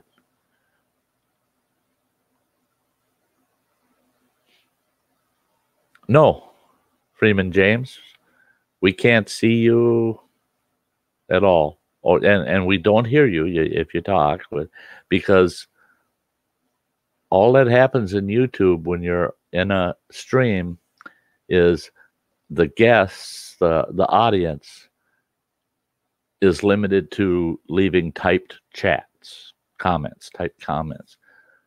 Now, if I open up my stream to a on panel guests, you would come up on panel and then we would see and hear you.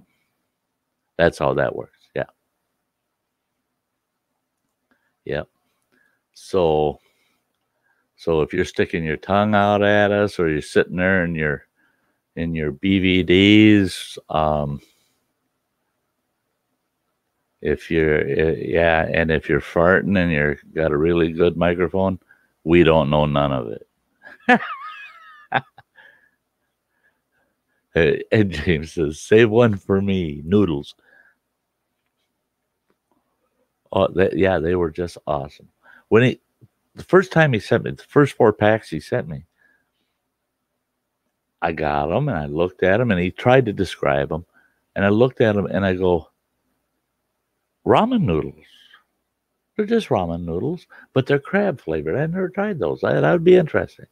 When I made that first pack, and the soup base you get off of them is almost creamy. It's not clear like you made something with a bouillon cube or something. No, nice and creamy. The flavor is just it's like somebody actually made it from scratch. And the noodles, they're shaped just like ramen noodles, but it's like they were fluffy or thicker, heavier, real tender. They're just total. They make ramen noodles look like trash. I still eat ramen noodles. I had a pack for lunch today of regular beef flavored ramen noodles, But these crab flavored ones that he sent me, Coca brand, right out of Japan. In fact, I'm surprised that they have any kind of cooking instructions that any Westerner could understand. Thank God they put the English for England, not for America. They didn't put American on it. They put English directions. So it tells you 400 milliliters of water. And yeah. So you got to kind of read it and think England, Europe.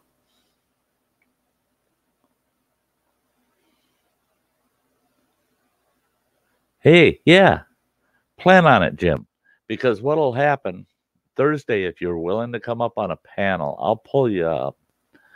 And what happens is I post a link in the chat. You'll see it. I'll say, okay, guys, I'm putting the link up there. Anybody wants on the panel?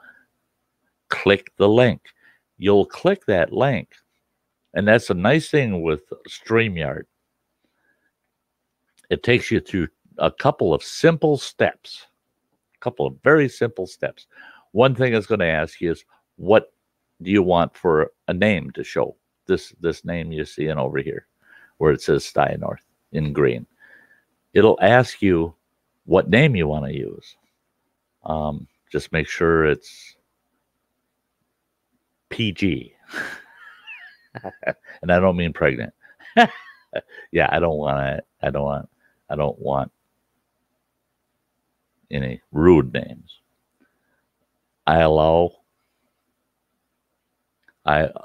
Actually, Andy's the only one I do allow that with.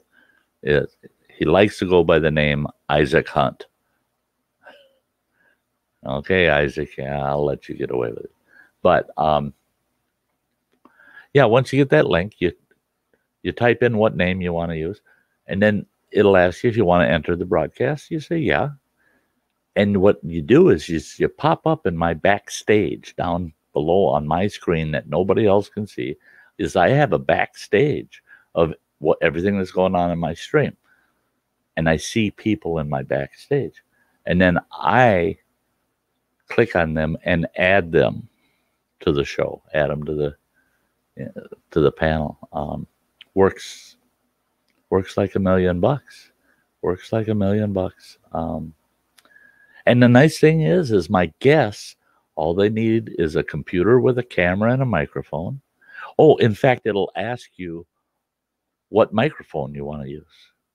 So you can go on there, and if you're using a microphone that's right off your computer, it'll ask you want to use a computer-based microphone. You just click on it and say yes, and it'll actually let you test it. And you can go testing, to see if it's working. You'll hear your voice. It'll play it back to you, so you got the right microphone, and then you'll know because you'll see yourself whether your video is working or not. Otherwise, it'll ask you what camera you want to use, So it's, but if you got a camera and a microphone, it just goes boom, boom, boom, boom, and you're right in. Yeah, it's pretty good, pretty good.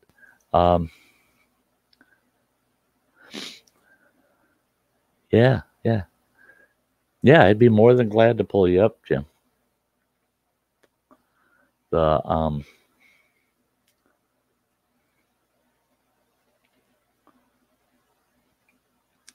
Yeah, I'd say if we had a little more time yet tonight, I'd say you want to give it a test run, I would send you the link. I wouldn't let anybody else up because I'm going to shut down, but if you wanted to do a test run, it doesn't matter to me.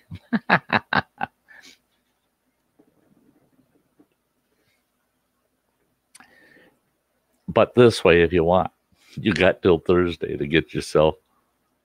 Oh, you want to try it?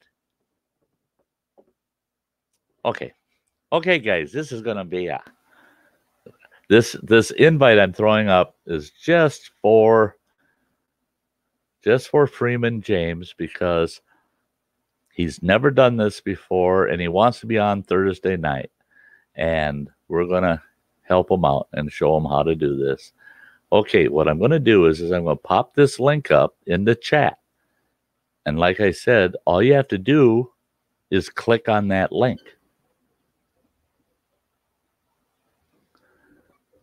And then once you click on that link, it'll walk you right through what you need to do. And I'll see you show up in my backstage. And when I pull you up on the screen, you'll actually be able to be heard and seen. What you will need to do, though, is on the YouTube side, is mute the YouTube video, the stream, because it'll echo. You'll hear echo. Yeah. Yeah, it's pretty that's why I like StreamYards. I've had a couple of people that just never were doing stream, being on panels. They didn't like the hassle and the hard to get to them, and you gotta have our program or you can't do it. That's like Hangouts.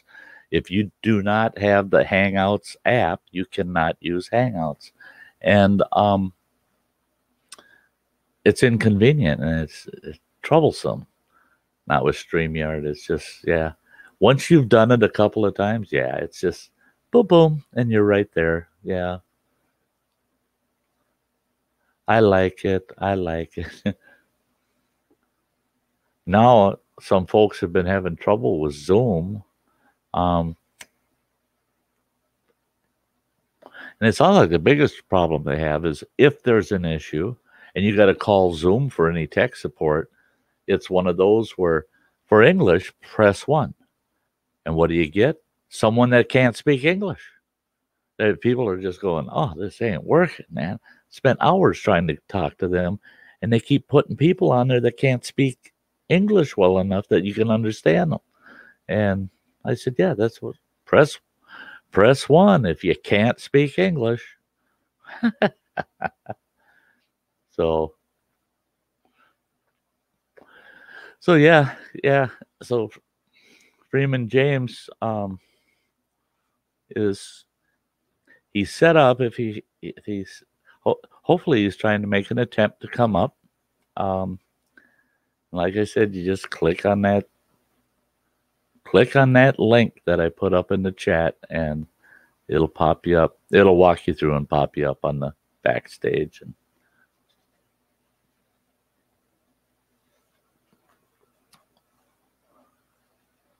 oh, yeah, to show you how.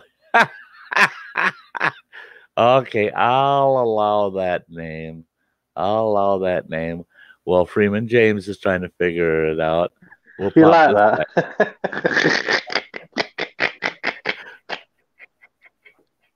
Now the rumors are starting. I couldn't help myself. That'll be all over YouTube.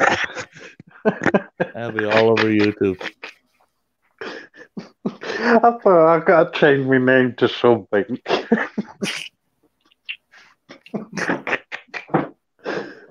Oh, dear. Well, it's up there. I mean, there ain't no fixing it now. But there is. I can go out and come back in. Well, you could do that, I don't care. If it brings a laugh or two, what the hell? Let them laugh. That's what I've done it for, a laugh. One of those deals where, it's one of those definite arm length relationships. And you got to have a several 1,000-mile arm reach. To say, have an Inspector Gadget arm.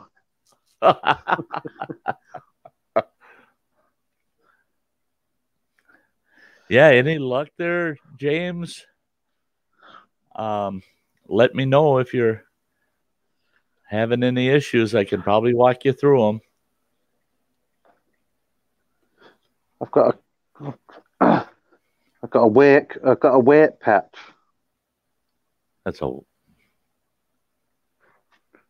What the heck? The cat.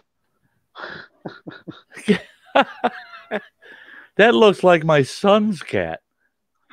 Except comes here every day. I don't know whose it is. My son's cat looks just like that, except it's about it's fat, but it looks just like it, fuzzy like that, real hairy. Yeah, and it comes here every night. Oh, James, what browser do you have? Yeah, they say that it works best on Google Chrome. It works best on Chrome or Firefox. I don't know. A lot of people have been having problems with it on Firefox. Yeah, I don't know what's going on that they're having trouble with Firefox lately. Yeah.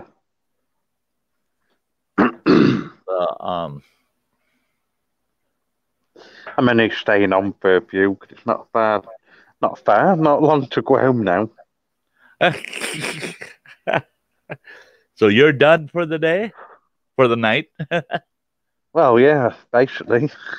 And I've got 4 days off. 4? Need it. I feel it. I feel it in my eyes. Look at the bags under my eyes. Oh, yeah. Yeah, I bet you're feeling it. 4 days of your shifts. Ooh, I couldn't do that no more. I couldn't do that. 21 years. Gosh. I've got, yeah, I talking all night about this camping trip I'm going on for a week. And everybody's going, oh my gosh, you get to go relax for a whole week. I told them, I said, hell no. That camping trip's a job. I said, I got to work hard to relax when I'm on a camping trip. There's just too damn many things I want to do. So for a retired guy, a good camping trip will wear your ass right out. I used to go camping a lot when I was younger. Dad used to take me every school holiday, take me camping. Oh, My mum didn't like it though, but my dad did. Uh-huh. Yeah. When my pop passed away, we our summers we'd have one long vacation, usually 1 to 2 weeks long, where we go to a resort somewhere, and they were always real remote resorts on remote lakes, and it was rustic, and we loved it.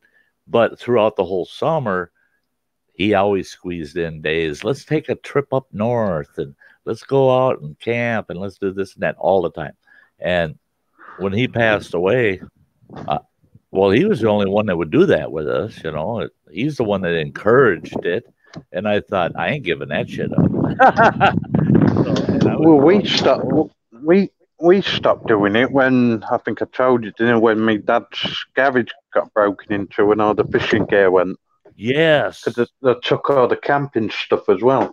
Oh, yeah. Oh, there was a lot of us on here that just, oh man, our stomachs were turning. We're just like, oh no. Oh, that's terrible. Absolutely terrible. Yeah. And my dad he just basically washed his hands with it. He said, I can't afford it anymore. He said, I'm a retired man. Oh, yeah. It took him years to get all the camping stuff and fishing gear and then I know how he felt. When I lost all my fishing gear and camping gear, everything, I almost said, oh, to hell with it. I'm not even going to do YouTube. All I got is a little bit of bushcrafting gear in the back of my truck. That's all I got. I might as well give up YouTube. I can't go out there and do the outdoor stuff I want to do. And then I convinced myself, get yourself enough of the basic stuff so that you can quit crying about it. Otherwise, you're going to turn old. You're going to just sit there and feel rotten about it. And I said, oh shit. I'll eat ramen noodles for a couple months and buy myself a couple fishing poles and then move up. And then thanks to guys like Todd, now I got a kayak. I mean, so yeah, now I'm set. Now I can get out there and go and do but I sure miss all that gear. Oh God, it was good gear too. Yeah, my dad ended up buying a caravan in the end. What's that? My dad ended up buying a caravan in the end. And he only had it 6 months and he got rid of it. He said it wasn't his thing.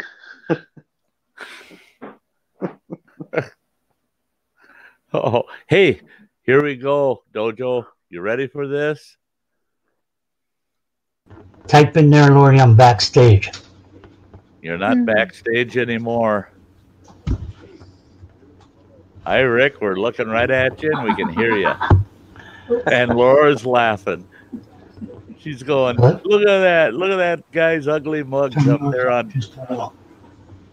Whoever thought that fella would be a star on a show? Jojo, I want to introduce you to my brother-in-law, James. My outlaw. Your outlaw. Laura's sitting there in that chair. You can just see the top of her head. And is she watching us on TV? Hello. Hey, Jim, is Laura watching us on TV? Turn it up. Jim, can you hear me? No, on computer. Okay, you can hear me. Jim, can you hear me? Yep. Okay. I hear you. No, on computer. Hold on. Yeah. Okay, you can hear me. Yep. Can you hear me? Yeah, I can hear you fine. Okay, we can hear the echo. Do you have this on YouTube anywhere other than the television? All right, hold on. I'll pull a switch. Lori, turn yours down.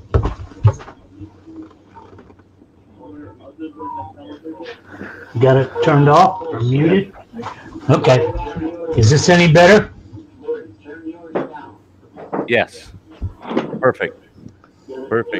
Hey, Dojo. And you'll see Ricky's calling himself Sty's UK lover. But so Dojo, you're talking me from Wisconsin and Jim's from Minnesota, right next to the state next to me. And I consider myself the lucky one.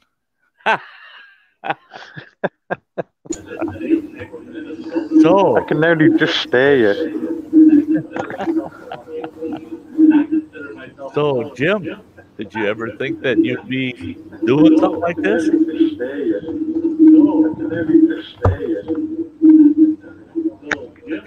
Yeah. No. Hell no. Hell no. Hey, you gotta catch up with the times, just like me.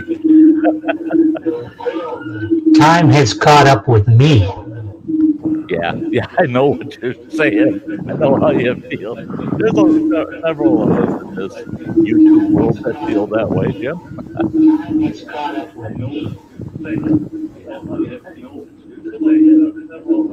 Yeah, all I can hear is an echo. There is an echo of some kind. Yeah, I'm getting a little feedback from something. Yeah, not sure what it is.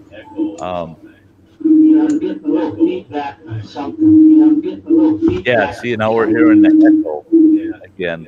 Do you have YouTube up on your computer?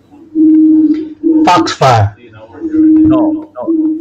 Okay, you got Foxfire up, but is there a tab with YouTube playing? Yeah.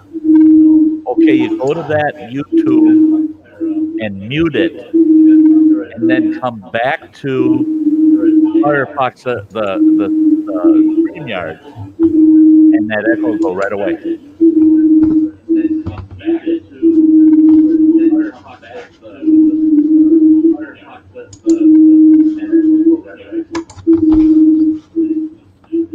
Yeah, it sounds like we're on an alien ship. Oh, we lost him. He clicked the wrong thing.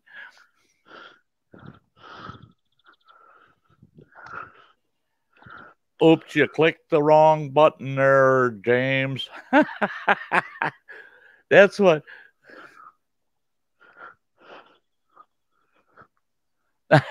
Chuck says, someone say they're putting on the feed bag? Oh, feedback. Got it. That's it when you're not used to things. You just don't know, do you? Yeah. And this is James' first try. Very first try. So, and in fact, he's not familiar with the streaming thing at all. He's only been actively participating in chat and watching the stream just lately, the last couple or so. And so, yeah, he's fresh. He's fresh meat. We'll break him in eventually, and then we won't be able to get him out of here. He'll be here all the time, just like some other people I know. as we say over here, the streaming virgin.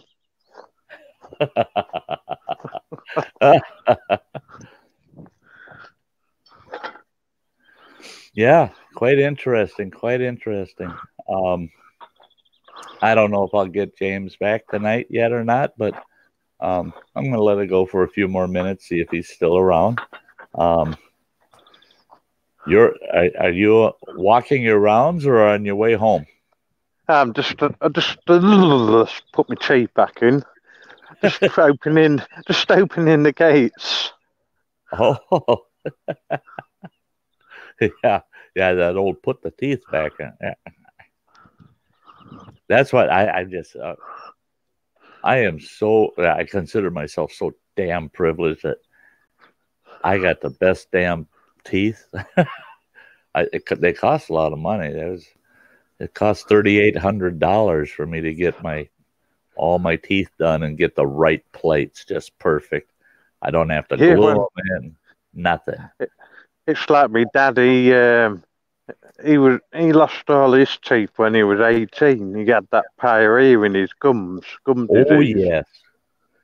And they give him a temporary set when he was 18. And it wasn't until he's now 75, and it wasn't until last year he actually bought himself a new set.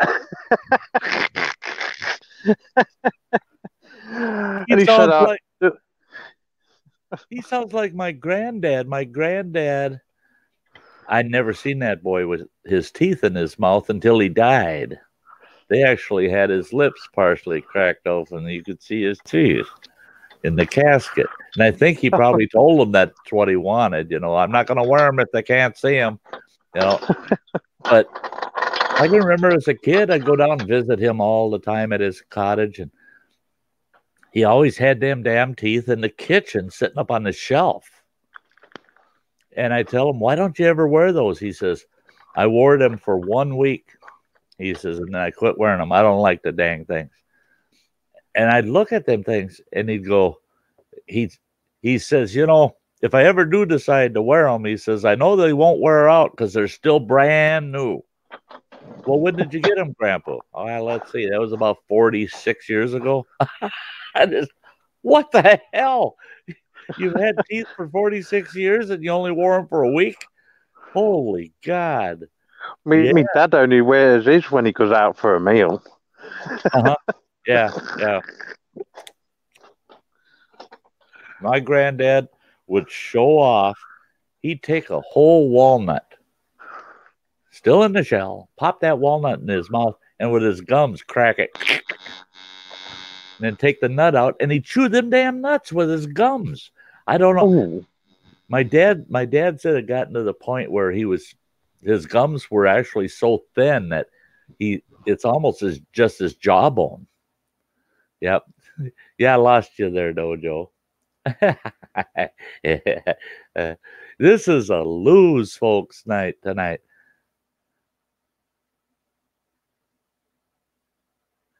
Hey, Chuck, thanks a lot, man. Thanks a lot for hanging out so long. It was great having you as always, pal. Yep. He'll have it by Thursday. I think he'll figure it out. If he goes on, watches a couple of videos on YouTube, it'll coach him on how to do it without a problem. So, yeah. Yep, it was wonderful having you, Chuck. You have a very good night. And if you're available on Thursday, please stop in. We love seeing you, man. If you're not, Sty totally understands. I want you to always understand that. I expect nobody to go out of their way to be here.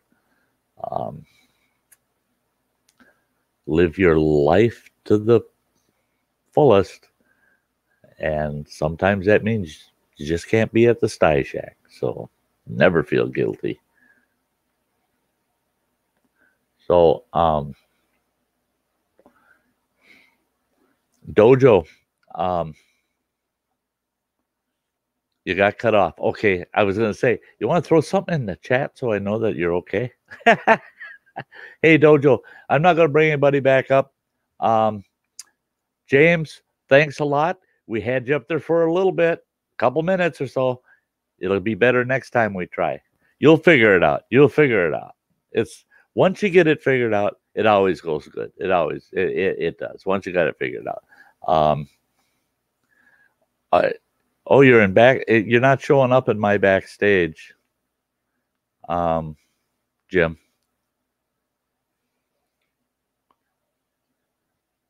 No, can't actually be in backstage unless you show up in my studio. So there must be a step missing. But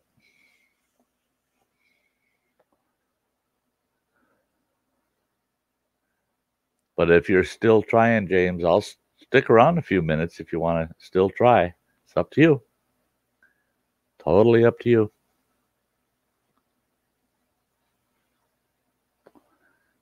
Yeah, for folks that are watching, I can't believe that I've got my... Oh, yeah. You bet. Dojo, I see you pop into the backstage. You know darn well I'm going to pull you up. Yeah. Okay, one last try, Jim. We'll give it a try. One more try yet tonight. And I'll have just you up and we'll see how that goes. Yeah. Anybody that's still out there that doesn't know Dojo's allotment specialist, get over there and check his channel out and support him. Give him a sub and watch a video, leave a comment, and leave that thumbs up for him. He's a hard-working man, and not just at work. I mean, he's got his allotment. Everything's just growing there. He's got a lot going on, and definitely worth going over there and checking him out.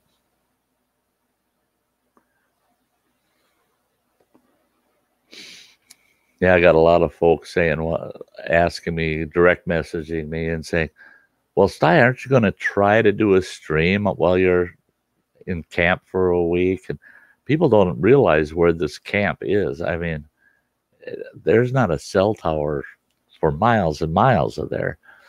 And if I do get a signal, it won't be good enough to be able to stream. No way. And it would have to be done on the phone. And I'm not even going to try on the phone. Nah. I'd rather just make videos, and when I get home, we'll get back into the streams. But I'll have, I don't want my whole trip to be nothing but video work, but I'll have a camera with me at least 90% of the time during that 6 nights and 7 days. And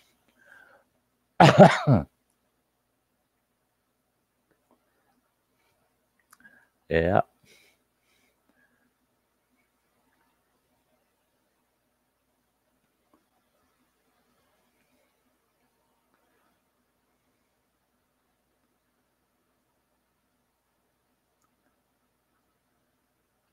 Jim, do you need a fresh copy of that link? I can put a fresh copy of that link up if you need it.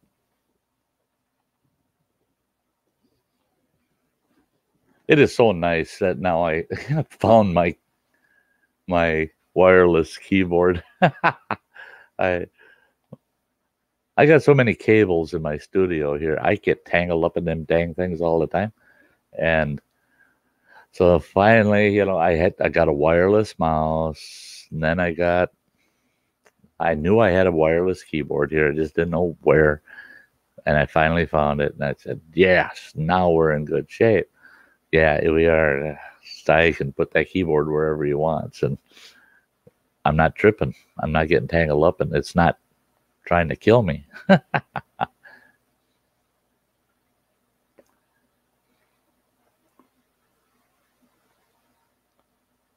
Okay, it's telling you you're in the backstage. You're not showing up in the backstage though. You're not there. You're not there.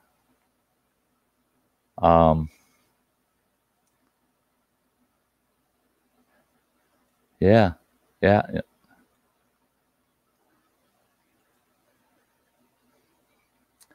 Why would it tell you you're in the backstage when you're not in the backstage here? I don't know. I don't get it. Is there... Oh, did you press the enter broadcast button?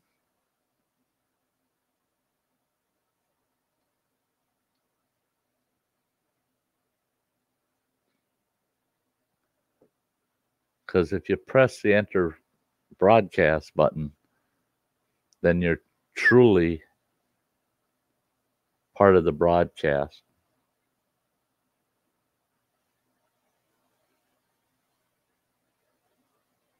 Oh, here you come. There you are. There you go. There you are. Don't push any buttons. I'm not. Okay. Oh, there you are. I can see you. You're up. You're not in the backstage anymore. It's weird because it went and kicked me all the way out, and I had to go do it all over again. Oh yeah. Sometimes it'll do that. They've been having some hiccups with Firefox, and the developers of this system they've been having some hiccups with Firefox, and the developers of this system. Okay, one question.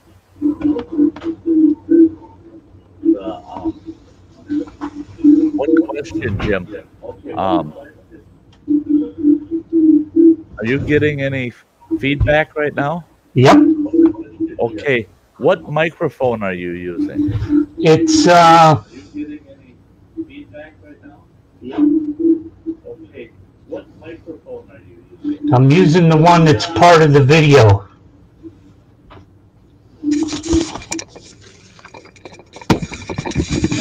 The one that's part of the video.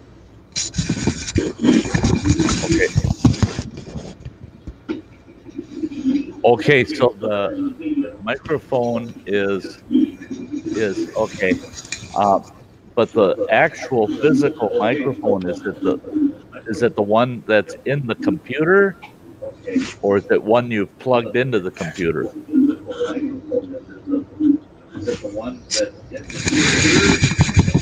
Now, like me, if you're looking at me, this big microphone boom I'm using, that is wired to my computer, because the microphone on my computer doesn't have good enough quality.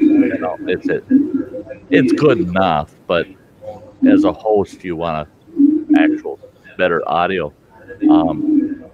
But it does matter which microphone you're using. If you're using one that's built into your computer, it'll pick up some background noise. If you're using one that's like on a stick, that doesn't pick up quite as much background noise. And that's why we ask people usually to mute things that are in the background, because your microphone will pick up those background sounds and tries to mix it in to send down the stream.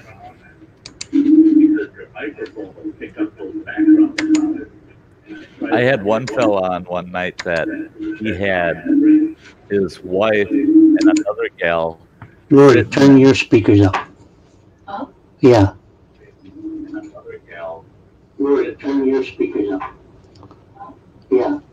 Okay. What I did, Don, is I muted the speakers.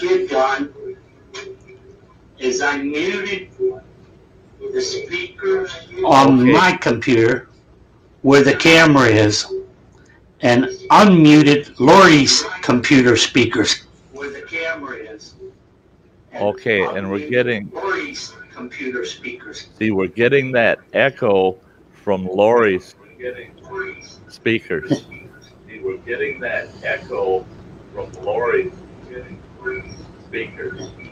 We're getting that echo from Lori's speakers. How about now?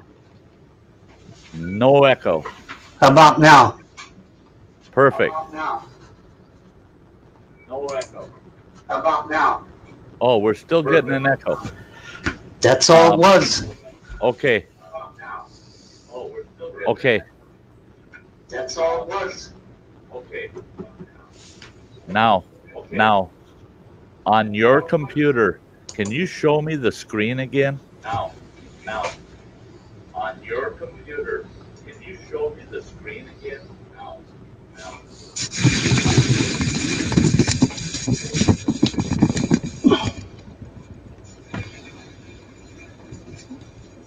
Okay. I'm just wondering if. Okay, towards the top of your screen, do you have a tab that says that has the YouTube? You don't want to do anything on the open screen you have. You just want to look at the tabs at the top. Right on the tabs on the top, there should be a tab that has my stream name on it. There should be a tab that has my stream name on it. Which would be, I'm up to a chat. How about you? Do you see a tab up there that says that? I'm up to a chat.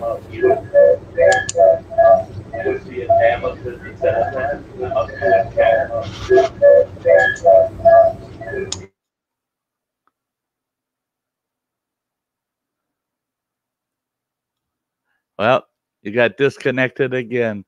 You're welcome, Dojo. You're welcome, welcome, welcome.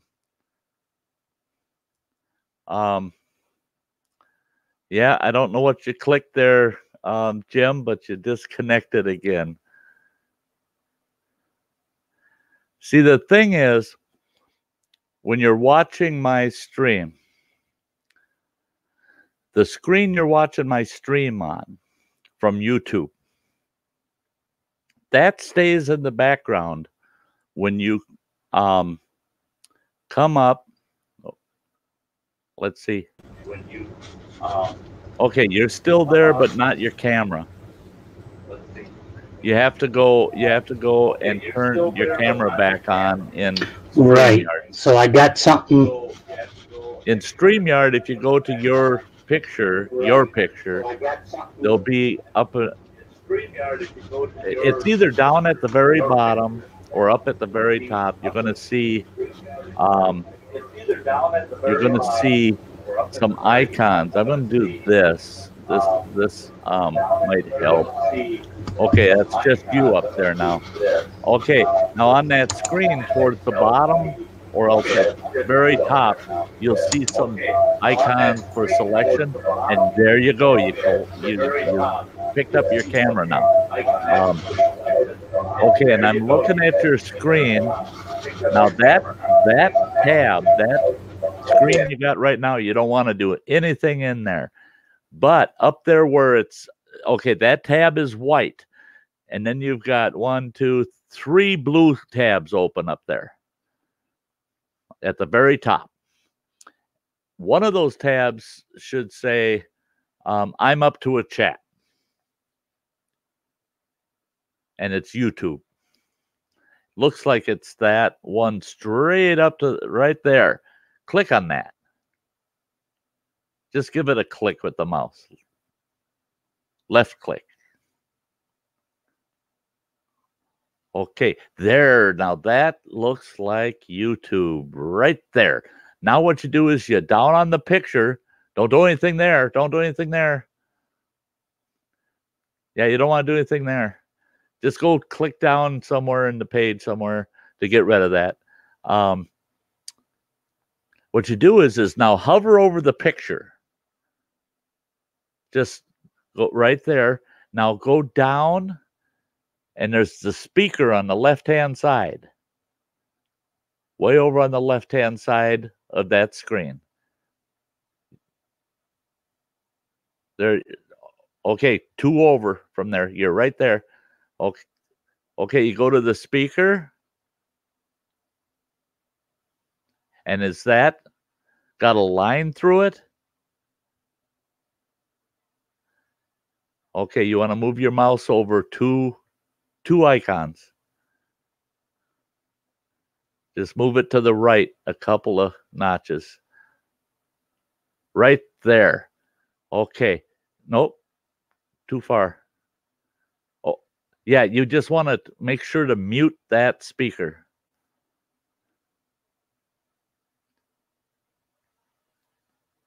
Down just a little farther. There you go. Click that. Just left click that. Nope. Nope. One more to you want. Okay.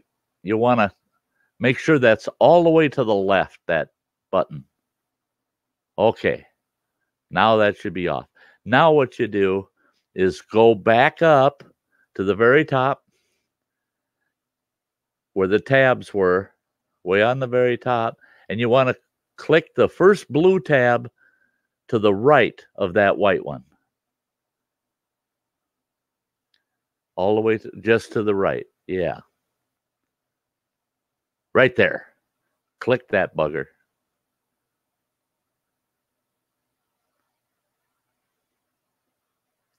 There you are. Now that's StreamYard right there. So obviously you can hear me, right? And now what you need to do is at the bottom of the screen, you see where that's highlighted in red? At the very bottom, there's a microphone that's highlighted in red. And click on that bugger.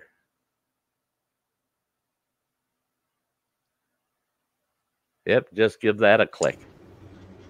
Okay. And there we are. And I hear no. Give that a click. All right, get ready to mute. And there we are. And I hear no. Okay, so hold on. Now, turn yours off, Lori, all the way off. Are you there? Yes. You there? Yes. Are you there? Yes, I am. Nope. Is yours on? Oh, you yeah, they're on. Hold on. There's for some reason, okay, you just shut off your microphone. Now I don't have sound. You don't have sound. Now hold on.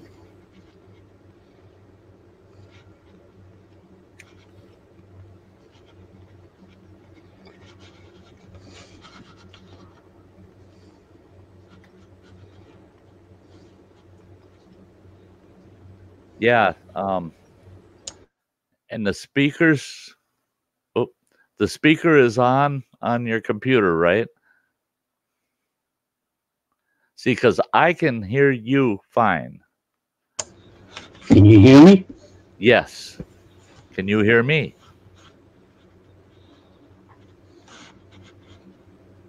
You're not hearing me. So for some reason your speakers aren't on.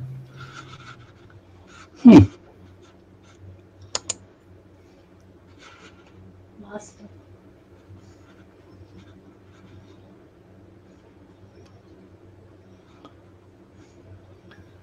So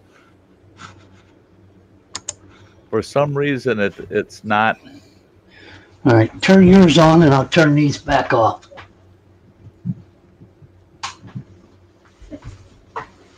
Back off. Okay, what I did is I totally shut my speakers off. Okay, what I did. Turn it down a little, Lori. You're going to get feedback.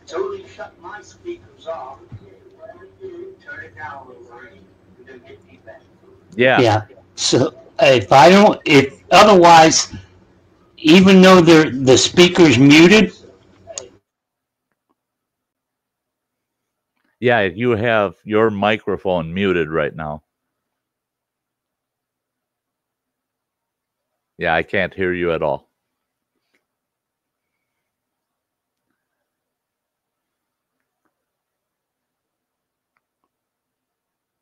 now. Yeah. Can you hear me now? Yes.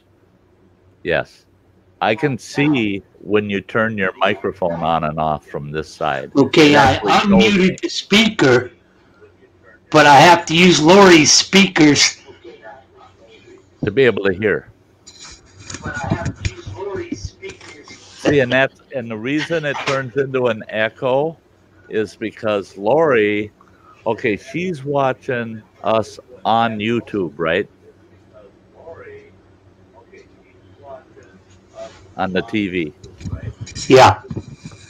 See, and the thing is YouTube is a 3 to 8 second delay compared to what you and I get to see and do. So we'll say it now, and 3 seconds later, it gets to YouTube and comes out to Lori. So that delay creates this echo. It's weird.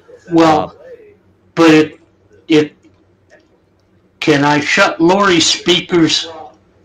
Can I shut Lori's speakers all the way off and then unmute mine? That's what it actually, when you're on a stream like this, it's best if you have one device, like your computer, with its own speakers and its own microphone, and you don't have any other device playing. See what I'm saying? Like if you got off of YouTube on Okay, TV, Lori, totally shut or go off of YouTube for now. Yep. Okay. and then make sure to turn on your computer speakers. Now, is this any better? Oh, absolutely perfect. Can you hear me? You hear me?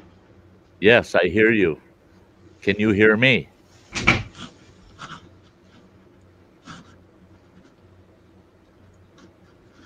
You can't hear me, huh? There's some setting. You can actually go down. Now we're good. Hear me, huh? Now we're good. There's some setting.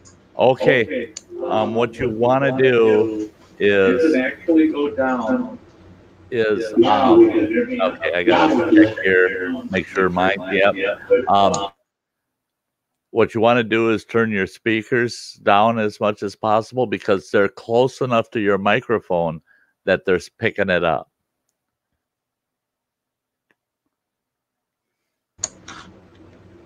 Okay, your microphone's back on. That's picking it up. You can hear me okay? How's this?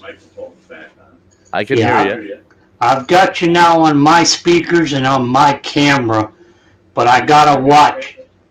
It only takes one click, and then I get the feedback. I can hear you. I've got you now on my speakers. Yeah, see, I can hear that. I can hear that feedback. There's something. It only takes one click, and then I get the feedback. For some reason, it's feeding back. It's feeding back to your microphone.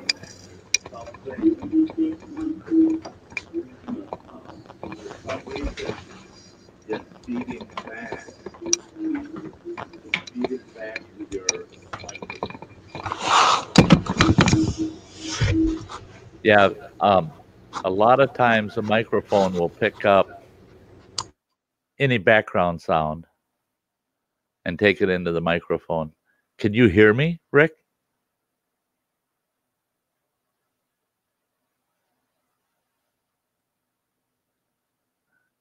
So you must not be able to hear me.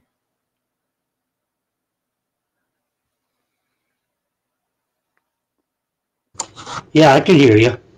Oh, okay. You had your microphone off. Well, I was trying to figure out which one to mute and which one to leave unmuted so Okay, that we don't get that feedback. Yeah, I can hear you. See, you need both the mic and the speakers on. But I was trying to figure out which one to there's, mute for some and which reason, one to your leave microphone unmuted. is picking up your speakers. It's picking up the sound in the room. It's picking that up, and it's doubling it up. So I don't know. I don't know for sure how to stop that. Now I do know some folks, and I've done it. If a person has a set of headphones, if they have a set of headphones, they can wear those and select those as the speakers from their computer, and then it doesn't matter what's going on in the room really, because then the microphone doesn't pick up what you're hearing.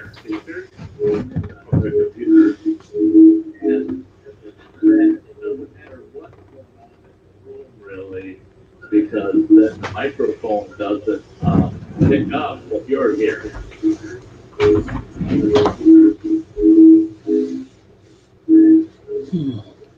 Yeah, I'm trying to figure out what would create that echo. Yeah, evidently the mic on the video camera is causing the loop because it's a better speaker. Yeah, it's that microphone. The microphone's on your webcam. On the video camera is causing the loop because it's a better speaker. That microphone. The microphone on your webcam. On the video camera is causing the loop because it's a better speaker.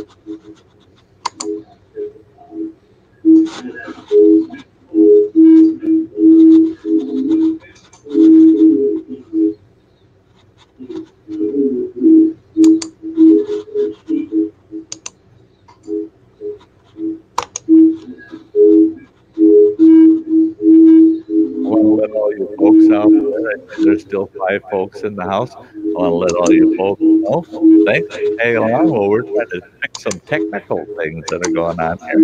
We're trying to get Freeman James set up so that he can be able to pop up and join panels. We got a little bit of echo that we're trying to work out, and it's like all of that, when new folks are trying to learn the system, that you gotta, we tweak, and then eventually all of a sudden we go, whoa, there we are. Then you gotta try to remember, where was I? How did I get there? We tweak, and then eventually whoa, there we are. Then you gotta try to remember, where was I? How did I get there? Yeah, it makes me wonder if it's not the microphone just picking up the background sound. Yeah. So it tries to play it a second time. Because it's picking me up at times. Double.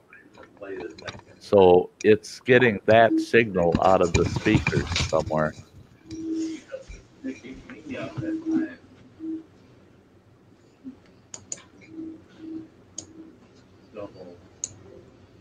So it's getting that signal out of the speakers somewhere.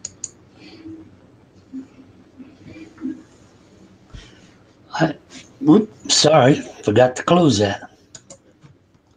Is that better? Oh man, you found it. I don't know what you did. What it was is It's a corner hutch, Uh-huh. and it was creating a channel back under those cabinets. Yeah, it was echoing back through. Yep. What it was is it's a corner hutch. There's still a little bit, but not like there was. Well, hi, Native Grammy.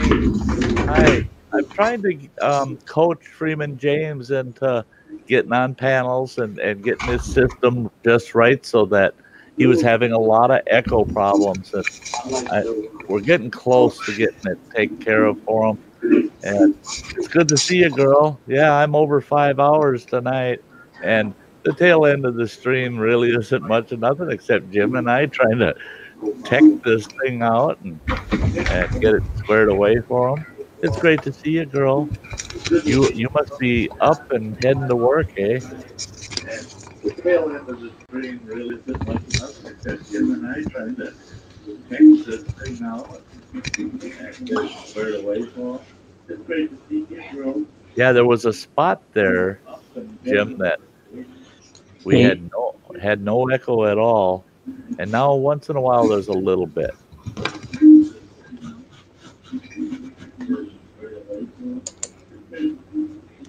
Yeah, there was a spot there that had no echo at all, and now once in a while there's a little bit. Well, at least we got the idea. I'm going to go ahead and drop out so you can finish talking to your people, and we'll catch a conversation on the side. Okay, I'm going to I'll be shutting down in just a couple of minutes completely. I'll be going off the broadcast. Hey, it was great, brother. We'll get it squared away. We'll get it squared away, and we'll get you up on panel, and yeah, we'll have some great chats. It was fun. It was fun. We'll get you there. Yeah, and actually, Jim, before you leave, there's if you search StreamYard on YouTube, there's all kinds of videos about StreamYard and their actual YouTube site has a lot of videos on how to use them and what causes different things and what to do to fix it.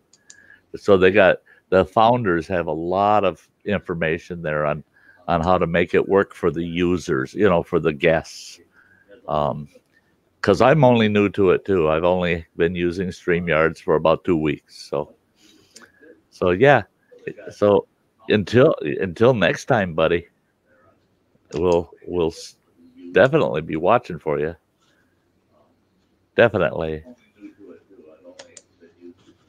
So, do you know how to back out of this? Yeah, just sign out. Well, it says at the bottom, leave studio. Yep, that's the only thing that a person has to push, and then they're out of the studio. Yeah, it takes you off of the stream, and it takes you out of the backstage. Yeah, and that puts you off of it, and you can just go right back to YouTube if you want. Yeah, that's the only thing that a person has to push, and then they're out of the studio. Yeah, it takes you off of the stream. There you go. Jim managed to find his way off. He managed to find his way on. And that's the thing, folks. Anybody that wants to come on here, if they've never done it before, especially towards the tail end of a stream, I'll take the extra mile. And anything I can do to help a person be able to be a guest and get on the panel and be comfortable with it, I'll do my best to help you do that. We only have a few in the house right now. And I'll tell you what, guys, it has been an absolutely great evening.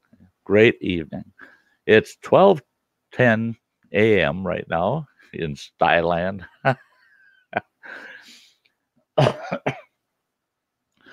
Tomorrow, Sty's got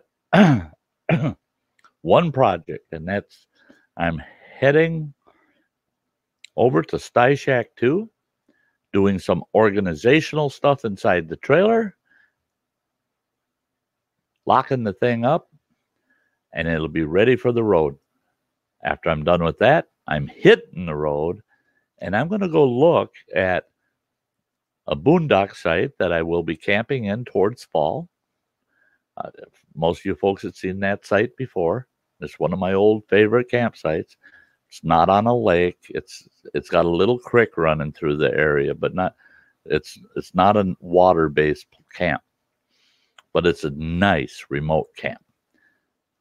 So I'm going up there. There's a tree across the road. I'm going up there to look at that tree and decide what I'm going to do to be able to get back in where I want to camp. So that's what I'm going to do tomorrow. Plus, I'm going to stop at the other campground, Birch Grove. I may be camping there again yet this season. I would like to, because I can kayak to lakes and fish. Plus, so it's going to be busy tomorrow. Plus, I'm heading over to Pine Lake where I had camped before, and I'm going to see if there's folks in there camping right now. And I want to take a look at how wide that entrance road is to see if I can even get the Sty Shack 2 down in there. I believe I can.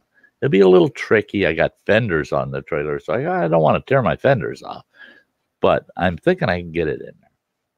So tomorrow is getting the Sty Shack 2 ready to hit the road for this upcoming camping trip and visit 3 locations. So I got a lot of driving to do tomorrow. Yeah, Freeman James is back on that side. Yeah.